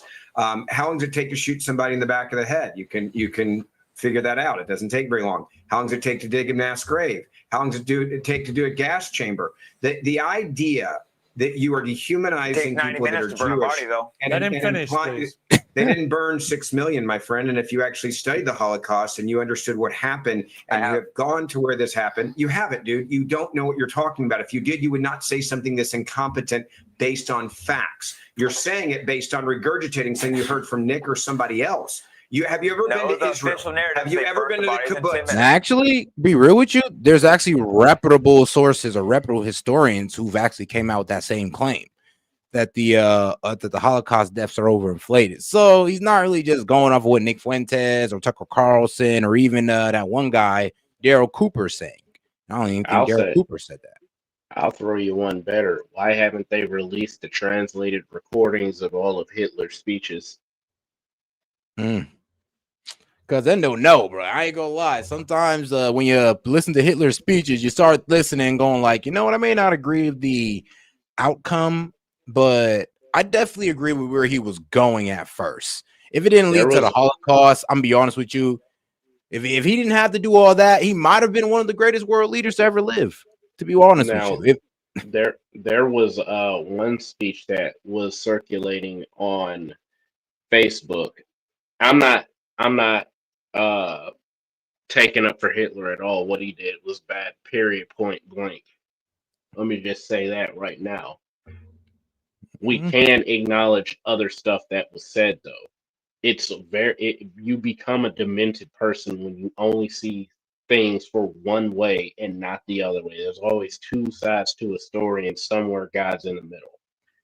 Yeah, One of the speech, go ahead. one of the speeches that Hitler made was he was pretty PO'd about how the West and Europe was making it out to be.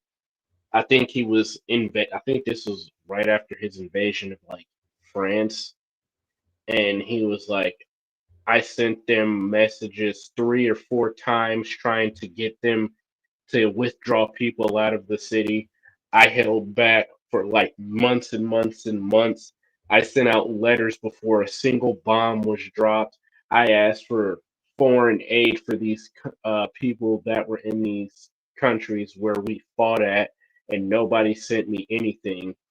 And everybody just kind of painted me as like the bad guy, but nobody responded when I was actively reaching out. When you guys killed all the people that I sent over there to like request this stuff for these people, so we don't have a humanitarian crisis.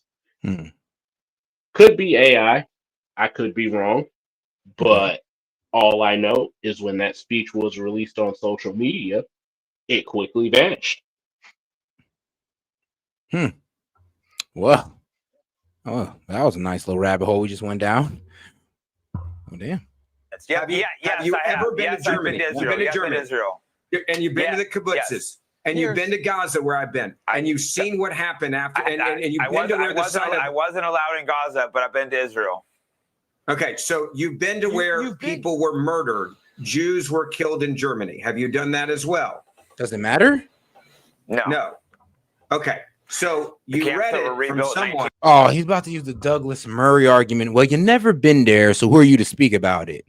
I mean, bro, all right. Well, my teacher never been there, so why the hell did they teach me about it? People get so caught up on this point of authority argument. That's why over half of them, like, I'm gonna go down this rant real quick. If you get caught up on a freaking point of authority argument, I have a hard time believing you wouldn't accept the mark of the beast and you didn't willfully accept a COVID shot vaccine because you let the quote unquote powers that be talk you into something stupid. Thanks. 47 after the war. And you believe that you're changing people's minds by implying that one of the worst moments in the world's history, the extermination of Jews, is something that we should downplay and then say, well, maybe they didn't burn as many bodies, maybe because they shot them in the back of the head or they put them in gas chambers. Killed, but I think Jews. But it's clear you think that it's not a big deal. Why can't we? He didn't say it wasn't a big deal. He just said he don't believe the 6 million number, and you're saying that's not a big deal because you're claiming that he's saying it's not a big deal because he's not agreeing with you about it being 6 million. I mean, bro, that's your feelings, not ours or not his. Why can't? Of course, I think it was a big deal. I'm just saying we should be able to discuss the number. No, I don't. Because anyone watching right now, anyone that's watching right now sees you acting as if this is something that didn't actually take place. That is anti-Semitism, and I would say to you respectfully. How is it anti-Semitism to question the numbers? Jake, can I ask a question? Because you're downplaying the Holocaust and the extermination of Jews. You're literally downplaying it and implying I thought this conversation was about affordability and America first. Why is Nick Fuentes obsessed with? Wait, can I ask one question to all of you, please? Because the guys in the middle have been the whole time being completely outraged, taking up all the airtime, and these guys have barely been able to articulate a point. Why are we talking about this? Is why people are trying to leave the pro-Israel movement, are leaving the pro-Israel movement because of guys like these two right here that can't listen to not 3 words of an argument. I thought so. I'm being told by Mr. Black and Mr. Shields that Nick Fuentes appeals to wait, please let me speak, and I won't interrupt you. I'm being told that Nick Fuentes appeals to a crass generation with an incredible sense of humor about rape and about blacks being criminals and Jews being cookies who are big, but he doesn't mean it. But he appeals to them because of affordability and because they're being left out, and that was the MAGA movement. How did this come back to whether the Jews, 6 million Jews were killed? How did this come back to the Jews control the banks? How did this come back to just committing a genocide? Wait. No, don't interrupt me, please. Please don't interrupt me. Nick Fuentes. I noticed MF did not. What? Don't interrupt me, bro. Been talking over everybody the whole time. Literally, I'm like, bro, you've interrupted everybody on this panel, even the guy that's been agreeing with you at least once. Like, this is insane. But that's Rabbi Shmuley for you. That's what I'm saying. Like, every time, I swear to God, every time they let Rabbi Shmuley on, there's about like 5 to 10 people that just turn into anti-Israel guys. It's guys like this that ruin it. I mean, nobody would be so. I'll be real with you. We wouldn't have guys literally turning into anti-Semitic people if it wasn't for people like him who sit there and try to shame him and make him seem like they're the scum of the earth for asking questions. We wouldn't have them. We wouldn't have guys like Nick Fuentes. We didn't have guys like Rabbi Shmuley. Social economic policy. Oh, go ahead. I was gonna say, if you can't ask questions, then society is cooked at that point. Man. And if you can't ask questions about somebody, some group, some organization in America, well, we're Americans. We just poke harder at it. This is what we do. It ain't Nick fun no other way. Fuentes doesn't appeal to any social or economic policies. He appeals to pure, unadulterated anti-Semitism, which is why, if we've been speaking now for 40 minutes, 39 minutes have been about the Jews. I have every right to bring up the appearance of Nick Fuentes when his whole thing is about appearance. White supremacy. Why are white people superior to black people? Let me go on. How does y'all say that Ashkenazi Jews are like the smartest people in the world, and they just have this such high IQ and all this. So I mean, aren't y'all kind of saying the same thing? I'm just saying. Israel coming to this conversation. Nick Fuentes didn't criticize Israel. He criticized the American Jewish Congress. He thinks Jews have no place here. But let me ask you a question. When I say that his movement will turn against them, it will not. Well, hold on now. He said Jews who have an allegiance to Israel don't belong here. Like, I would say like Mark Levin. Like, that's probably the best example I can give you. Guys like him who just walk us into war with his rhetoric. Oh, for Israel? Yeah, guys like that, guys just needs to go back to, well, just go to Israel. Go live there. Because you love it so much that you're willing to put their values over ours. What they want over what the American people want. So go move there. Why you gotta be here?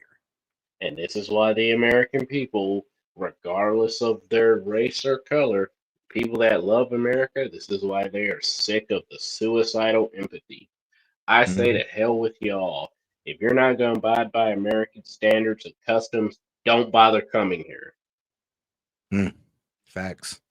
I mean, if you're going to turn into a straight spy for another country, please, just stay over there. The Jewish community who will bring Nick Fuentes down. He's going to self-implode. He's going to step on a metaphorical grenade because as he said, he's Irish, he's Mexican, he's gay. His people hate anyone who are not part of the Aryan white supremacy, and they're going to turn on him like they did on Ernst Röhm, 1934. Night of the Long Knives. All right, let me bring it. All right, so don't all talk at once. Thank you. Don't all start shouting. It's about Jew hatred. Okay. Richie Black, your response. Mando deodorant is a game changer. I've been using it and I won't go back. Total freshness up to 7. I'm weak. All right. Mando has got you covered. First and foremost, Rabbi Shmuley, you've put your foot so far in your own mouth that you're choking on it. The rest of Con Inc. and neocons are drowning as well. And this is why they're panicking, by the way. You know, I like being on this panel because you guys make me feel young, by the way. You make me feel young in a panel full of fossils. I want to address, by the way, what Dave said earlier about Nick. This is really important as somebody who's Catholic. I have a real big problem with what you just said about him pulling Catholic young men. Or is it Dave, the guy in the middle? I already lost his name. Sorry. Ben. What's the guy in the middle? Ben. Sorry. My apologies. It would be Ben. It would be Ben. Okay, sorry. So, Ben, you mentioned that Nick is pulling Catholic young men down the wrong road. You don't know these people. I didn't say that. These are my friends. No, you're suggesting that the Jerusalem Post should, in fact, don't interrupt me. I didn't interrupt you. The Jerusalem Post should, in fact, it was the Jerusalem Post that said that. Let me make a comment about that. It was the Jerusalem Post that said it, not Ben. Thank you. I didn't say that. I was correcting you. So don't put words in my mouth. He was fine. I won't put words in your mouth, but you were defending the position of the Jerusalem Post to do this, right? I know a lot of these young men who have started lost, addicted to pornography, addicted to violence, addicted to all these things that are troubling them. They find Nick Fuentes, they become Catholic. They become confirmed Catholics. They change their lives. They become better people. Some of these people, Many people that watch him also become white supremacists. No, they don't. No, they don't. I'll tell you right now. Yes, they do. Oh my gosh. I think that would insult Nick Fuentes. Let me finish talking. You don't even know Not what really. white supremacist is. That's what I'm saying. That's how you know they don't know their content or Nick Fuentes' content, because you're saying, oh, well, if they're not white supremacists at the end of his show, Nick Fuentes will be disappointed. No, not at all. Like I said, Nick Fuentes has already disavowed all type of racial hatred. But hey, doesn't mean he ain't gonna joke about it. And then here's the thing: you could believe him or not, but he did disavow it. So you just can't sit there and say, "Oh, he just openly supports being a white supremacist," or he wants you to walk away from his show with you being a white supremacist. That's crazy. I guarantee you. And you, like, bro, I don't even expect you to walk away from my show becoming a MAGA supporter. So that's like, come on now. Right, we're just dudes here talking and sharing our opinion and inviting other people to do so. But we've now gotten so polarized on every single thing that this is what our media looks like. Real quick, I want to respond to something. This guy, Joshua Lift, he was like, what did he say? When I was like, oh, he said, don't cry when Israel defends itself. No one's crying about Israel defending itself. I'll tell you like that because, again, another Twitter tough warrior in the comments, so let me go ahead and address it. I was actually deployed over there, and when October 7th happened, I was deployed in that region. I know a lot of what really happened and what really didn't. What I can say is Israel did have advanced warning from multiple countries, including the United States, about how Gaza trafficking a bunch of drugs, weapons, and other stuff was becoming a problem, and they should probably, I don't know, step up and do something about it. Maybe make sure that they're not like becoming a terrorist cell. And I do know for a fact that Gaza, the people in Gaza, especially Hamas, holds the people in Gaza, the Palestinians, hostage. They take all their resources, they subjugate them through extortion, and they use them as meat shields when Israel responds. I can be man enough to admit that because I've seen it with my own eyes. Americans aren't complaining about another country defending itself. Where we are getting irritated and annoyed is every single time there's a conflict. The United States gets drugged into it. It's getting annoying. Man, I ain't gonna lie, but you should have took some footage out there because there's some footage I need to see. Hell no, because that's no. I know. It's against the law. I mean, it's against what you're supposed to be doing out there. Nah, it'd be immediately be classified. Oh wow! All right, damn. They took the phone and then be like, "All right, yeah, we're taking that, delete it, or we're just gonna put." I doubt it, but it'd be hilarious if they just gave you back the phone and as soon as you looked over, there's just a bunch of blocks, like black blocks on it. Yeah, nah, I ain't doing nothing like that. But that's just kind of where, and like I said, so I'm hammering this point home. A lot of Americans are sick of supporting foreign countries, and yeah, I am a little bit irritated with the Trump administration for not like keeping all their words. We said we would get the names of the Epstein files. Where the hell are the names at? It's been like a year, my boy, and we still ain't got that. There's no talk on affordability, and all of the Republicans are just dancing around the issue. Like if I hear another freaking Republican talk about some say pull yourself up by the bootstraps, I'm gonna scream. Not in this generation, not when the average freaking younger millennial, older Gen Z has to pay like 3 checks from their job just to afford, some crap hole in a wall house and like be on food stamps because they literally cannot afford to eat and pay bills. No, there's been no topic on that. Yeah, inflation is slowing down, gas prices are coming down, and I do see that. I do acknowledge that, but good Lord, my dude, there's some other stuff that needs to be taken care of. For example, I'm a veteran.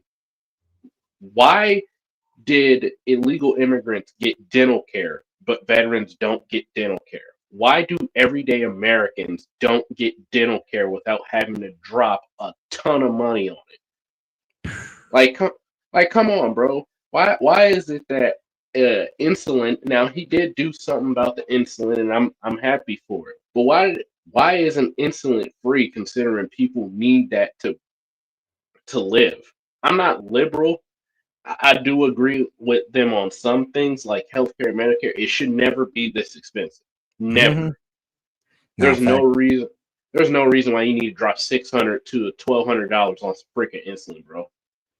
And here's Come the on. thing: like, I hold both sides accountable. To be quite honest with you, well, to be quite honest, one, I kind of blame the Democrats for the affordability crisis that they were ignoring and telling us that we were just in the best economy ever. And you're right; that's what makes us so irritated at the Republicans, because like, bro, you're literally doing the same things we got mad at the Democrats for under Biden. Right. Like watching prices increase are all over and then telling us we're in the best economy ever. But there's been no increasing in wages, but the prices sure did increase. And that's then what I'm saying, bro.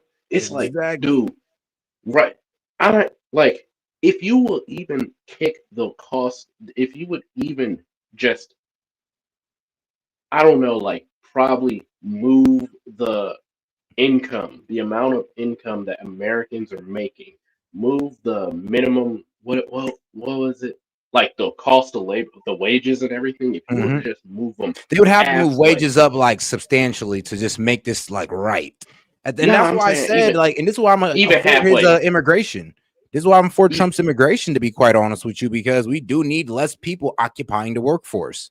And these illegals get in and they work like way less than we do. The H-1B visas, they get in, they work way less than we do, and wages get stagnated. Now, and here's the thing, there has to be a trade-off, though, that a lot of people don't understand, that the liberals usually disagree with me on. It's either the government get high taxes or we get high wages.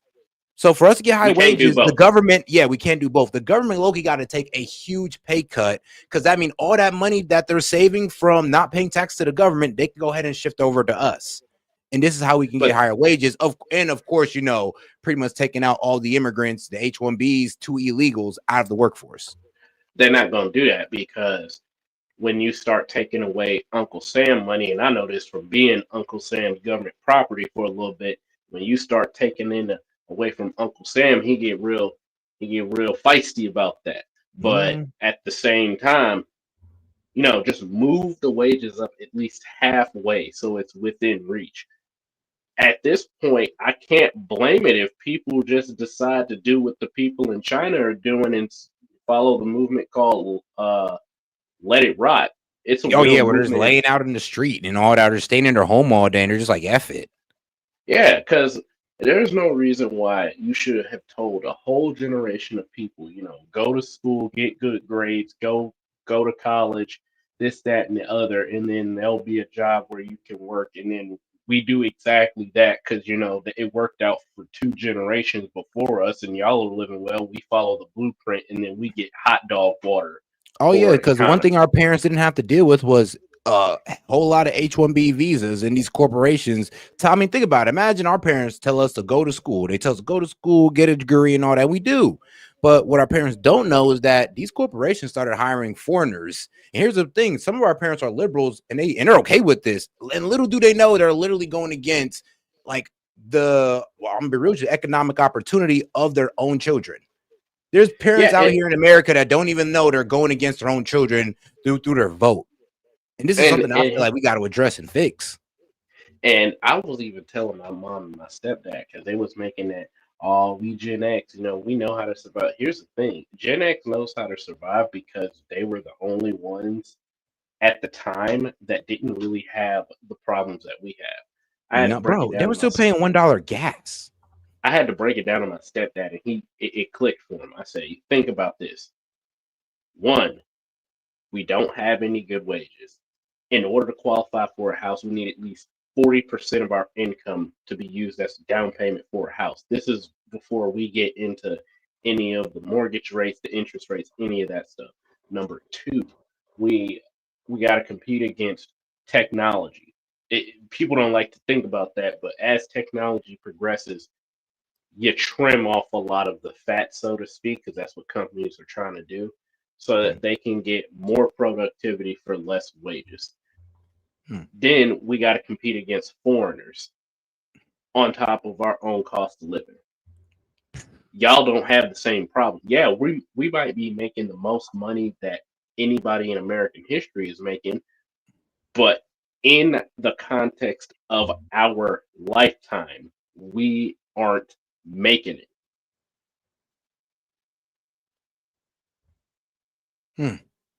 No, dang.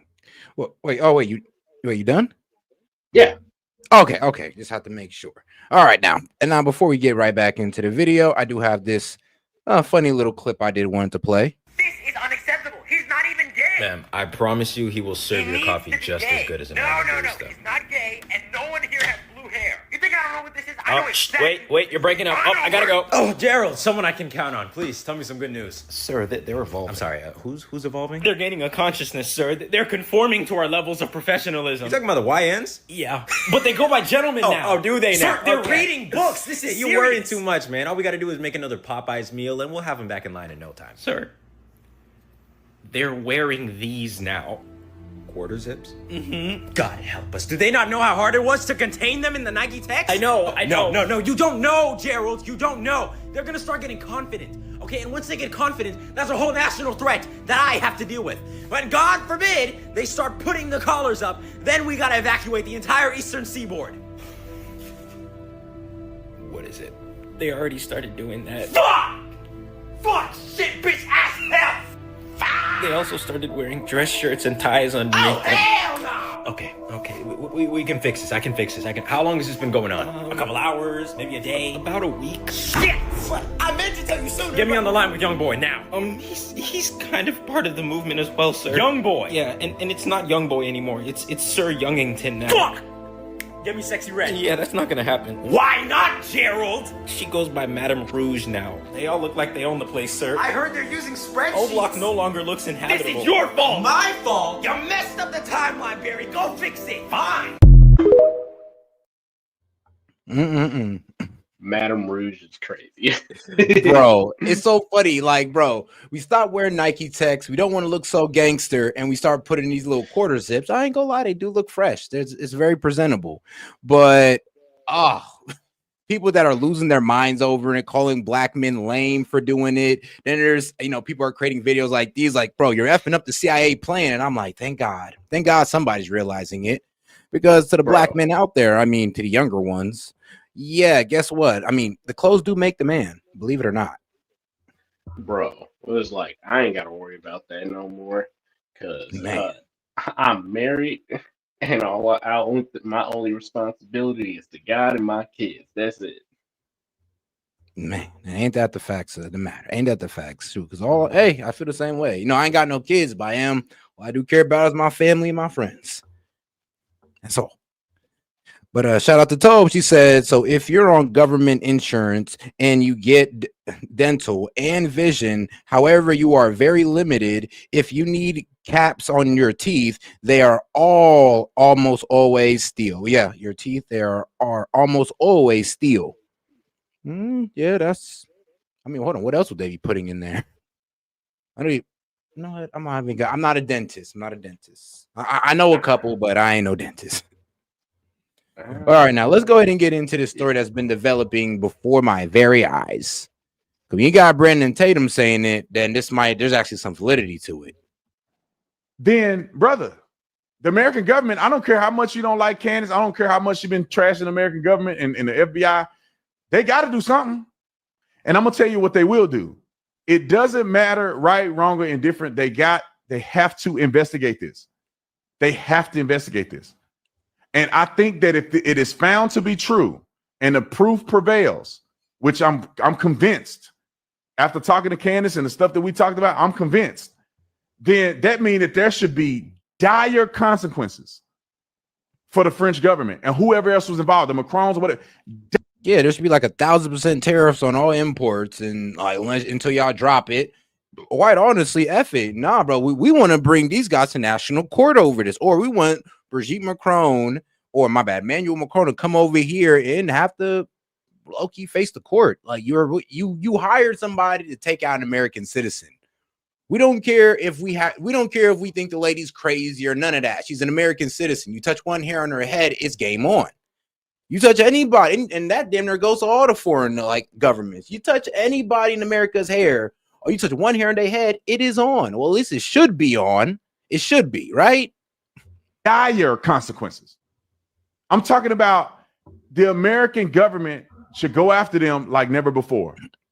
Then, brother. I mean, that's Brandon Tatum saying it, bro. We even got Ryan Matta. It's not going to be happening this week. And so this is absolutely insane. So Candace's show is not going to be happening this week, and let me explain why. She says our show will be off this week as an update. Which I'm salty about. I am actually pretty salty about. I'm like, wow, the whole week because Emmanuel Macron want to put out a hit. Damn, effing it up for everybody. Both the White House and our counterterrorism agencies have confirmed receipts of what I've reported publicly. Emmanuel Macron attempted to organize my assassination per a source close to the first couple. Also, I will again state that the French Legionnaires were involved in Charlie Kirk's assassination, but they did not act alone. For all of you who doubt my claims, you can now look to the President of the United States and our intelligence communities to issue a statement to confirm whether I am telling the truth. This tweet was put out, I don't know, about 3 hours ago, and it's already got 2.2 million retweets or views. So let's make this, fuck off. So let's make this thing go like mega crazy viral. Let's show Candace that we got her back and we support her. And let's ask President Trump, when are you going to be issuing the statement? Maybe it'll be Kash Patel. Maybe it'll be Tulsi Gabbard. How many more American citizens are going to get assassinated before our government steps up and gosh damn does something? Like the president of a foreign nation is trying to assassinate an American citizen. What in the hell is going on with our... So yeah, what the hell is going on? Because like I said, we heard Candace say it, but we didn't think, you know, I'm gonna be real with you. Even when I heard it on her show, I was like, all right, Candace, hold on now. What are you trying to say? That literally, I get that you're saying some wild things about the man's wife. And I guess what I also get, the fact that, I mean, yeah, they're suing you and they haven't really showed up with any proof at all. I mean, they asked Brigitte Macron to prove that she's a woman and she hasn't been able to do so. So I mean, I don't know what you want to, I don't know how you want to see that, but take that as you will. But it is a bit weird how Candace is coming down on these two and all of a sudden there's a French operation to take her out. I didn't know about that, bro. I did not know about that. I'm telling you, bro, she came out with it on her channel, and I'm starting to see more and more people like confirm it. And when Brandon Tatum confirms it, bro, even Benny Johnson was talking about it. And I was just like, bro, what am I hearing? Like, whoa, assassinate Candace. Like, actually, got the video right here. Shout out Benny Johnson for the video, though. Shout out Star Wars. What is that? Help me, Donald Trump. You're my only hope. What is that? Help me, Donald Trump. You're my only hope. I think she was a passenger on our last voyage, a person of some importance, as I believe. What's up, guys? Spenny. We've been covering Candace Owens' claim that the French first family, Emmanuel Macron and Brigitte Macron, have ordered a hit on her and paid millions of dollars to a shady international group of assassins to go kill her. This is a multi-state operation, seemingly also involving Israel, according to Candace. The reason we've been covering this, obviously, is because we have seen a shocking uptick in political violence in order to silence very strong voices, let's just say, that talk about uncomfortable topics. Whether they're right or wrong is up to you. But we took it seriously, and it was also, you know, the most viral post on all of X this weekend. It has 100,000 reposts, 43 million views, 200,000 likes, 32,000 saves. Week. So obviously this is something worth noting and talking about. Reporters who we trust and know to be good reporters saying that national security source told me the threat against Candace Owens is real.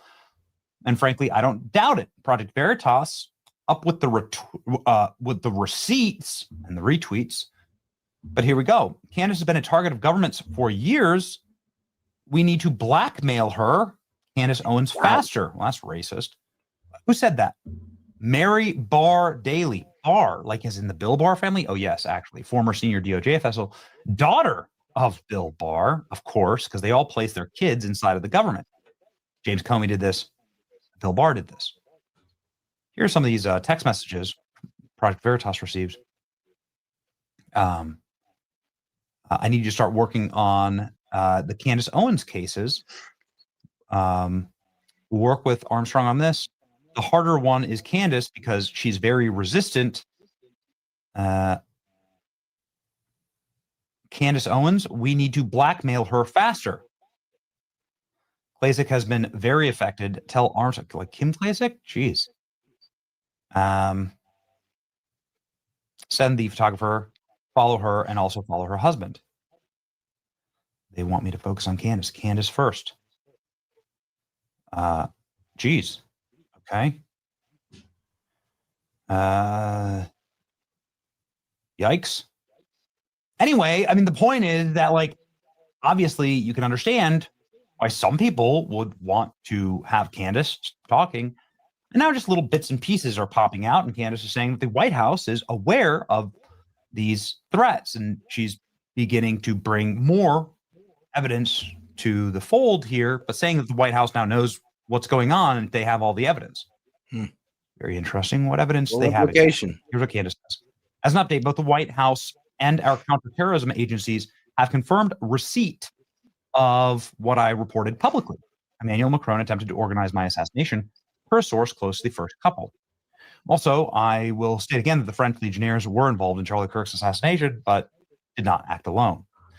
For all of you who doubted my claims, you can now look at the President of the United States and our intelligence communities to issue a statement to confirm whether I am telling the truth or not.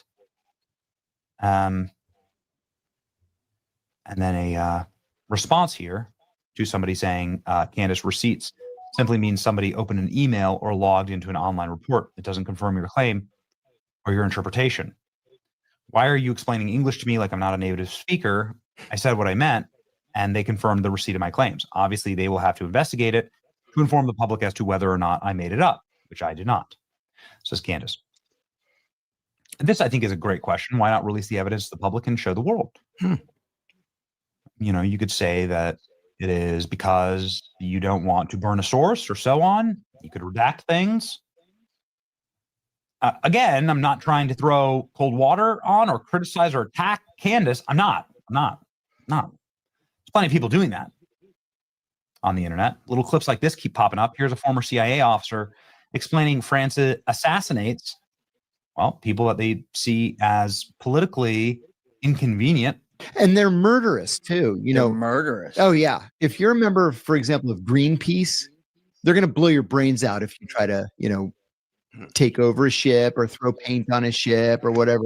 They kill a lot of Greenpeace activists. The French intelligence does. Yeah. Like not the paramilitary. No. They're happy to go out and kill people. They're happy to go out and kill people. It's a dirty business, this kind of stuff. Okay. Various insiders in the, you know, let's just say this. I live in Tampa. Tampa is where SOCOM is. This is Central Command for all of Special Forces. And so let's just say that I have plenty of neighbors who are in the. But it is crazy. Like the White House and counterintelligence agencies have confirmed that Emmanuel Macron attempted to organize the assassination of Candace Owens. Sources in contact with Candace within the agencies allege that Charlie Kirk's assassination involved French, what was it, legionaries?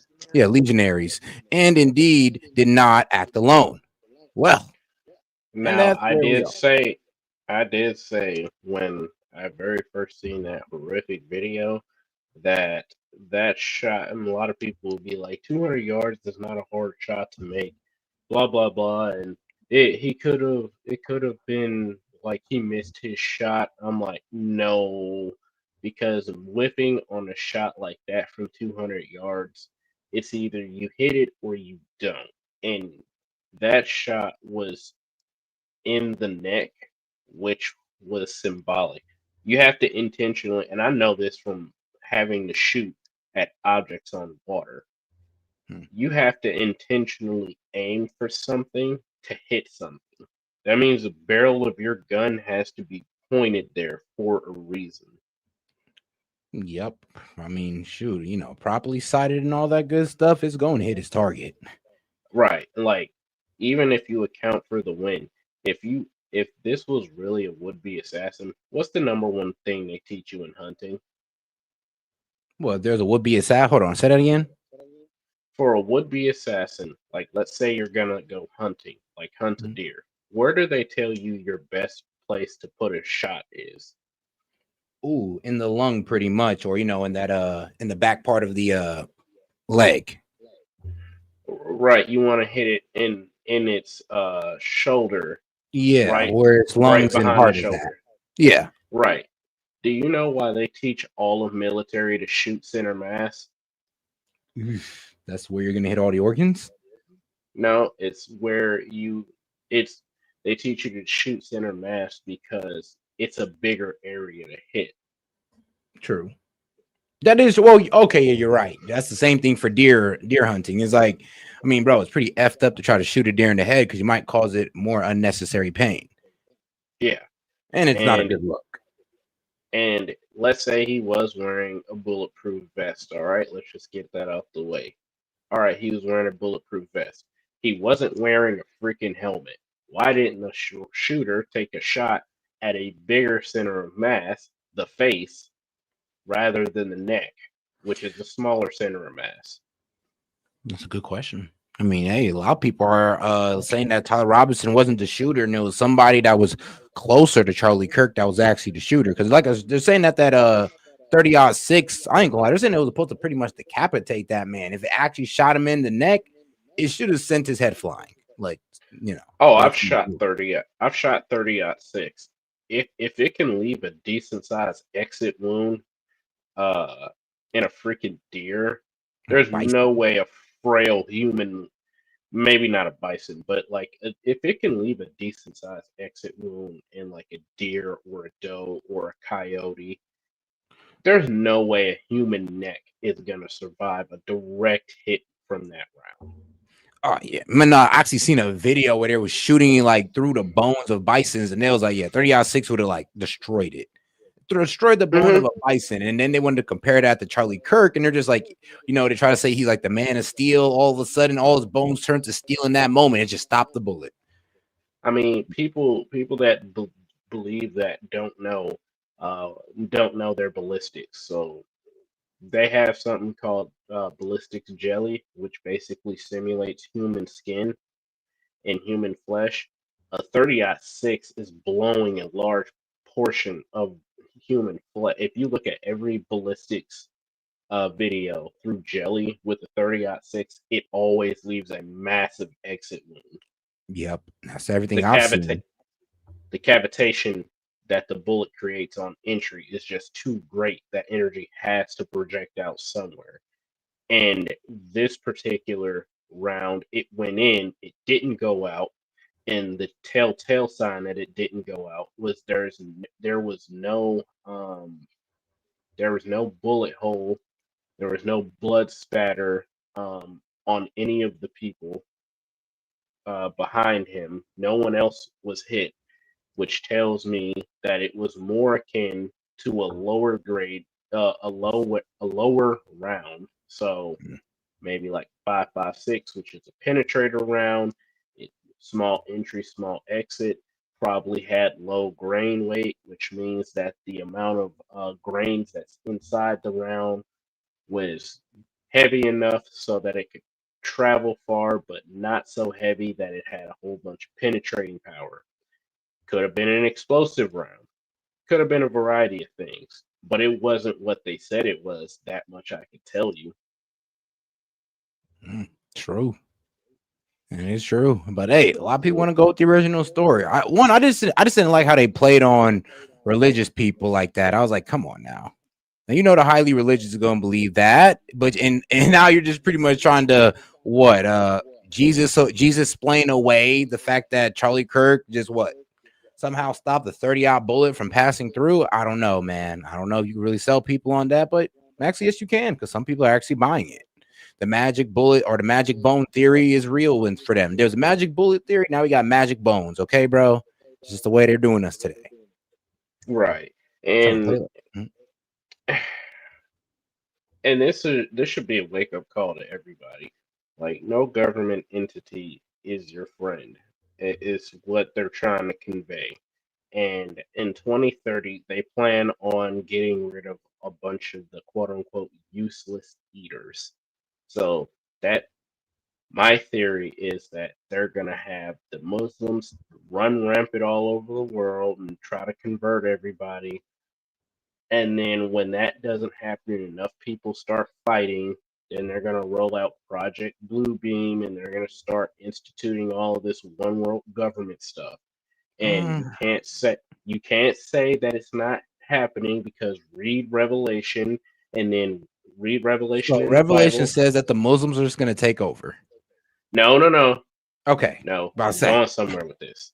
All right, They're good. going to allow this stuff to happen with all these different warring factions, because in the Bible, the Christians are supposed to go anyway. So it's basically going to be a free for all in the Christians. But basically, they're going to allow all these different religious and political factions to create enough chaos and turmoil that they have a reason to either A, start a war, B, start a mass famine or a mass pandemic, and then seize government power.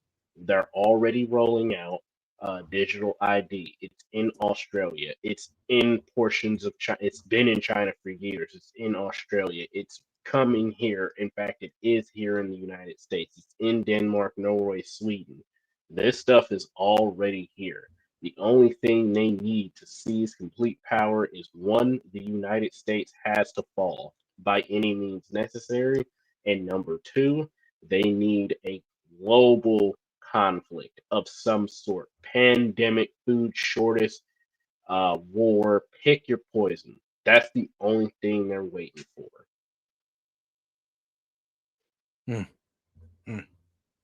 But just play into a little bit of conspiracy.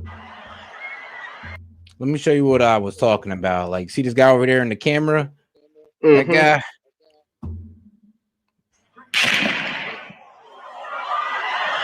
Roll it out. Mr. Smooth right there. Just an effort. And that's what I said. Now there's the camera gun theory as well. Wait. Go back. I'm going to show you something. Go back to the beginning. Watch the video and listen. Pause it.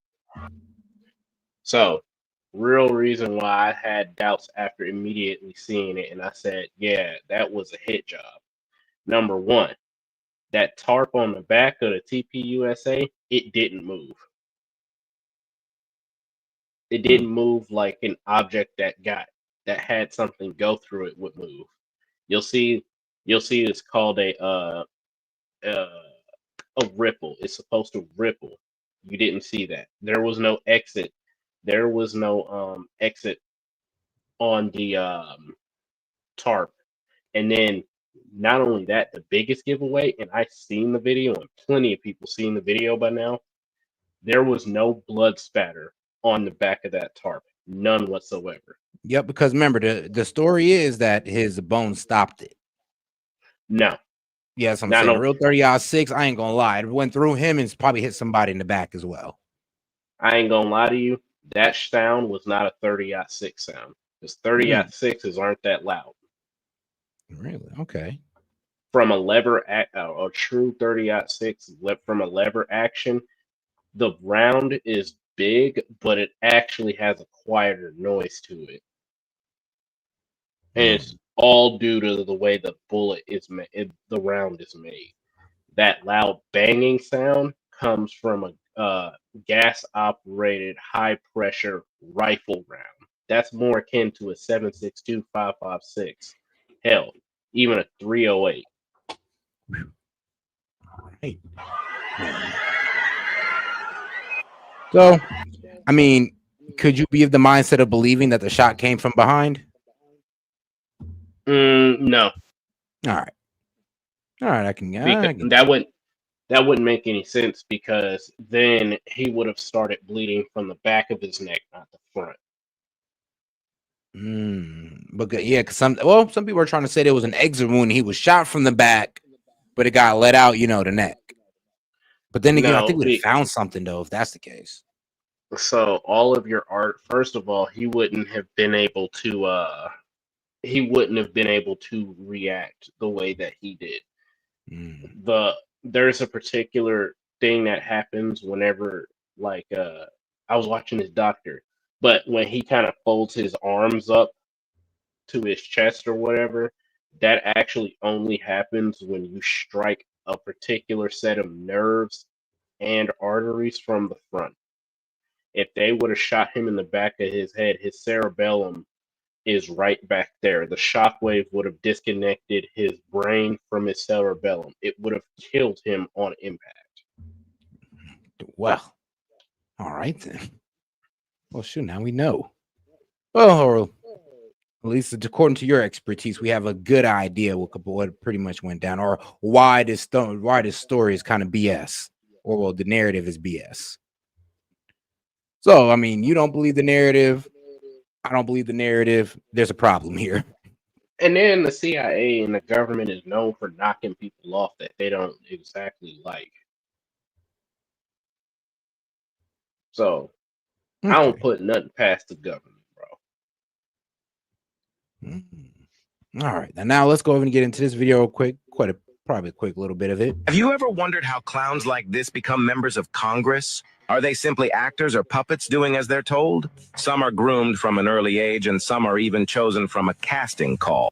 I could see that being Jasmine Crockett. You know, grew up very, very, very wealthy, private schools and all that good stuff. Now, you know, she gets called up to just play this role as this ratchet congresswoman. You know, they'll pay her money. You don't really even got to go for higher office. Just, you know, to stay the same and just cause disruption.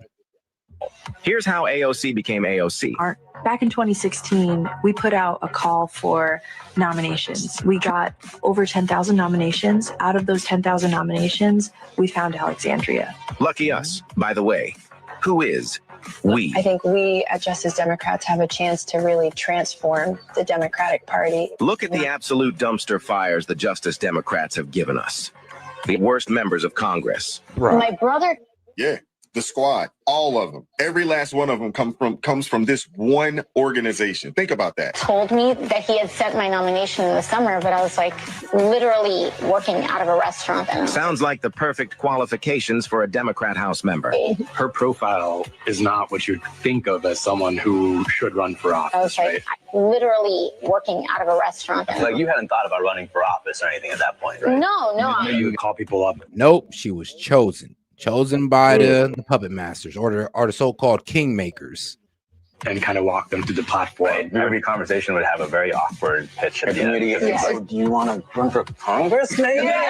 She was like, well, would you be open entering this kind of nomination process? And I was like, sure. She entered a beauty pageant for political puppets.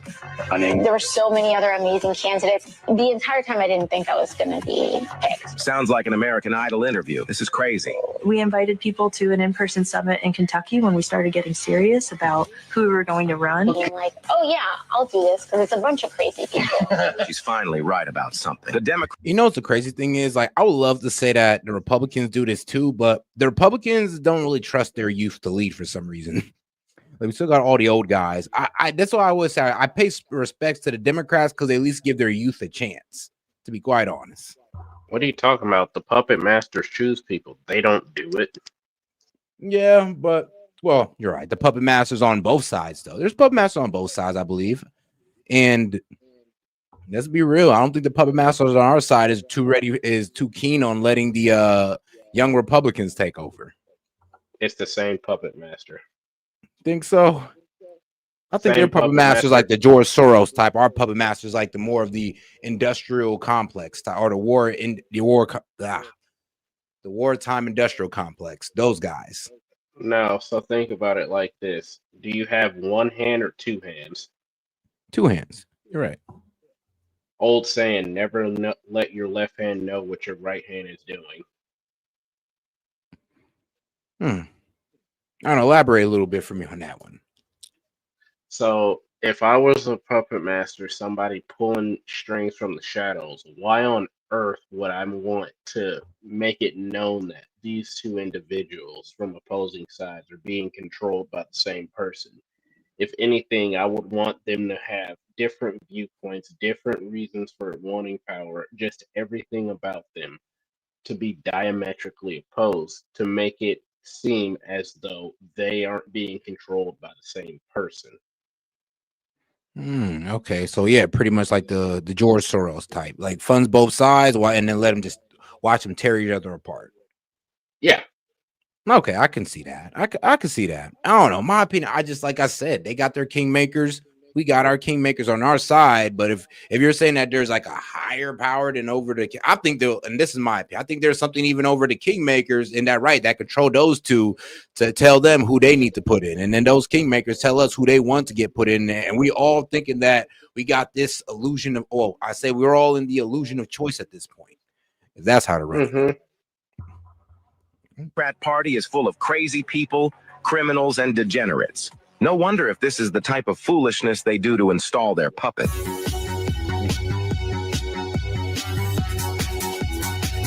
Let's talk about AOC. Here, let's play this AOC compilation. Damn.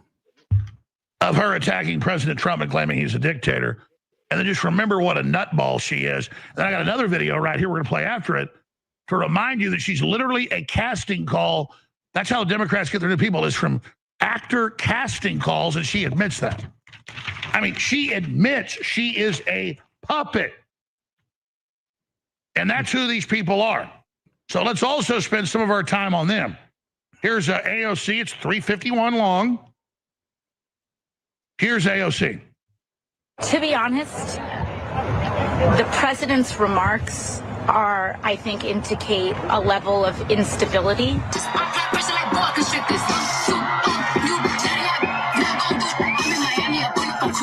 It's not just shocking, it's not just offensive, it's bizarre, it is erratic, it's volatile, and I think it indicates a mental state that we should all be questioning right now, whether that's emotional, mental, what have you. The world is going to end in 12 years if we don't address climate change. Like, this is the war. This is our World War II. It is not normal to make these accusations. It is not normal to invoke these kinds of threats of violence. Will you condemn Antifa for? I mean, honestly, I don't even know 1,000 people that lost their lives to, I guess, the conditions of climate change. Do you? Am I missing something, bro? Do we know anybody that have died like by the thousands due to climate change? Nah. Maybe the ants in my house after I let out a good fart. I mean, other than that, man, I don't want. We ain't got nothing for these guys. The attack in Washington. It's easy to condemn a terrorist attack. Will you be condemning Antifa? They firebombed an American facility. Will you condemn them? Excuse us, we have to get to the finish. And it's also not normal to also dramatically misquote, as Carolyn Leavitt was doing, what these members of Congress said. They made a very clear message to U.S. service members, which is that you do not have to obey an illegal order. We have to occupy all of it. We need to occupy every airport. We need to occupy every border. We need to occupy every ICE office. The United States is running concentration camps on our southern border. Wow. And that is exactly what they are. I mean, I can see why the Dems come in with such wild rhetoric. Like when they're believing somebody like her, and I mean, let's be real. Somebody like AOC is really easy for. Well, let me be real with you. The right kind of does this as well. Use beautiful women to manipulate you. Like it's just she's not even beautiful, bro. If that's supposed to be Operation Honeypot, bro, they need to up their game. I mean, if I was to give her like you gotta be down bad to I'll give her like above a 5. I say she's pretty. She's like a 6. That's all some guys need to be led along politically. They just need a pretty face to tell them that everything's okay and what they're doing is all right. Bro, I seen badder women in the Middle East try to extract information out of me. Then AOC is pretty. I mean, come on though. Arabic women are. Come on though. They are pretty attractive women. Let's be real. Yeah, I know. That's why they had to brief us on it. But if you mean to tell me AOC, Ilhan Omar is like honeypot material, I mean, I will jump off a freaking cliff.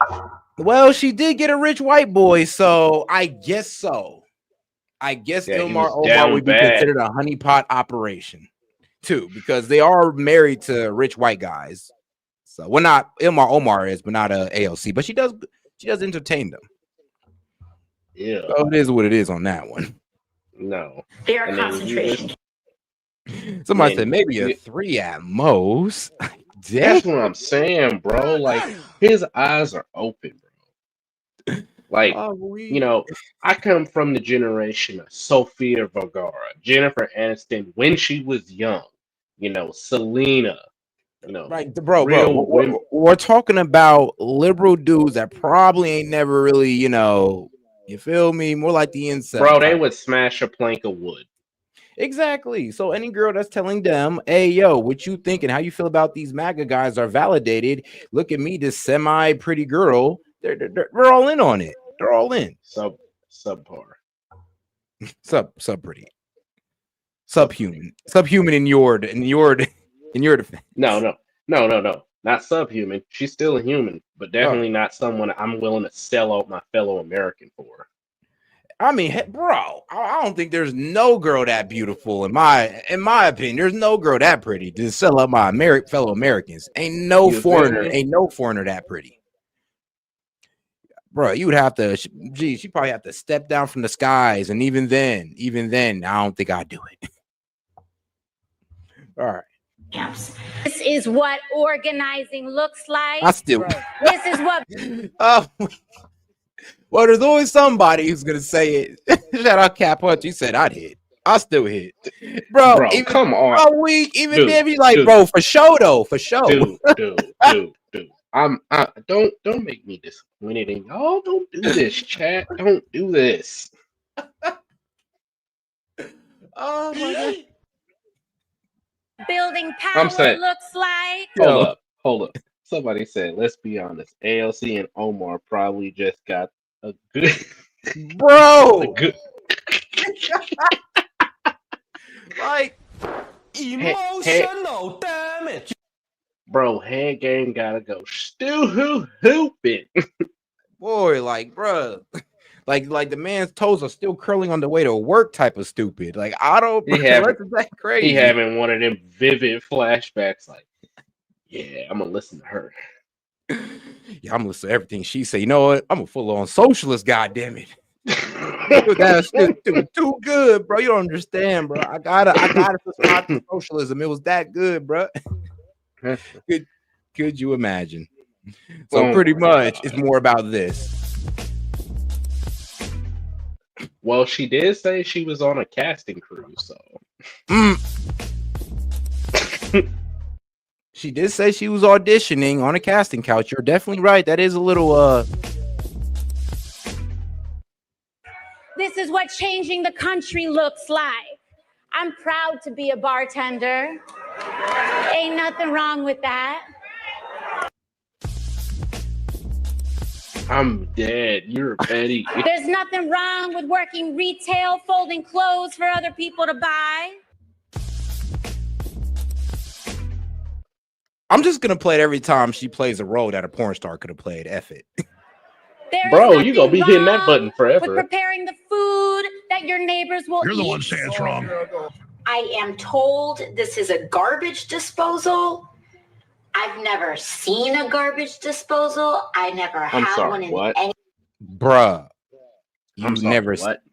Well, you gotta understand, she did grow up in a very rich suburb in New York. So. Oh, that's right. She had her maids. Yeah, the maids and came around, picked it up, scrubbed it off for her. She never had to wash dishes in her life. That's the only way you can never say you've never seen a garbage disposal, when you've never had to wash dishes in your life. No, Cap. Because even at bars they have garbage disposals. So she probably made that up. What was she doing the whole time? Like this? Gotta be. Like even the bar got a garbage disposal, or maybe she just was able to skirt dishes all of her life. Like, hey, I mean, like I said, she could have just been a bartender. Do they really have to wash dishes? She was probably giving that grapefruit technique to everybody she worked with so she could sidestep it. Any place I've ever lived. It is terrifying. I don't know what to use it for. Really think about it. When someone says that it's too hard She's literally retarded. to do a green space that grows yucca instead of, I don't know, cauliflower or something. What you're doing is that you're taking a colonial approach to environmentalism. For President Trump to respond to. Oh my God. What did she say? You know I what? don't even I know, can't. but this is how you know, bro. It's the power of a pretty face, to be quite honest with you. It's like you really don't gotta Bro, say she's much. If she not was ugly, bro, nobody would pretty. fall for this. Bro, there are people literally being cucked by fat, overweight, ugly, blue-haired, feminist, liberal women, bro. True, Come but on. that's personal, people. Like to do it on a mass scale, you got to be somewhat attractive. They're in politics, bro. Come Cool. on. Which? Oh boy. Like I gotta come on, because Jasmine Crockett and AOC, I'm like, they're not fat. They're annoying as hell to hear, but they're not fat and they're not bad looking. I wouldn't take them on, but hey, a lot of people would. All right. I'll give you this. Jasmine Crockett's a little bit cute. Not much. But AOC, she's delusionally cute. Like you gotta be like down bad and be like, yeah, I'm 3 shots deep and it's been a while. Don't tell nobody this happened. Well, it is what it is. Hey, slow nights exist. Slow nights Jasmine exist. Crockett. Jasmine Crockett is the one where it's like you sit down, you have a date, and then she start talking, and you're like, "Damn it, what a shame! What a shame!" You were almost there. It's like you almost want to hit them like, man, you're too cute to be this stupid. Right. You almost want to hit them with that, but then you realize, know what? Usually the cuter they are, the stupider they are. Facts. Strongly with threats of accusations of sedition and threats of violence, I think indicates a nerve that was hit that I think it has been responded to in a completely inappropriate way.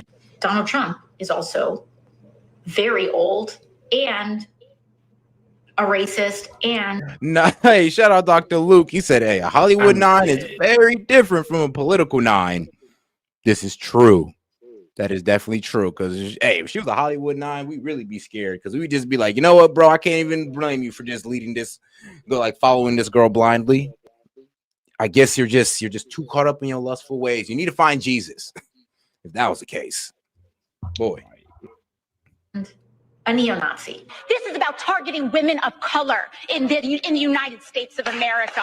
Don't tell me, because I didn't get a single apology. Time has expired. My life was threatened. Thank you. President, assisted by members of Congress, incited an attack. Remember, it's all about acting. It's all one big movie edition, one big casting couch. We're just here to just witness the spectacle. I'm disappointed. I'm sorry. I can't help it at this point. On the United States Capitol. This is known as an act of insurrection, an act of sedition. And frankly, he is a traitor to our country, a traitor to the United States. He doesn't even know what and I'm like sedition this, and the door hinges right here. And I just hear, where is she? Where is she? I thought everything was over.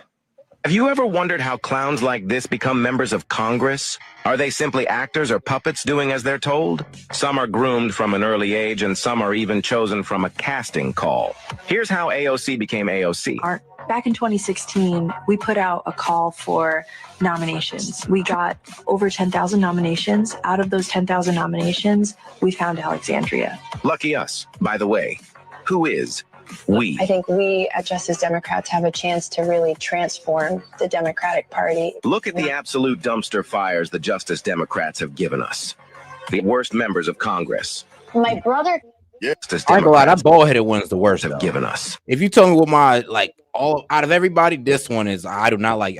I would say this, and this is gonna sound effed up, but you can never trust a bald-headed black woman, bro. You just can't trust her. Like, bro, if she bald-headed like this, dog, I don't care how cute she look, I don't care how thick she is, bro. Walk the other way. Nah, there was this one bald-headed black lady. She was in my high school. She was a nurse. and she used to actually help us. So not all bald-headed black women are worse, because that nurse, bro, she done helped some students out with some actual problems, bro. Like, Really? All right, then she was fine. the All one. bald-headed black women under the age of 30. Nah, bro, she was in her 40s. She just like actually helping students, bro. I Look, know, she that's went why I down had to to switch it infamy. up. I had to switch it up for good people like her. Mm-hmm. I said, and that's why I said under 30. All right, under 30. All right, cool. I guess we could show some leniency there. Well, I'm at over 30. Over 30. Over 30, we can show some leniency. Under 30, I can't trust you. The worst members of Congress. My brother. Yeah, the squad, all of them, every last one of them comes from this one organization. Think about that. Told me that he had sent my nomination in the summer, but I was like literally working out of a restaurant. Sounds like the perfect qualification. I'm crying. AOC's voice, AOC voice is of a 50-year-old Karen. No, for real though, you do got the most whiny, nasally, complaining voice, and I'm just like, I do. If you close your eyes, you do see a 50-year-old white woman with a beanie on, an old white woman with a beanie on with blue hair. HR would like to speak to you like right now. Oh, okay, I'll give you that one. For a Democrat House member. Her profile is not what you think of as someone who should run for office. I was like literally working out of a restaurant. Like you hadn't thought about running for office or anything at that point, right? No. You would call people up and kind of walk them through the platform. Right. Every conversation would have a very awkward pitch at the end. So do you want to run for Congress, maybe? She was like, well, would you be open entering this kind of nomination process? And I was like, sure. She entered a beauty pageant for political puppets. There were so many other amazing candidates. The entire time I didn't think I was going to be picked. Sounds like an American Idol interview. This is crazy. We invited people to an in-person summit in Kentucky when we started getting serious about who we were going to run. Being like, oh yeah, I'll do this because it's a bunch of crazy people. She's finally right about something. The Democrat Party is full of crazy people, criminals, and degenerates. No wonder if this is the type of foolishness they do to install their puppet. Everything we do is the tip of the spear. You are the tip of the spear. But yeah, that's quite the video. I mean, that's why I saved it, because I was like, bro, this is crazy. The fact that they're just like, and the fact that, well, one, I was today years old when I found this. I was like, whoa, casting couch audition. Like, basically, y'all just said, hey, how you feel about being a Democrat politician? Ain't really got to do much. Ain't really got to know much. You just got to, talk bad about Trump, and that's all you got to do. Okay. We'll give you a good salary. You get to talk shit on social media. And if you really believe it, that's 10 times better. Her needs were utilized somewhere, bro. Oh, damn. Well, I will shout out to gaming, because this man does not like AOC, not one bit.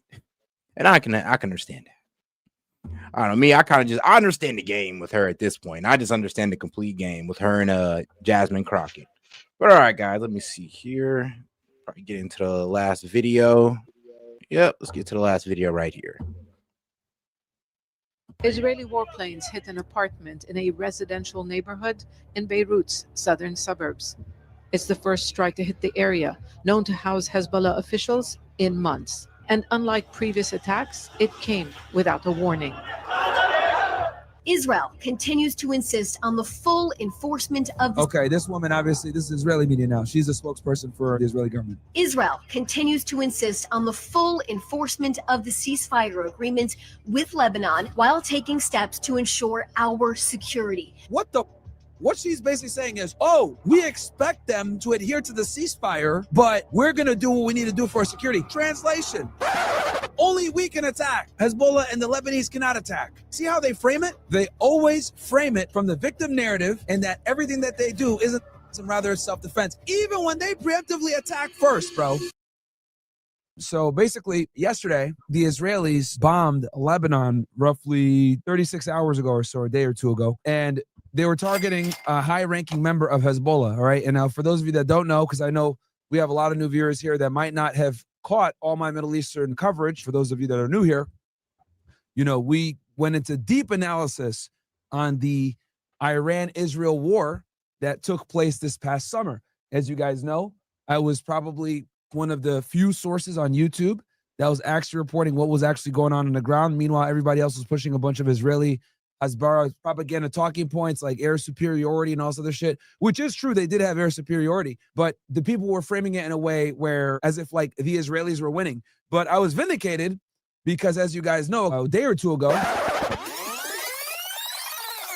a former CIA guy, I think his name is like John Merkenau or something like that, was on a podcast, and he said that basically the Israelis threatened Trump to use a nuclear bomb against Iran if they did not destroy those nuclear facilities, right? And that adds credence to what I've been saying about that conflict, because the mainstream narrative is basically this, all right? In mid-June, the Israelis launched Operation Rising Lion, where they were able to basically kill several nuclear engineers and scientists and kill several high-ranking generals within the IRGC and Iranian military in general. They did this through having Mossad assets and other people in country building drones, whether it was months or years, preparing for this attack. So when the day came, the Mossad operatives that were in Iran ended up destroying a lot of Iran's missile defense systems, okay? And what this did was it allowed Israeli fighters. Yo, and shout out to Irvin Guerrero for sending in the happy poo for 10 joules. Appreciate the support, my man. Jets to come in and drop bombs all over Iran because the spies, incapacitated the air defense. And basically for about 24 hours, Iran was blind and vulnerable, right?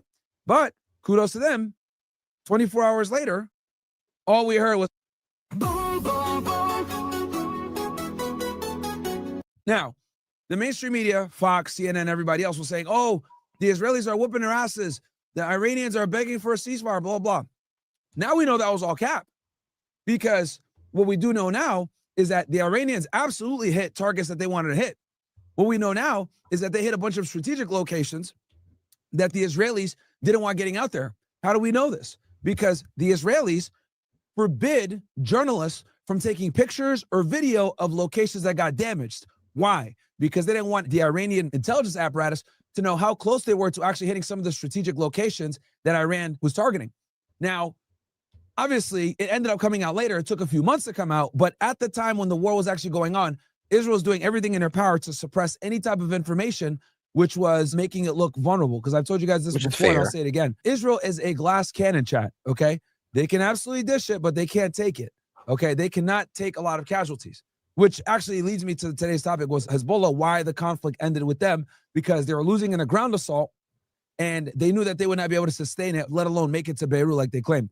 But that's a whole other conversation. So when the Iranians hit them in these locations, they did a lot more damage than they let on. And then Merkenau, or the former CIA guy, he confirmed it for me that the Israelis basically said, if you don't bomb these nuclear facilities, we're going to drop a nuclear bomb on them. And that obviously put Trump in a hard spot, because if you guys remember that whole week back in like June 12th time frame where people kept asking Trump, are you going to bomb Iran? Are you going to bomb Iran? Are you going to bomb Iran? Are you going to bomb Iran? Literally for a week straight, reporters were just pestering him about that shit, right? And you can see him visibly get frustrated throughout the week as it progresses on. Like, hey, I might do it, I might not do it, who knows? So what ends up happening is he finally does bomb Iran with Operation Midnight Hammer, where they flew a bunch of B-2 stealth bombers, a whole fleet of them, into Iranian airspace, and they destroyed the 3 nuclear facilities. The most important one that they finished off was Fort O. And Fort O, for those of you that don't know, is a nuclear facility that's deep underground. It's under a mountain, okay? And the only people that had the capability of destroying this facility are us, because the Israelis don't have the bomb, okay? The huge bunker buster bomb that we have that can actually penetrate all the way and destroy the facility. And now that we know that the Israelis threatened potential nuclear warfare, that proves one thing, that the Israelis were not as, victorious throughout this conflict as they tried to claim. Because if you're going ahead and saying, we're going to use nuclear weapons, that basically means you're getting your ass kicked, okay? This happened with the Yom Kippur War in 1973, where Arab nations invaded Israel, caught them with their pants down, and almost destroyed Israel. However, Golda Meir, who was the prime minister back then, called Nixon and said, look, if you guys don't airlift us support, we're going to nuke these Arabs. Nixon, seeing what happened during World War II and understanding the real consequences of nuclear warfare, gave her one of the biggest airlifts in history, and the Israelis were able to win that conflict. but they were losing, contrary to what popular belief. So history repeats itself. It was the same exact thing with the Iranians. Why? Well, I'll tell you why. And even the biggest Zionist will have to concede with me on this. The Israelis have a very complex and sophisticated air defense system. They have the Iron Dome, the David Sling, and then there's one other thing. But they basically have 3 different air defense systems, right, that shoot missiles down that come into Israel because they're constantly getting bombed by their enemies. They're getting bombed by Hezbollah. They're getting bombed by Hamas. They're getting bombed by the Houthis. So they've obviously been able to create a very elaborate and sophisticated air defense. But here's the problem. To run their air defense costs a lot of money. And then the interceptor missiles that they're using to shoot down missiles are far less in abundance than the missiles that the Iranians are shooting at Israel. So what does this mean? This means that this is a war of attrition, and in a war of attrition, time is your best friend. Well, who does time favor in this conflict? It heavily favored the Iranians. The longer the conflict went on, the less interceptor missiles there are, the more damage they could do at Tel Aviv and Haifa, okay? Which were some of the main areas that they were hitting, bombarding them. So clearly, in this military engagement, because keep in mind, there was no boots on the ground in either country, right? The Mossad operatives that had operated in Iran, a lot of them were caught and executed. So the way it went was going like this. Israeli air defense goes towards Iran, shoots missiles. Iran retaliates by shooting missiles and drones back into Israel, okay? Now, the Iranians have one of the most sophisticated ballistic missile programs in the world, okay? This is where they've dumped all their money, to be honest with you. It's a huge deterrent. Again, they've given up on let's be real, they've given up on nuclear capability. Allegedly, that's what their president says. So take that with a grain of salt. And they've went completely all in on their missile and drone capability, which can actually be proven. So, hey, I can't sit here and say and prove that, oh, no, these guys stopped making nukes. No, we don't know that. They said they did, but we don't know for sure. But we do know for sure they have been working on their missile and drone game, which is quite concerning. The Israelis, though they don't have nuclear weapons, right, contrary to popular belief, they absolutely have a ballistic missile program that includes hypersonic missiles. What are hypersonic missiles? Hypersonic missiles are missiles that can basically penetrate through most air defense. They're too fast for the air defenses, especially the ones, the Iron Dome and the David Sling and Arrow and all that other shit. It's too fast to be picked up by traditional or conventional air defense. So a lot of these missiles came through. And then on top of that, the Iranians have a lot of drones. All right, guys, let me go ahead and close it out. We've been going for a while, but time to go ahead and close it on down. So I'm going to go ahead and start with them. I'm about to go ahead and end off with the monologue. My man, Gaming, you got anything you want to end off saying?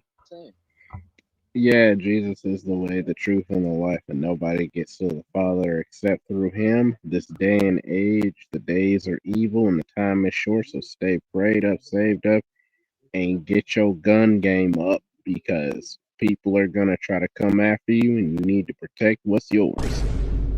Man, ain't that the truth, man? Shout out to my man, Game.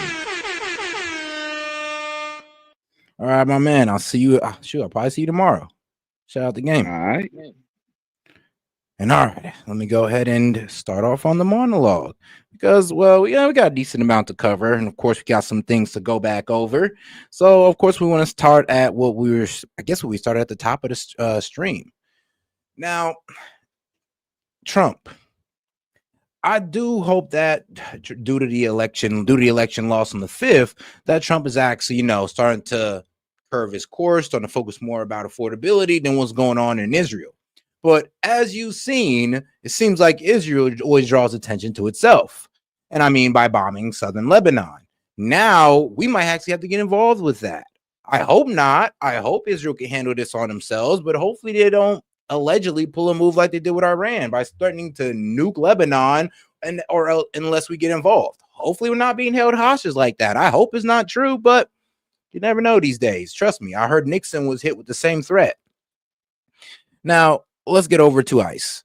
It's kind of funny how everybody's still demonizing ICE and all this crazy stuff. And the church trying to say that, they're trying to separate families and we're cruel and all this good stuff just for wanting the American people to prosper. Like, that's really what it's all about. Like, there is no hatred for the Mexicans, Haitians, nobody. We don't hate these guys, but they do cause a strain on our resources.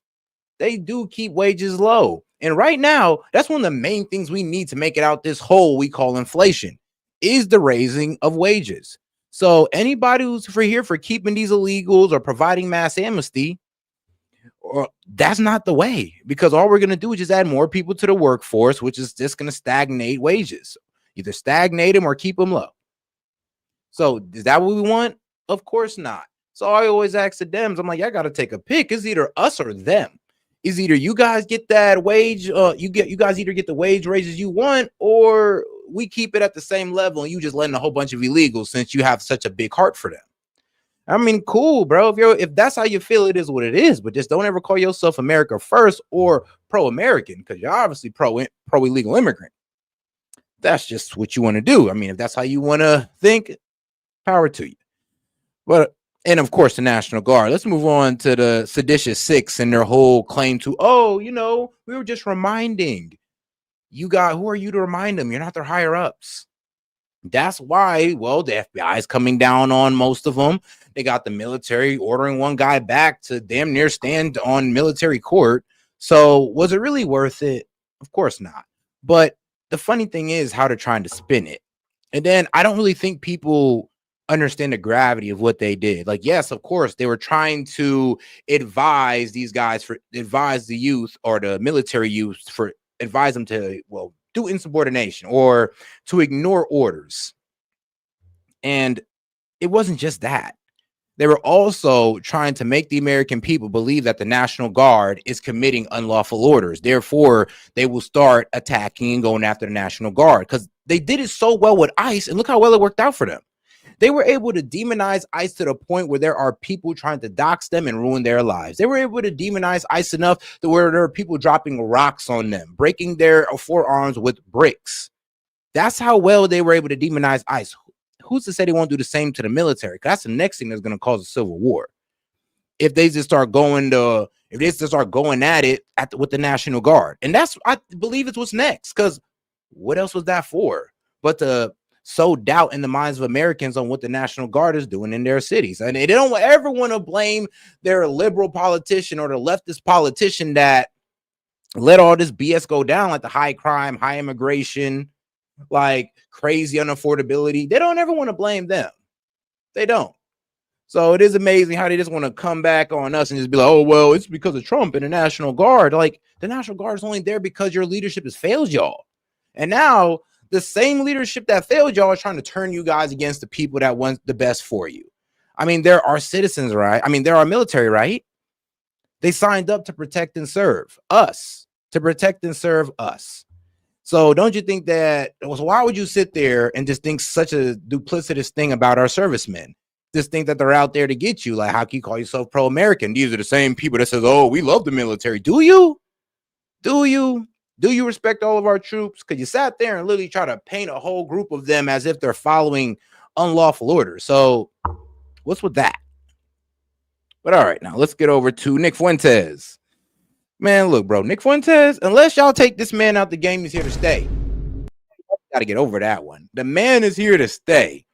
He blew up for being right about the Trump administration, certain actors in there. He blew up over his coverage on the Iranian conflict with Israel, the whole 12-day war. That's where he blew up. It wasn't about being racist. It was really about political coverage. I mean, we got enough clowns on X doing that, but to do that along with adding great political coverage, and I guess to be a good talker enough to actually gain that type of following, that type of audience, I can only be impressed with. I'm not saying I support everything Nick Fuentes say, but I do got to be impressed with the audience that he grew, the base that he grew, and that there's more people subscribing to his ideology than, well, people on the right. And I think that's what the right's not really liking so much, because here's the thing. Nick Fuentes' message is basically holding the right accountable. But for some reason, I mean, this is going to hurt to hear from my MAGA guys, but on our side, it does seem like you try to hold Trump accountable and they're trying to kick you out. You're trying to say certain things about Pam Bondi, Cash Patel effing up, and they're saying, oh, well, you're being disloyal. Oh, well, who do you truly believe? What does that have to do with anything? I should be able to criticize Trump. I should be able to criticize his people and his administration. And here's the thing. I mainly defend them. I spend more time defending these guys than attacking them. But that's just me being fair and calling a spade a spade. When you're effing up, you're effing up. When you're doing well, you're doing well. Pam Bondi, Cash Patel, they're effing up. Scott Bessent, like Tom, I thought I would call him Tom Zoman. Tom Homan. They're doing well. They're doing pretty damn good. There's other guys I can call out as well, but those are the two noticeable ones where we see their work actually coming to fruition. Everybody else we're still waiting on, especially the guy at HUD. So sadly, Nick Fuentes is here to stay because honestly, he's making the youth hold their party accountable. And I guess that's what something that the establishment or the Republican or the establishment Republicans just hate. They hate to hear it. And they hate to hear it because let's be real, they're one of the most ardent supporters of Israel. Really, the most ardent supporters, the most vociferous supporters of Israel. They'll dress up in an IDF uniform and come to Congress. That's how much of a supporter they are. So yeah, when you got Nick Fuentes pointing out that on the right and we're seeing it and we don't like it either, what do you think's gonna happen? And then when you sit there and you try to call us anti-Semitic, turning us more against you, what do you think's gonna happen? Or how do you think we're gonna start thinking? What you think gonna happen to Nick Fuentes? Well, we're going to turn against the pro-Israel image. And let's be real, sometimes you just need a history lesson to go against it. And then, of course, Nick Fuentes just gets bigger. So, I mean, radicalizing his message, guess what? It's only going to make people want to tune into him to see if he really said that. I mean, trying to demonize them and demonizing anybody who talked to him, it's only going to make people want to check out both of them. So, hey, if you're mad that I talked to Nick Fuentes, cry to everybody about it. You're only going to get more eyes on me, and I appreciate you. I do. I do. I'm an appreciative guy. I'm a grateful person. All right, but let's get over here to AOC and Jasmine Crockett. Really just the left in general, because they're going full-on socialist, full-on leftist, full-on anti-American and pro-immigration, and they're just saying F the American people, and just crazy how there's some people that's aligned with this. Like I was talking to a guy on TikTok, and it was a pretty respectful conversation. He's a liberal, not a leftist, but a full-on liberal. You could tell he's a full-on liberal because he rejects some of the tendencies of the left or some of the policies of his party, and he only stick to the ones that's truly beholden or truly defining of a liberal politician or somebody who's liberal. I had to sit there and be like, yo, man, I'm more liberal. I guess I'm a liberal too, because I agree with the guy. I agree with him a lot, but I'm not a leftist. I think that's what a lot of people forget about MAGA. Like Trump, no, really, MAGA is like, we're just trying to rebirth the 90s Dem. We're just trying to rebirth those guys that was actually speaking out against the corporation, that was speaking out against foreign influence. We're just trying to rebirth those guys and then try to add a little bit with the criticism of Israel, just add a little bit of Israel criticism in there. And we got something great going. But it's getting fucked up, though. Then they fucking it up for us. No, but I already touched on that. But as far as the left goes, guys, I'm be real with you. The actors that they got right now, they're the front runners. AOC, Jasmine Crockett, hey, we may not take them serious, but their base do. Their base takes them serious. So guess what? We got to take them serious, too. And if you don't think that these guys are going to be running for higher office eventually, well, hey, man, hopefully not, but I think you're wrong. And that's just my thoughts on AOC and Jasmine Crockett. And I mean, personal thoughts on AOC is, well, she's a good performer, obviously. I mean, trust me, we just seen a whole video on how she was on the casting couch. And I mean, it kind of makes sense now because she's a really good performer. And I ain't talking about it in that way. So go ahead and get that out your head, my friend. We ain't talking about that. What is Okay.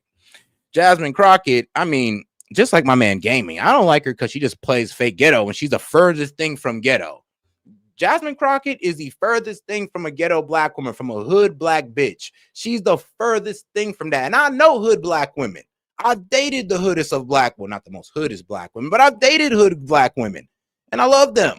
And trust me, they are far. Like AOC, that's not a real one. That's not an authentic one. Sometimes you got to know the authentic to call out the fake. And trust me, AOC's a fake hood black bitch, fake hood black woman. I don't even know why she plays the part. We'd respect her more for being a little bit more presentable with it. You can still have, I guess, the witty comebacks that comes with being a black woman, but you could at least sit there and, I don't know, like talk properly. You don't got to sit there and pop out the ebonics. You ain't got to do us like that. I mean, I can do it because I'm a political, like, basically, I guess I'm just a podcaster. I can do it. I'm held to a lower standard. But as a politician, Jasmine Crockett, and you representing the black community, I would hope you just wouldn't perpetuate all the stereotypes. I would hope you wouldn't do that, but that's exactly what she did. So, tough. It is what it is. And let's be real. The Dems, and the neocons and the neoliberals. They're all hurt over Ukraine. Still hurt over this Ukrainian deal. Still talking nonsense as if we can actually do something about Ukraine's land concessions or how some of it will become de facto Russia. There ain't nothing we can do. We tried everything. We literally tried. I mean, everything, but literally going to war with Russia with boots on the ground. That's what we won't do. But other than that, we tried everything. I'm pretty sure we even helped you guys assassinate Putin that one time when you tried to take him out the air on the plane or on the helicopter. I'm pretty sure we even helped you guys with that. But it still didn't work. So yeah. And the only reason we did this and try to cripple their economy and try to assassinate Putin and pretty much let NATO damn near get involved is because Russia was winning. I'm be real with you. If Ukraine was truly winning the way they was, then why constantly ask for support? I mean, why ask for missiles so they can fight on an even playing field than Russia? I mean, why you gotta fight on an even playing field? You're winning somehow, some way, even though you're not fighting on an even playing field and they got missiles and all you got is drones. I mean, I think the common sense of that alone should have exposed a lot, but apparently people are too blind about it. They just want to hate Trump because this is Trump organizing this peace deal and just want to find any reason to poke a hole in it. And it's kind of sad because he is stopping the killing of, he's pretty much stopping the killing of thousands of Ukrainian men and Russian men. But for some reason, people don't want to see that, and they just want to see Putin bad. We need to go ahead and go to war with Russia for what? Ukraine? I think not. I think not. And let's go over to, well, once again, Israel. Israel, bro. Can y'all just chill? Like, BB, can you just chill, bro? Just sit. I don't know, bro. Just sit on that. Just sit on your trigger finger for like 3 months. 3 months. Let's get through a season without you trying to bomb somebody or trying to bomb some Arabs. Like, can we do that? Can Israel go 3 months without bombing Arabs? Is that even possible? Am I asking too much, guys? I think I'm asking too much because they hit Lebanon under a ceasefire and they did it. I remember they destroyed Hezbollah's underground bunker and I was actually okay with that, but I'm like, it still violates the ceasefire. Now they're hitting them again. I'm pretty much unprovoked without a warning under the mission of what? Taking out Hezbollah. I'm just like, come on now. You can't break ceasefires over that. And we can't, and I don't know why, but as American people, we can't just make excuses for them every time. Even if it is, it's Hezbollah. I mean, they made a ceasefire. I mean, Israel don't have to let's be real.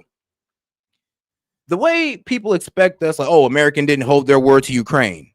Israel didn't hold their word to Lebanon, and it's all good. It's all good. In the name of killing Arabs, it's all good. But I mean, in the name of saving countless white Christians, now it's evil. Now all of a sudden it's all bad. You're capitulating. We're saving Christians, God damn it. Like what? And I wish we could stop Israel from bombing Lebanon. Could we be saving Muslims too? And I'm with saving people. I love people. I don't hate nobody. And as you can tell by now, like, come on, I'll joke about everybody, but I have no hatred for nobody. And the problem is with Israel, I have no hatred for Jews or Israelis. I just have a hatred for that government and how they move it. Like, they move too recklessly. Their foreign policy is reckless as fuck. They're like the YN of the Middle East. Literally, they're the YNs of the Middle East. Shooting up everything, bombing everything, and then asking what you gonna do about it. YN shit. Like, young nigga shit. And they are a young country, so maybe that's the reason. All right. Maybe that joke was a bit too far. I apologize. All right, but let's get on to the next one.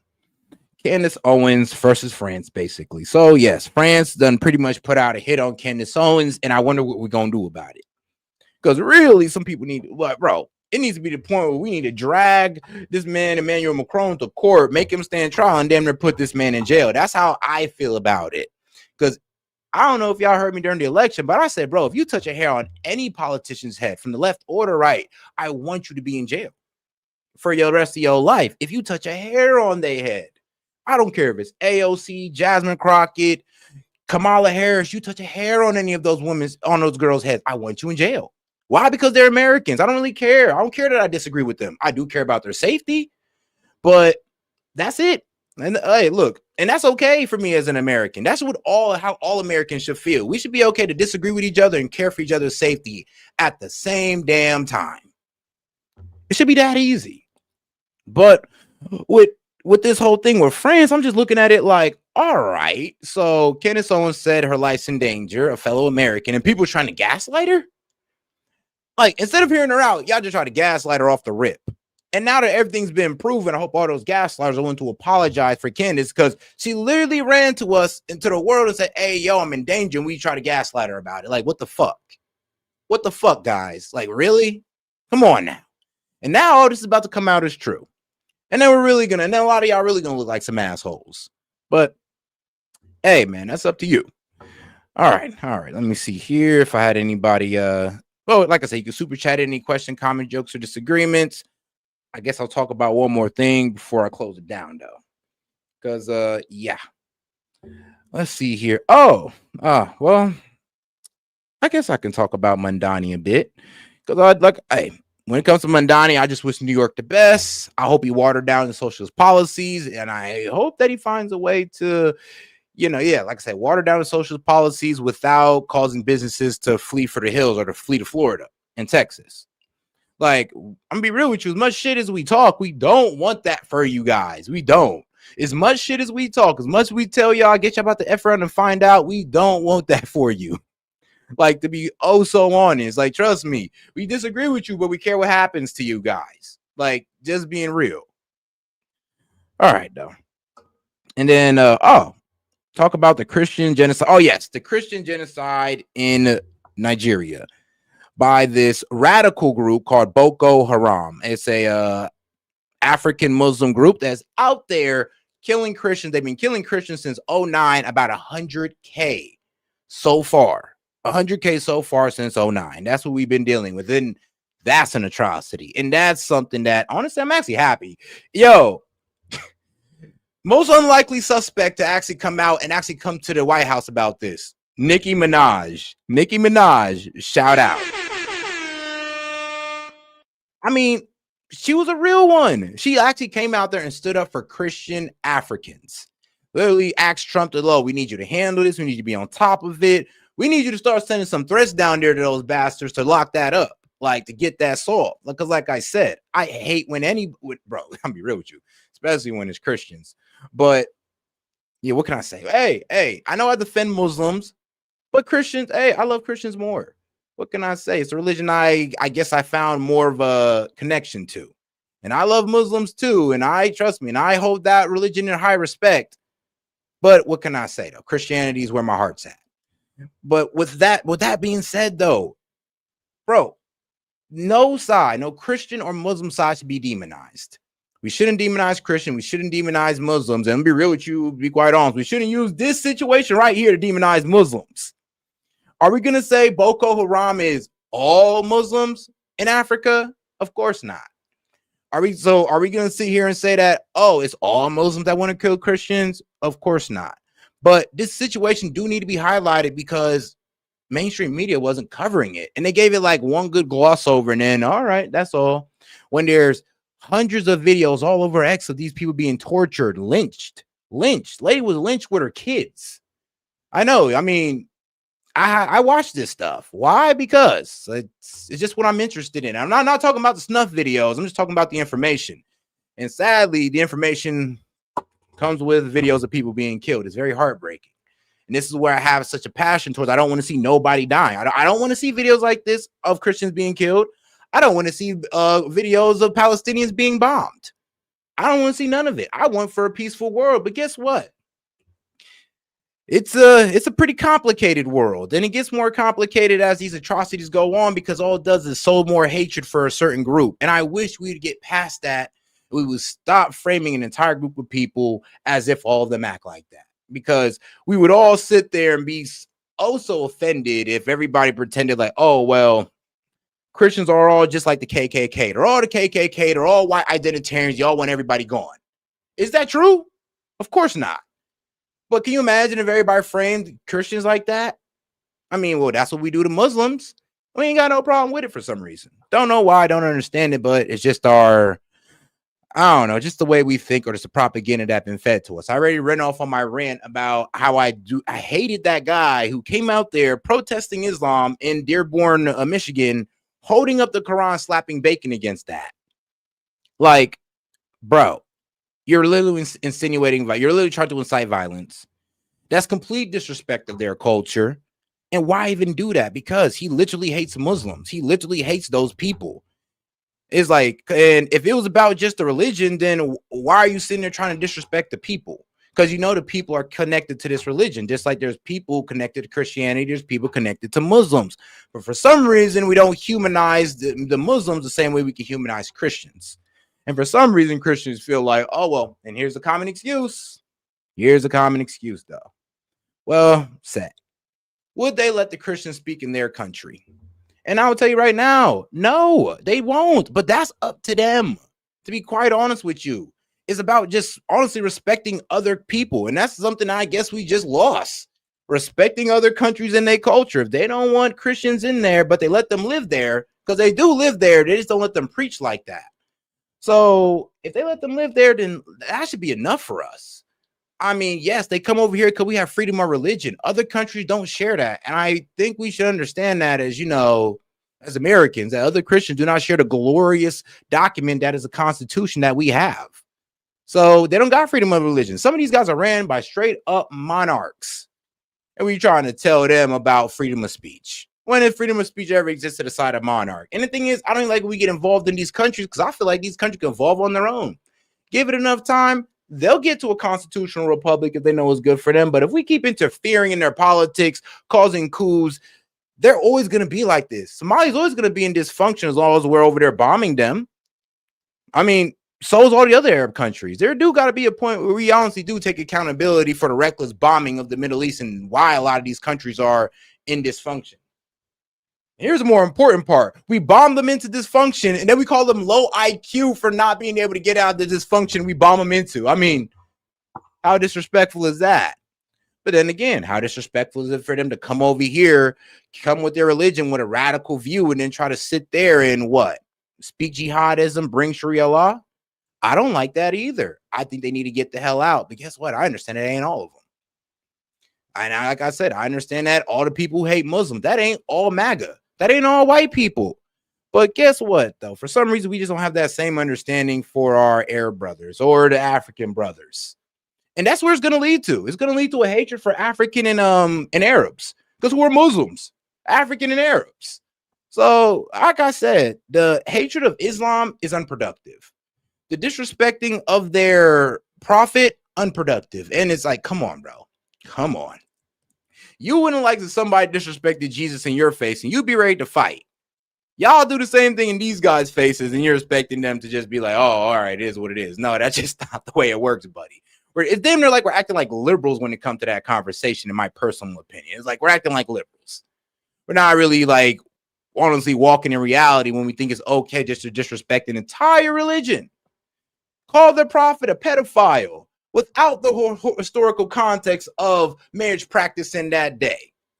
And I'm gonna be real, that's like the main, like it's like when I was watching PBD, and I like them, but they are too hard on Muslims to the point where they'll sit there on their podcast, bring up all the most anti-Muslim guys, but they never bring up one Muslim to defend them. And I know what you're saying, well, because they can't defend themselves. Yes, they can. Apparently, PBD just don't want to hear them. Then you got guys like Vinny that will call their whole prophet a pedophile. And I'm just like, dog, how is that even productive to do? Like, that's honestly causing division.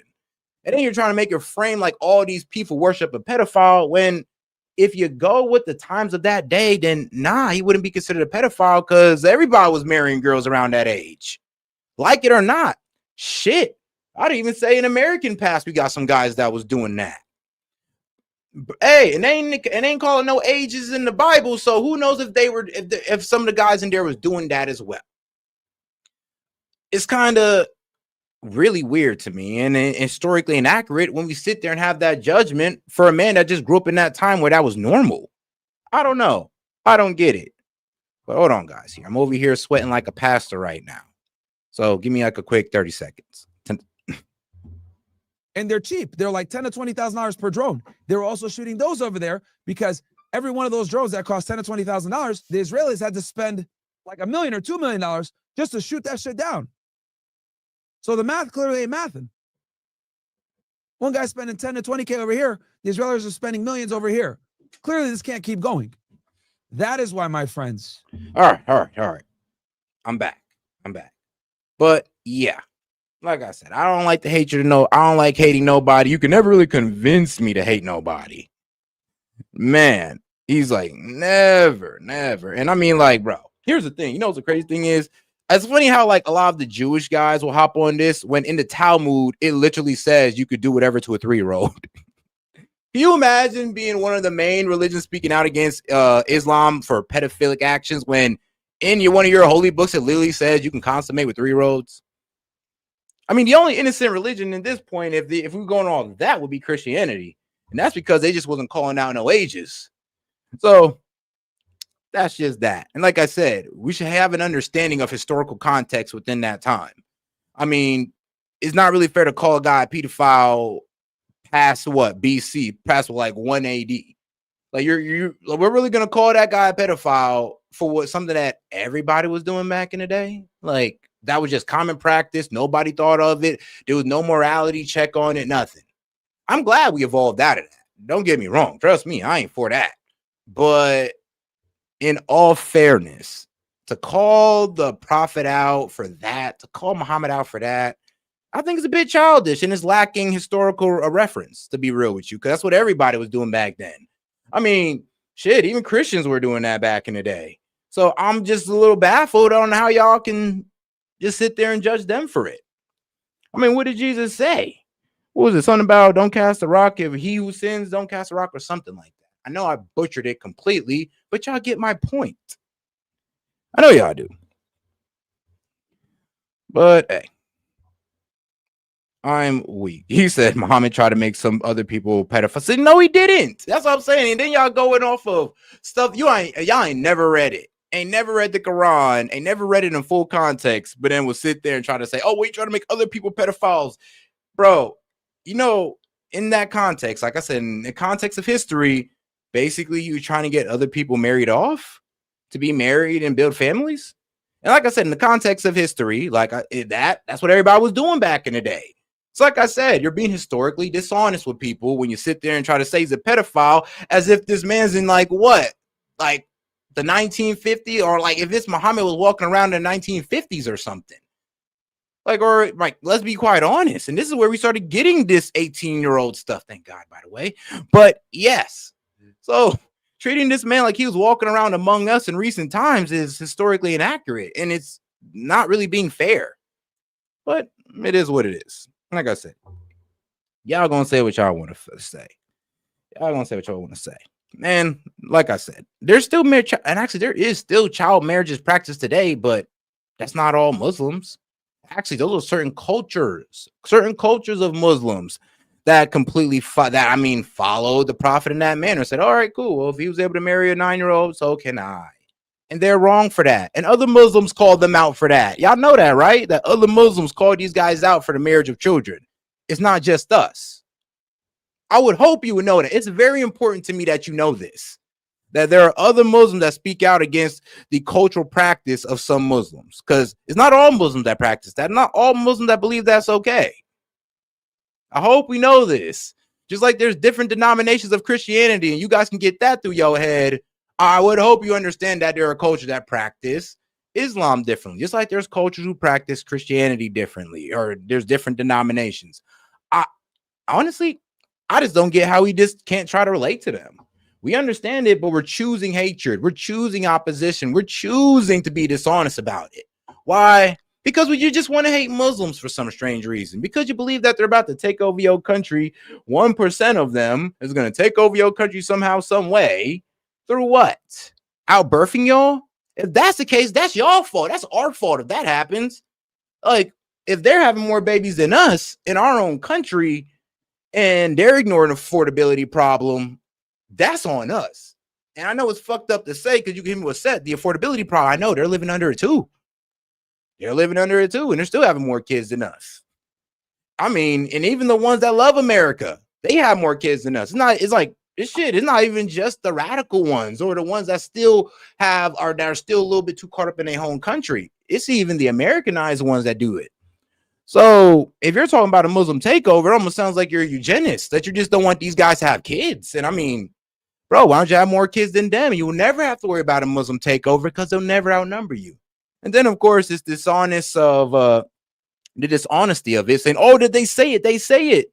The radical Muslims say it. And what have I been preaching? That's not all Muslims. When you guys sit there and say that, oh, they're planning on taking over the United States.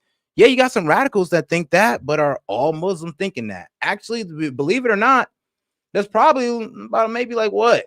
5%, and that's being generous. I honestly believe it's 1%, but I'll be generous to you guys and say 5% of Muslims actually want to think that in America too, in America, because you know how unreasonable it sounds to just for them just to outpopulate us within what? How long is this going to take? And trust me, you ain't going to be around for it if that's the case. If we're waiting for them to outpopulate us, dog, you got about 20 years then. We got to wait for the kids to grow up. So we got a while then. And if you don't want that to happen, then you better start popping out them babies too. Because guess how much kids they have on average? About what, 4 to 5? Some places I heard 7 to 8 on average. So if you don't want to get taken over, man, you better start popping out those babies and stop complaining. But guess what? I guess I'm on your side about affordability and all that good stuff. But if it's about a Muslim takeover, I mean, we could do something about it without having to completely radicalize the entire group as if all of them is trying to take us over. And that's just a dishonest way of, you know, really painting an image of Muslims. That's just a dishonest way of doing it. But hey, I know there's going to be people that gonna be mad at me for saying what I'm saying about Muslims and all this good stuff, pretty much saying that, oh, Seth, you're so wrong for wanting to just be peaceful and work things out with Muslims. You should believe the radical ideology. You should believe the radical idea that are just trying to take you over. Have y'all even met a Muslim? To be quite honest, have y'all? Because I don't think some of y'all have, if you have this extreme rhetoric about them, especially a Muslim in America. I'm talking about Muslims in America. Majority of them do not feel that way. And it's actually funny because you know what's so funny about Dearborn, Michigan? I get the outrage about it, but if we're going to be outraged about Dearborn, Michigan, and y'all want to break that up so bad, I mean, what about all these Hispanic communities that you can speak just Spanish in and get around in? Isn't that kind of like the same thing? You know, all the restaurants, all that, it's the same thing. But it's all good, though, like I said, because they're Christians. So it's all good for the takeover. You know, it could be Mexicans and it could be Haitians. It could be anybody as long as they're Christians. It just can't be the Muslims that outbirth you guys, right? Right? Okay. I was just, you know, I was just wondering. You know, does it matter? Because, you know, the Mexicans are doing it faster than the Muslims. Let's be honest. If you really want to talk about which like the group of people is really taking over, it's the Mexicans. We're over here worried about 1% of Muslims. So it is kind of funny. I'm sorry. I'll stop laughing because some of you guys really do take this seriously, and I'm joking too much about it. So I do apologize. But yeah, it do seem like a lot of these guys are afraid of a Muslim takeover when 1% of the population. I mean, if you want to talk about takeover, shoot. I mean, the Mexicans are the ones if you really want to worry about if that's the case. But hey, they're Christians, so I guess you guys will get down with the get down. It happens. And I don't like it, bro. I don't like this as a MAGA conservative thing because I don't think we should ever lead through hatred. Like, that's just ain't it. And right now, people like Laura Loomer, they're leading through hatred. They're leading through bigotry of Muslims. And I'm always going to turn away from that. I mean, just like people want to try to lead through the bigotry or the hatred of Christians. I'm never gonna like that. Like, there's just people who lead through bigotry, and some people don't catch it because it honestly makes them feel good about where they stand.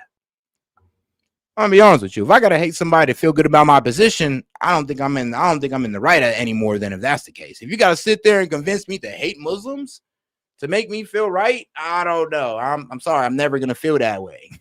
You can't get me to hate anybody because I try to understand people. And if you hate somebody, you don't understand them. You don't read their books. You don't really get involved in their culture. You don't really know too much of them. So you usually hate what you don't understand. And that just seems to be consistent throughout life. You hate what you don't understand. But all right. I know. Some of y'all are going off in there going like, this man defending the goddamn Muslims. Yes, I am, because I'm not a hateful person, but I'm still a conservative. I'm still MAGA. You can't tell me I'm not. But the reason why, because we just sat down grilling the liberals for a minute. I play videos where I've even called out the Islamist radicals and said, yo, these guys need to go. But you will never see me sit here and demonize all Muslims. You will never see me sit here and disrespect the prophet, or Jesus or the Muhammad. Not the Messiah or a prophet. None of them you'll never see me do. Why? Because we should have more respect for people than that. But apparently we've lost that somewhere in MAGA when it came to the Muslims. And that's just unproductive. It really is. And it turns away a lot of people. Trust me, not just Muslims. If you don't think this turns away a lot of people, this blatant bigotry, man, yeah, trust me, you ain't gonna like it. I mean, this whole like blanket hatred of Muslims is why people don't like Laura Loomer. Like, believe it or not, they don't like her because she's just such a big towards Muslim, because everything is Muslim, Muslims, Muslims, Muslims, Muslims. Like what? Like what? When it's Israel that got way more control than the Muslims do. If I'm be real with you, if I'm more concerned about anybody, it's AIPAC. It's the Israeli lobby. It's those guys. I'm more concerned about those guys than I could ever be more concerned about Muslims, because they don't really hold no real power. Like a couple of Congress seats ain't really much. And trust me, the guys that are on these congressional seats as Muslim, guess what? They will be voting in the favor of Israel most likely as well. Some of them already do. So who am I supposed to be more concerned about? The guys that don't hold any power for real, or the guys that hold all the power? Who am I supposed to be more concerned about? Kind of seems like this is deflection. Like, no, don't worry about this side. Worry about the side that don't got really any power. Worry about the Muslims. What about you guys? Like, you guys damn near control the government. You damn near running the Middle East into a war zone. I mean, shouldn't I be worried about the guys over there instead of the guys who are just trying to live their life in Dearborn, Michigan? It is what it is. It is what it is. I'm sorry for going on such a rant about it. Hopefully I didn't piss y'all off too much. Oh, man. He said, what hatred? It's about the doctrine of Islam. You just don't understand the issue. Yeah, I do. Said you're kind, sound, and petty, bud. You kind of sound petty. How do I sound petty? I'm just being real with you guys. I think it's a bit petty that you're taking 1% of Muslims. You're taking a small percent of Muslims and framing it as everybody. Isn't that petty? Isn't that just kind of petty getting mad at one person and then say it's all of them? And then there's one guy, like I said, I could do this. Hey, when it comes to grilling these guys, I could do it all night, because I can grill bigots all night. I ain't got no problem with it. I'm not calling you a bigot. Like, I'm not calling you a bigot, damaging, but the guy above you, the bong, he's kind of one. It's the doctrine of Islam. No, it's not. It's not. You read what radicalists wrote, and then you claim that is all of Islam, because it's only the radicals who believe that. The doctrine of Islam, which you're talking about, is not the doctrine of full-on Islam. It's not what all the Islams follow. Like I said, you take what the radicals say and then you run with it like it's all of Islam. That's the problem with a lot of you guys. I mean, and here's the thing, the Dems do this to you guys all day. If you're black, they do it to you all day. So it's kind of funny how some of y'all could fall into this. They take the 1% of my kind all the time and paint me as that guy. That's why I can feel for the Muslims, because I've been there. I mean, come on now. I think Christians, MAGA, they all paint you as a bunch of effing hillbillies, but we're not. Y'all should understand this more than anybody. But here we are doing the same thing that they do to us. And then think we in the right. Ain't that crazy? And it is what it is. But hey, I'll chat you guys tomorrow, man. You know I love having these conversations with you. You know I like listening to these conversations. Yeah. But let me see here. Is there anything that really worth talking to in here? Well, I'm weak. Who cares? Fuck Islam. I mean, no, it's cool. It's cool. I mean, you can say fuck Islam. Just don't go harassing those people. Like I say, your feelings with Islam is cool. But if you want to go ahead, sounds like a Hamid. Oh, God.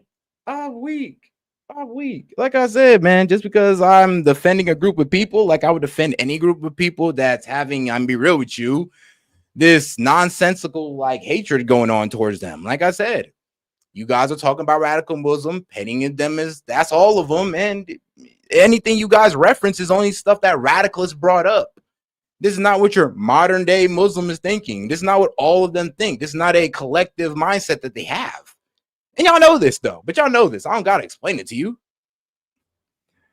All right. Anyway, I'm weak.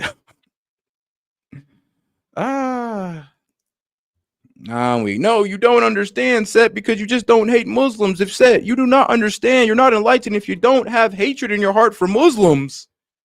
You see how y'all sound? Guys, you gotta understand. I believe in the teachings of Jesus. I can't be a hateful person. Like, that's everything the man spoke against, is being a hateful person. Like, sorry, I just can't do it. I mean, you can, and that's fine, but I can't. I just can't sit there and hate anybody like the way you guys can, and that's fine.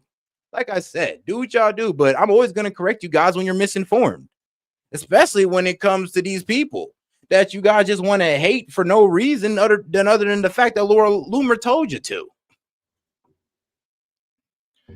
Hey.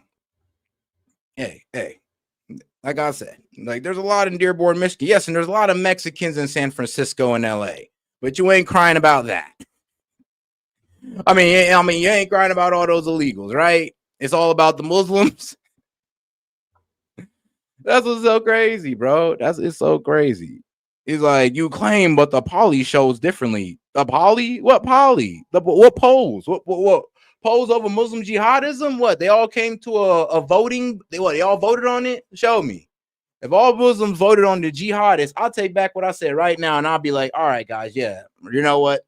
F the Muslims. They're all in the same radical doctrine, but they're not. And you can't show me nothing on that. All you can see here is do is just try to shame me. And that's the only tactic you got.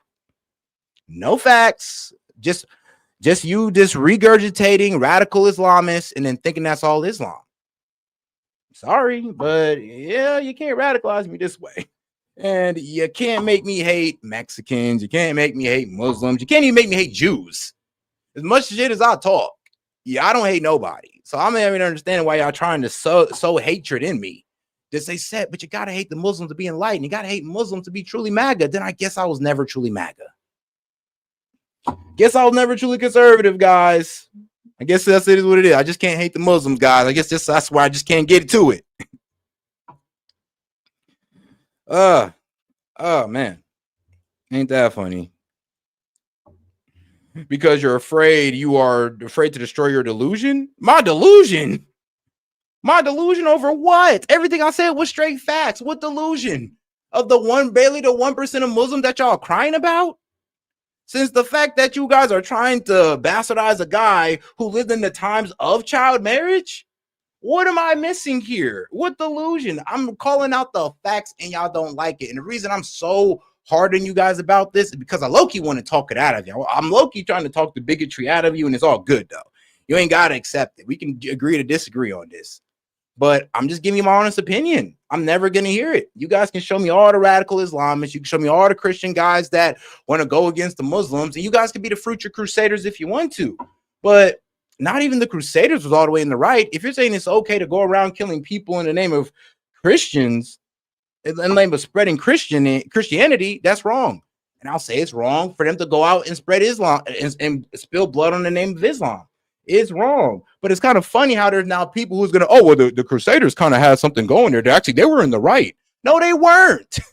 Both sides weren't in the right and both sides were wrong. It's crazy how you're even trying to justify killing people for Christianity is right. But you'll sit there and you'll be like, oh, but the Muslims spread around. They was killing people. Yeah, and that was wrong too. So what the hell you look like co-signing it? Man.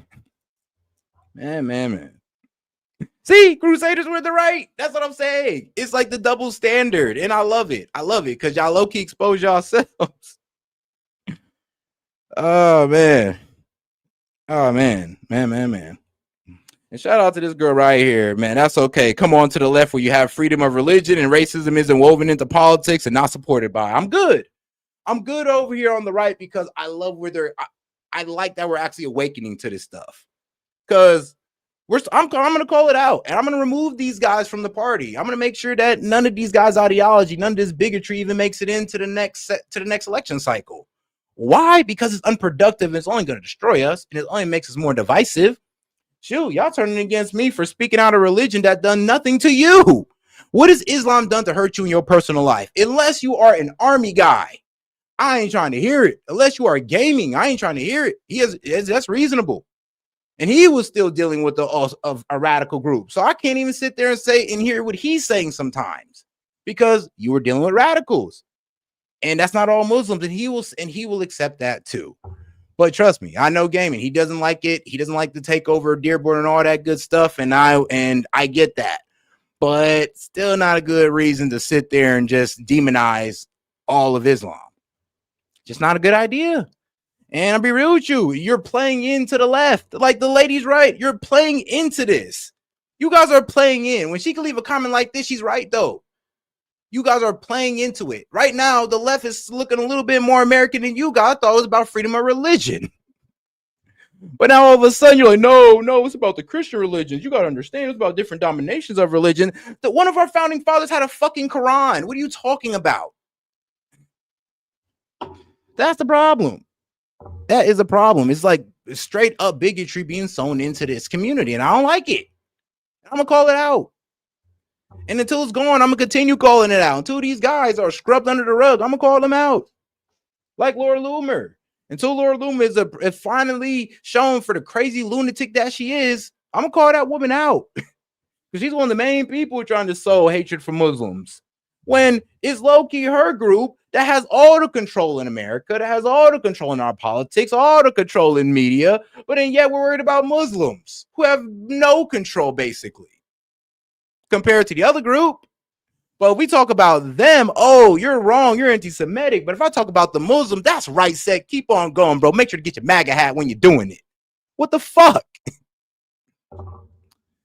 What the fuck? Man, hey, look, man, MAGA wouldn't kick me out for defending Islam, so be it. I will still preach my conservative ways, and I'll still vouch for the policies that I agree with on the right and the one that I agree with on the left. Hey, if this guy, I always say I'm center right.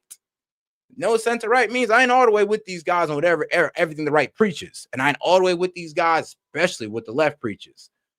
But you know what? I can respect the left for this. One, they don't try to radicalize Muslims. But let's be real though, they're also the ones kind of letting them in. So you do gotta give out that caveat. But I've never really seen the left have a hatred of any race. Only in the right now, we're trying to develop a hatred for Arabs or Muslims or whatever. Like only on our side. Why is that? I thought we're supposed to be better than them. We're over here picking up bigotry. I mean, they hate you for your political ideology, not because of the color of your skin and what you practice. What the fuck? We're supposed to be better than them. But here we are, being bigots like they paint us as. What the fuck?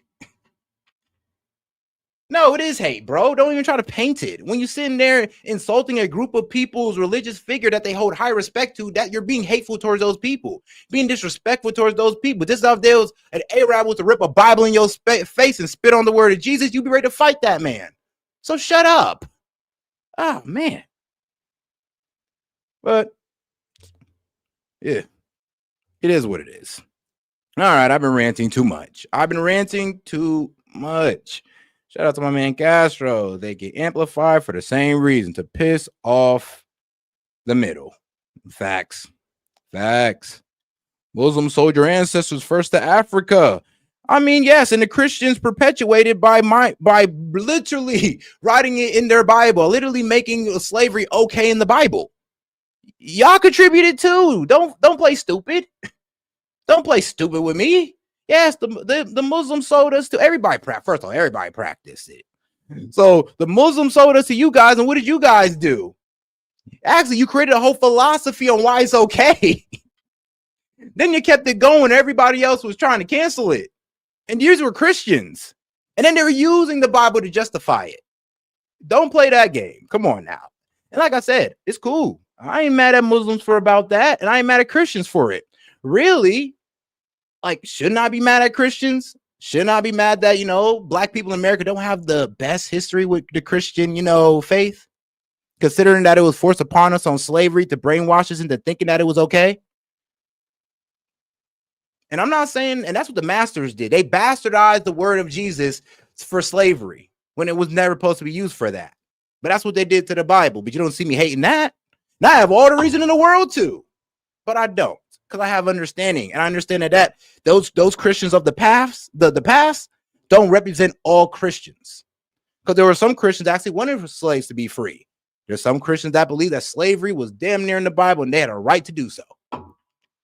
But here we go, trying to pick at the Muslims, right? It's on the Muslims that did it, right? It was on the Muslims that commit all the atrocities in the world. It's on the Muslims that go out and kill for their faith, right? Wrong. Wrong. But all right, I'm gonna go ahead and drop out for real on this one. I know I've been cooking too long. I think I done pissed y'all off enough. So don't worry, guys. I'll be back to piss y'all off tomorrow. Anyway, guys, it's S.E.T with S.E.T Media, and I appreciate the support. I'll catch you guys tomorrow.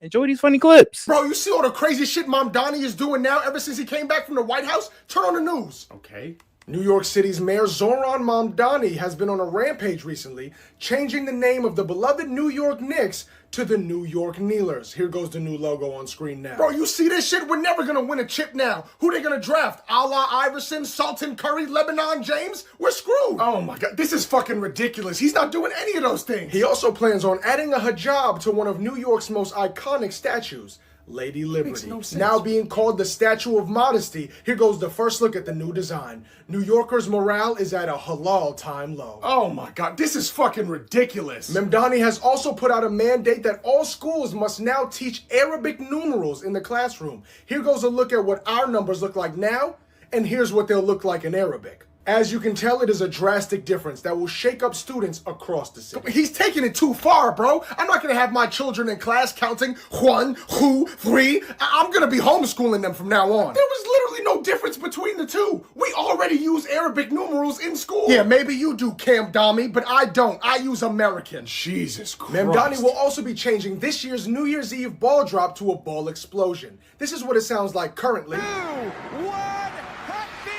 A classic.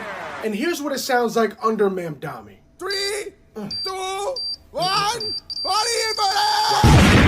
What a shame. Oh, was that a bomb countdown? What the fuck? Bro, between this shit and all the YMs running the street now? The who? The young Muslims wearing their alaka shiesties? Okay. It's time to pack up and get the fuck out of here, and you should too. You know what? That's a good idea. You should leave the city. I'll be right behind you, fucking idiots. The U.S. medical system. This is unacceptable. He's not even gay. Ma'am, I promise you he will serve your coffee just as good as an No. He's not gay, and no one here has blue hair. You think I don't know what this is? I know exactly. Wait, you're breaking up. I gotta go. Oh, Gerald, someone I can count on. Please, tell me some good news. Sir, they're evolving. I'm sorry, who's evolving? They're gaining a consciousness, sir. They're conforming to our levels of professionalism. You talking about the YNs? Yeah, but they go by gentlemen now. Oh, do they now? Sir, they're reading books. This is You're worrying too much, man. All we gotta do is make another Popeyes meal, and we'll have them back in line in no time. Sir, they're wearing these now. Quarter zips? Mm-hmm. God help us. Do they not know how hard it was to contain them in the Nike Tech? I know. No. You don't know, Gerald. You don't know. They're gonna start getting confident. Okay, and once they get confident, that's a whole national threat that I have to deal with. When, God forbid, they start putting the collars up, then we gotta evacuate the entire eastern seaboard. What is it? They already started doing that. Fuck! Shit, bitch, ass, hell! They also started wearing dress shirts and ties underneath them. Hell no! Okay. We can fix this. I can fix this. How long has this been going on? A couple hours, maybe a day, about a week. Shit! I meant to tell you sooner. Get me on the line with Young Boy now. He's kind of part of the movement as well, sir. Young Boy? Yeah, and it's not Young Boy anymore. It's Sir Youngington now. Fuck! Get me Sexy Red. Yeah, that's not gonna happen. Why not, Gerald? She goes by Madame Rouge now. They all look like they own the place, sir. I heard they're using spreadsheets. O Block no longer looks inhabitable. This is your fault. My fault? You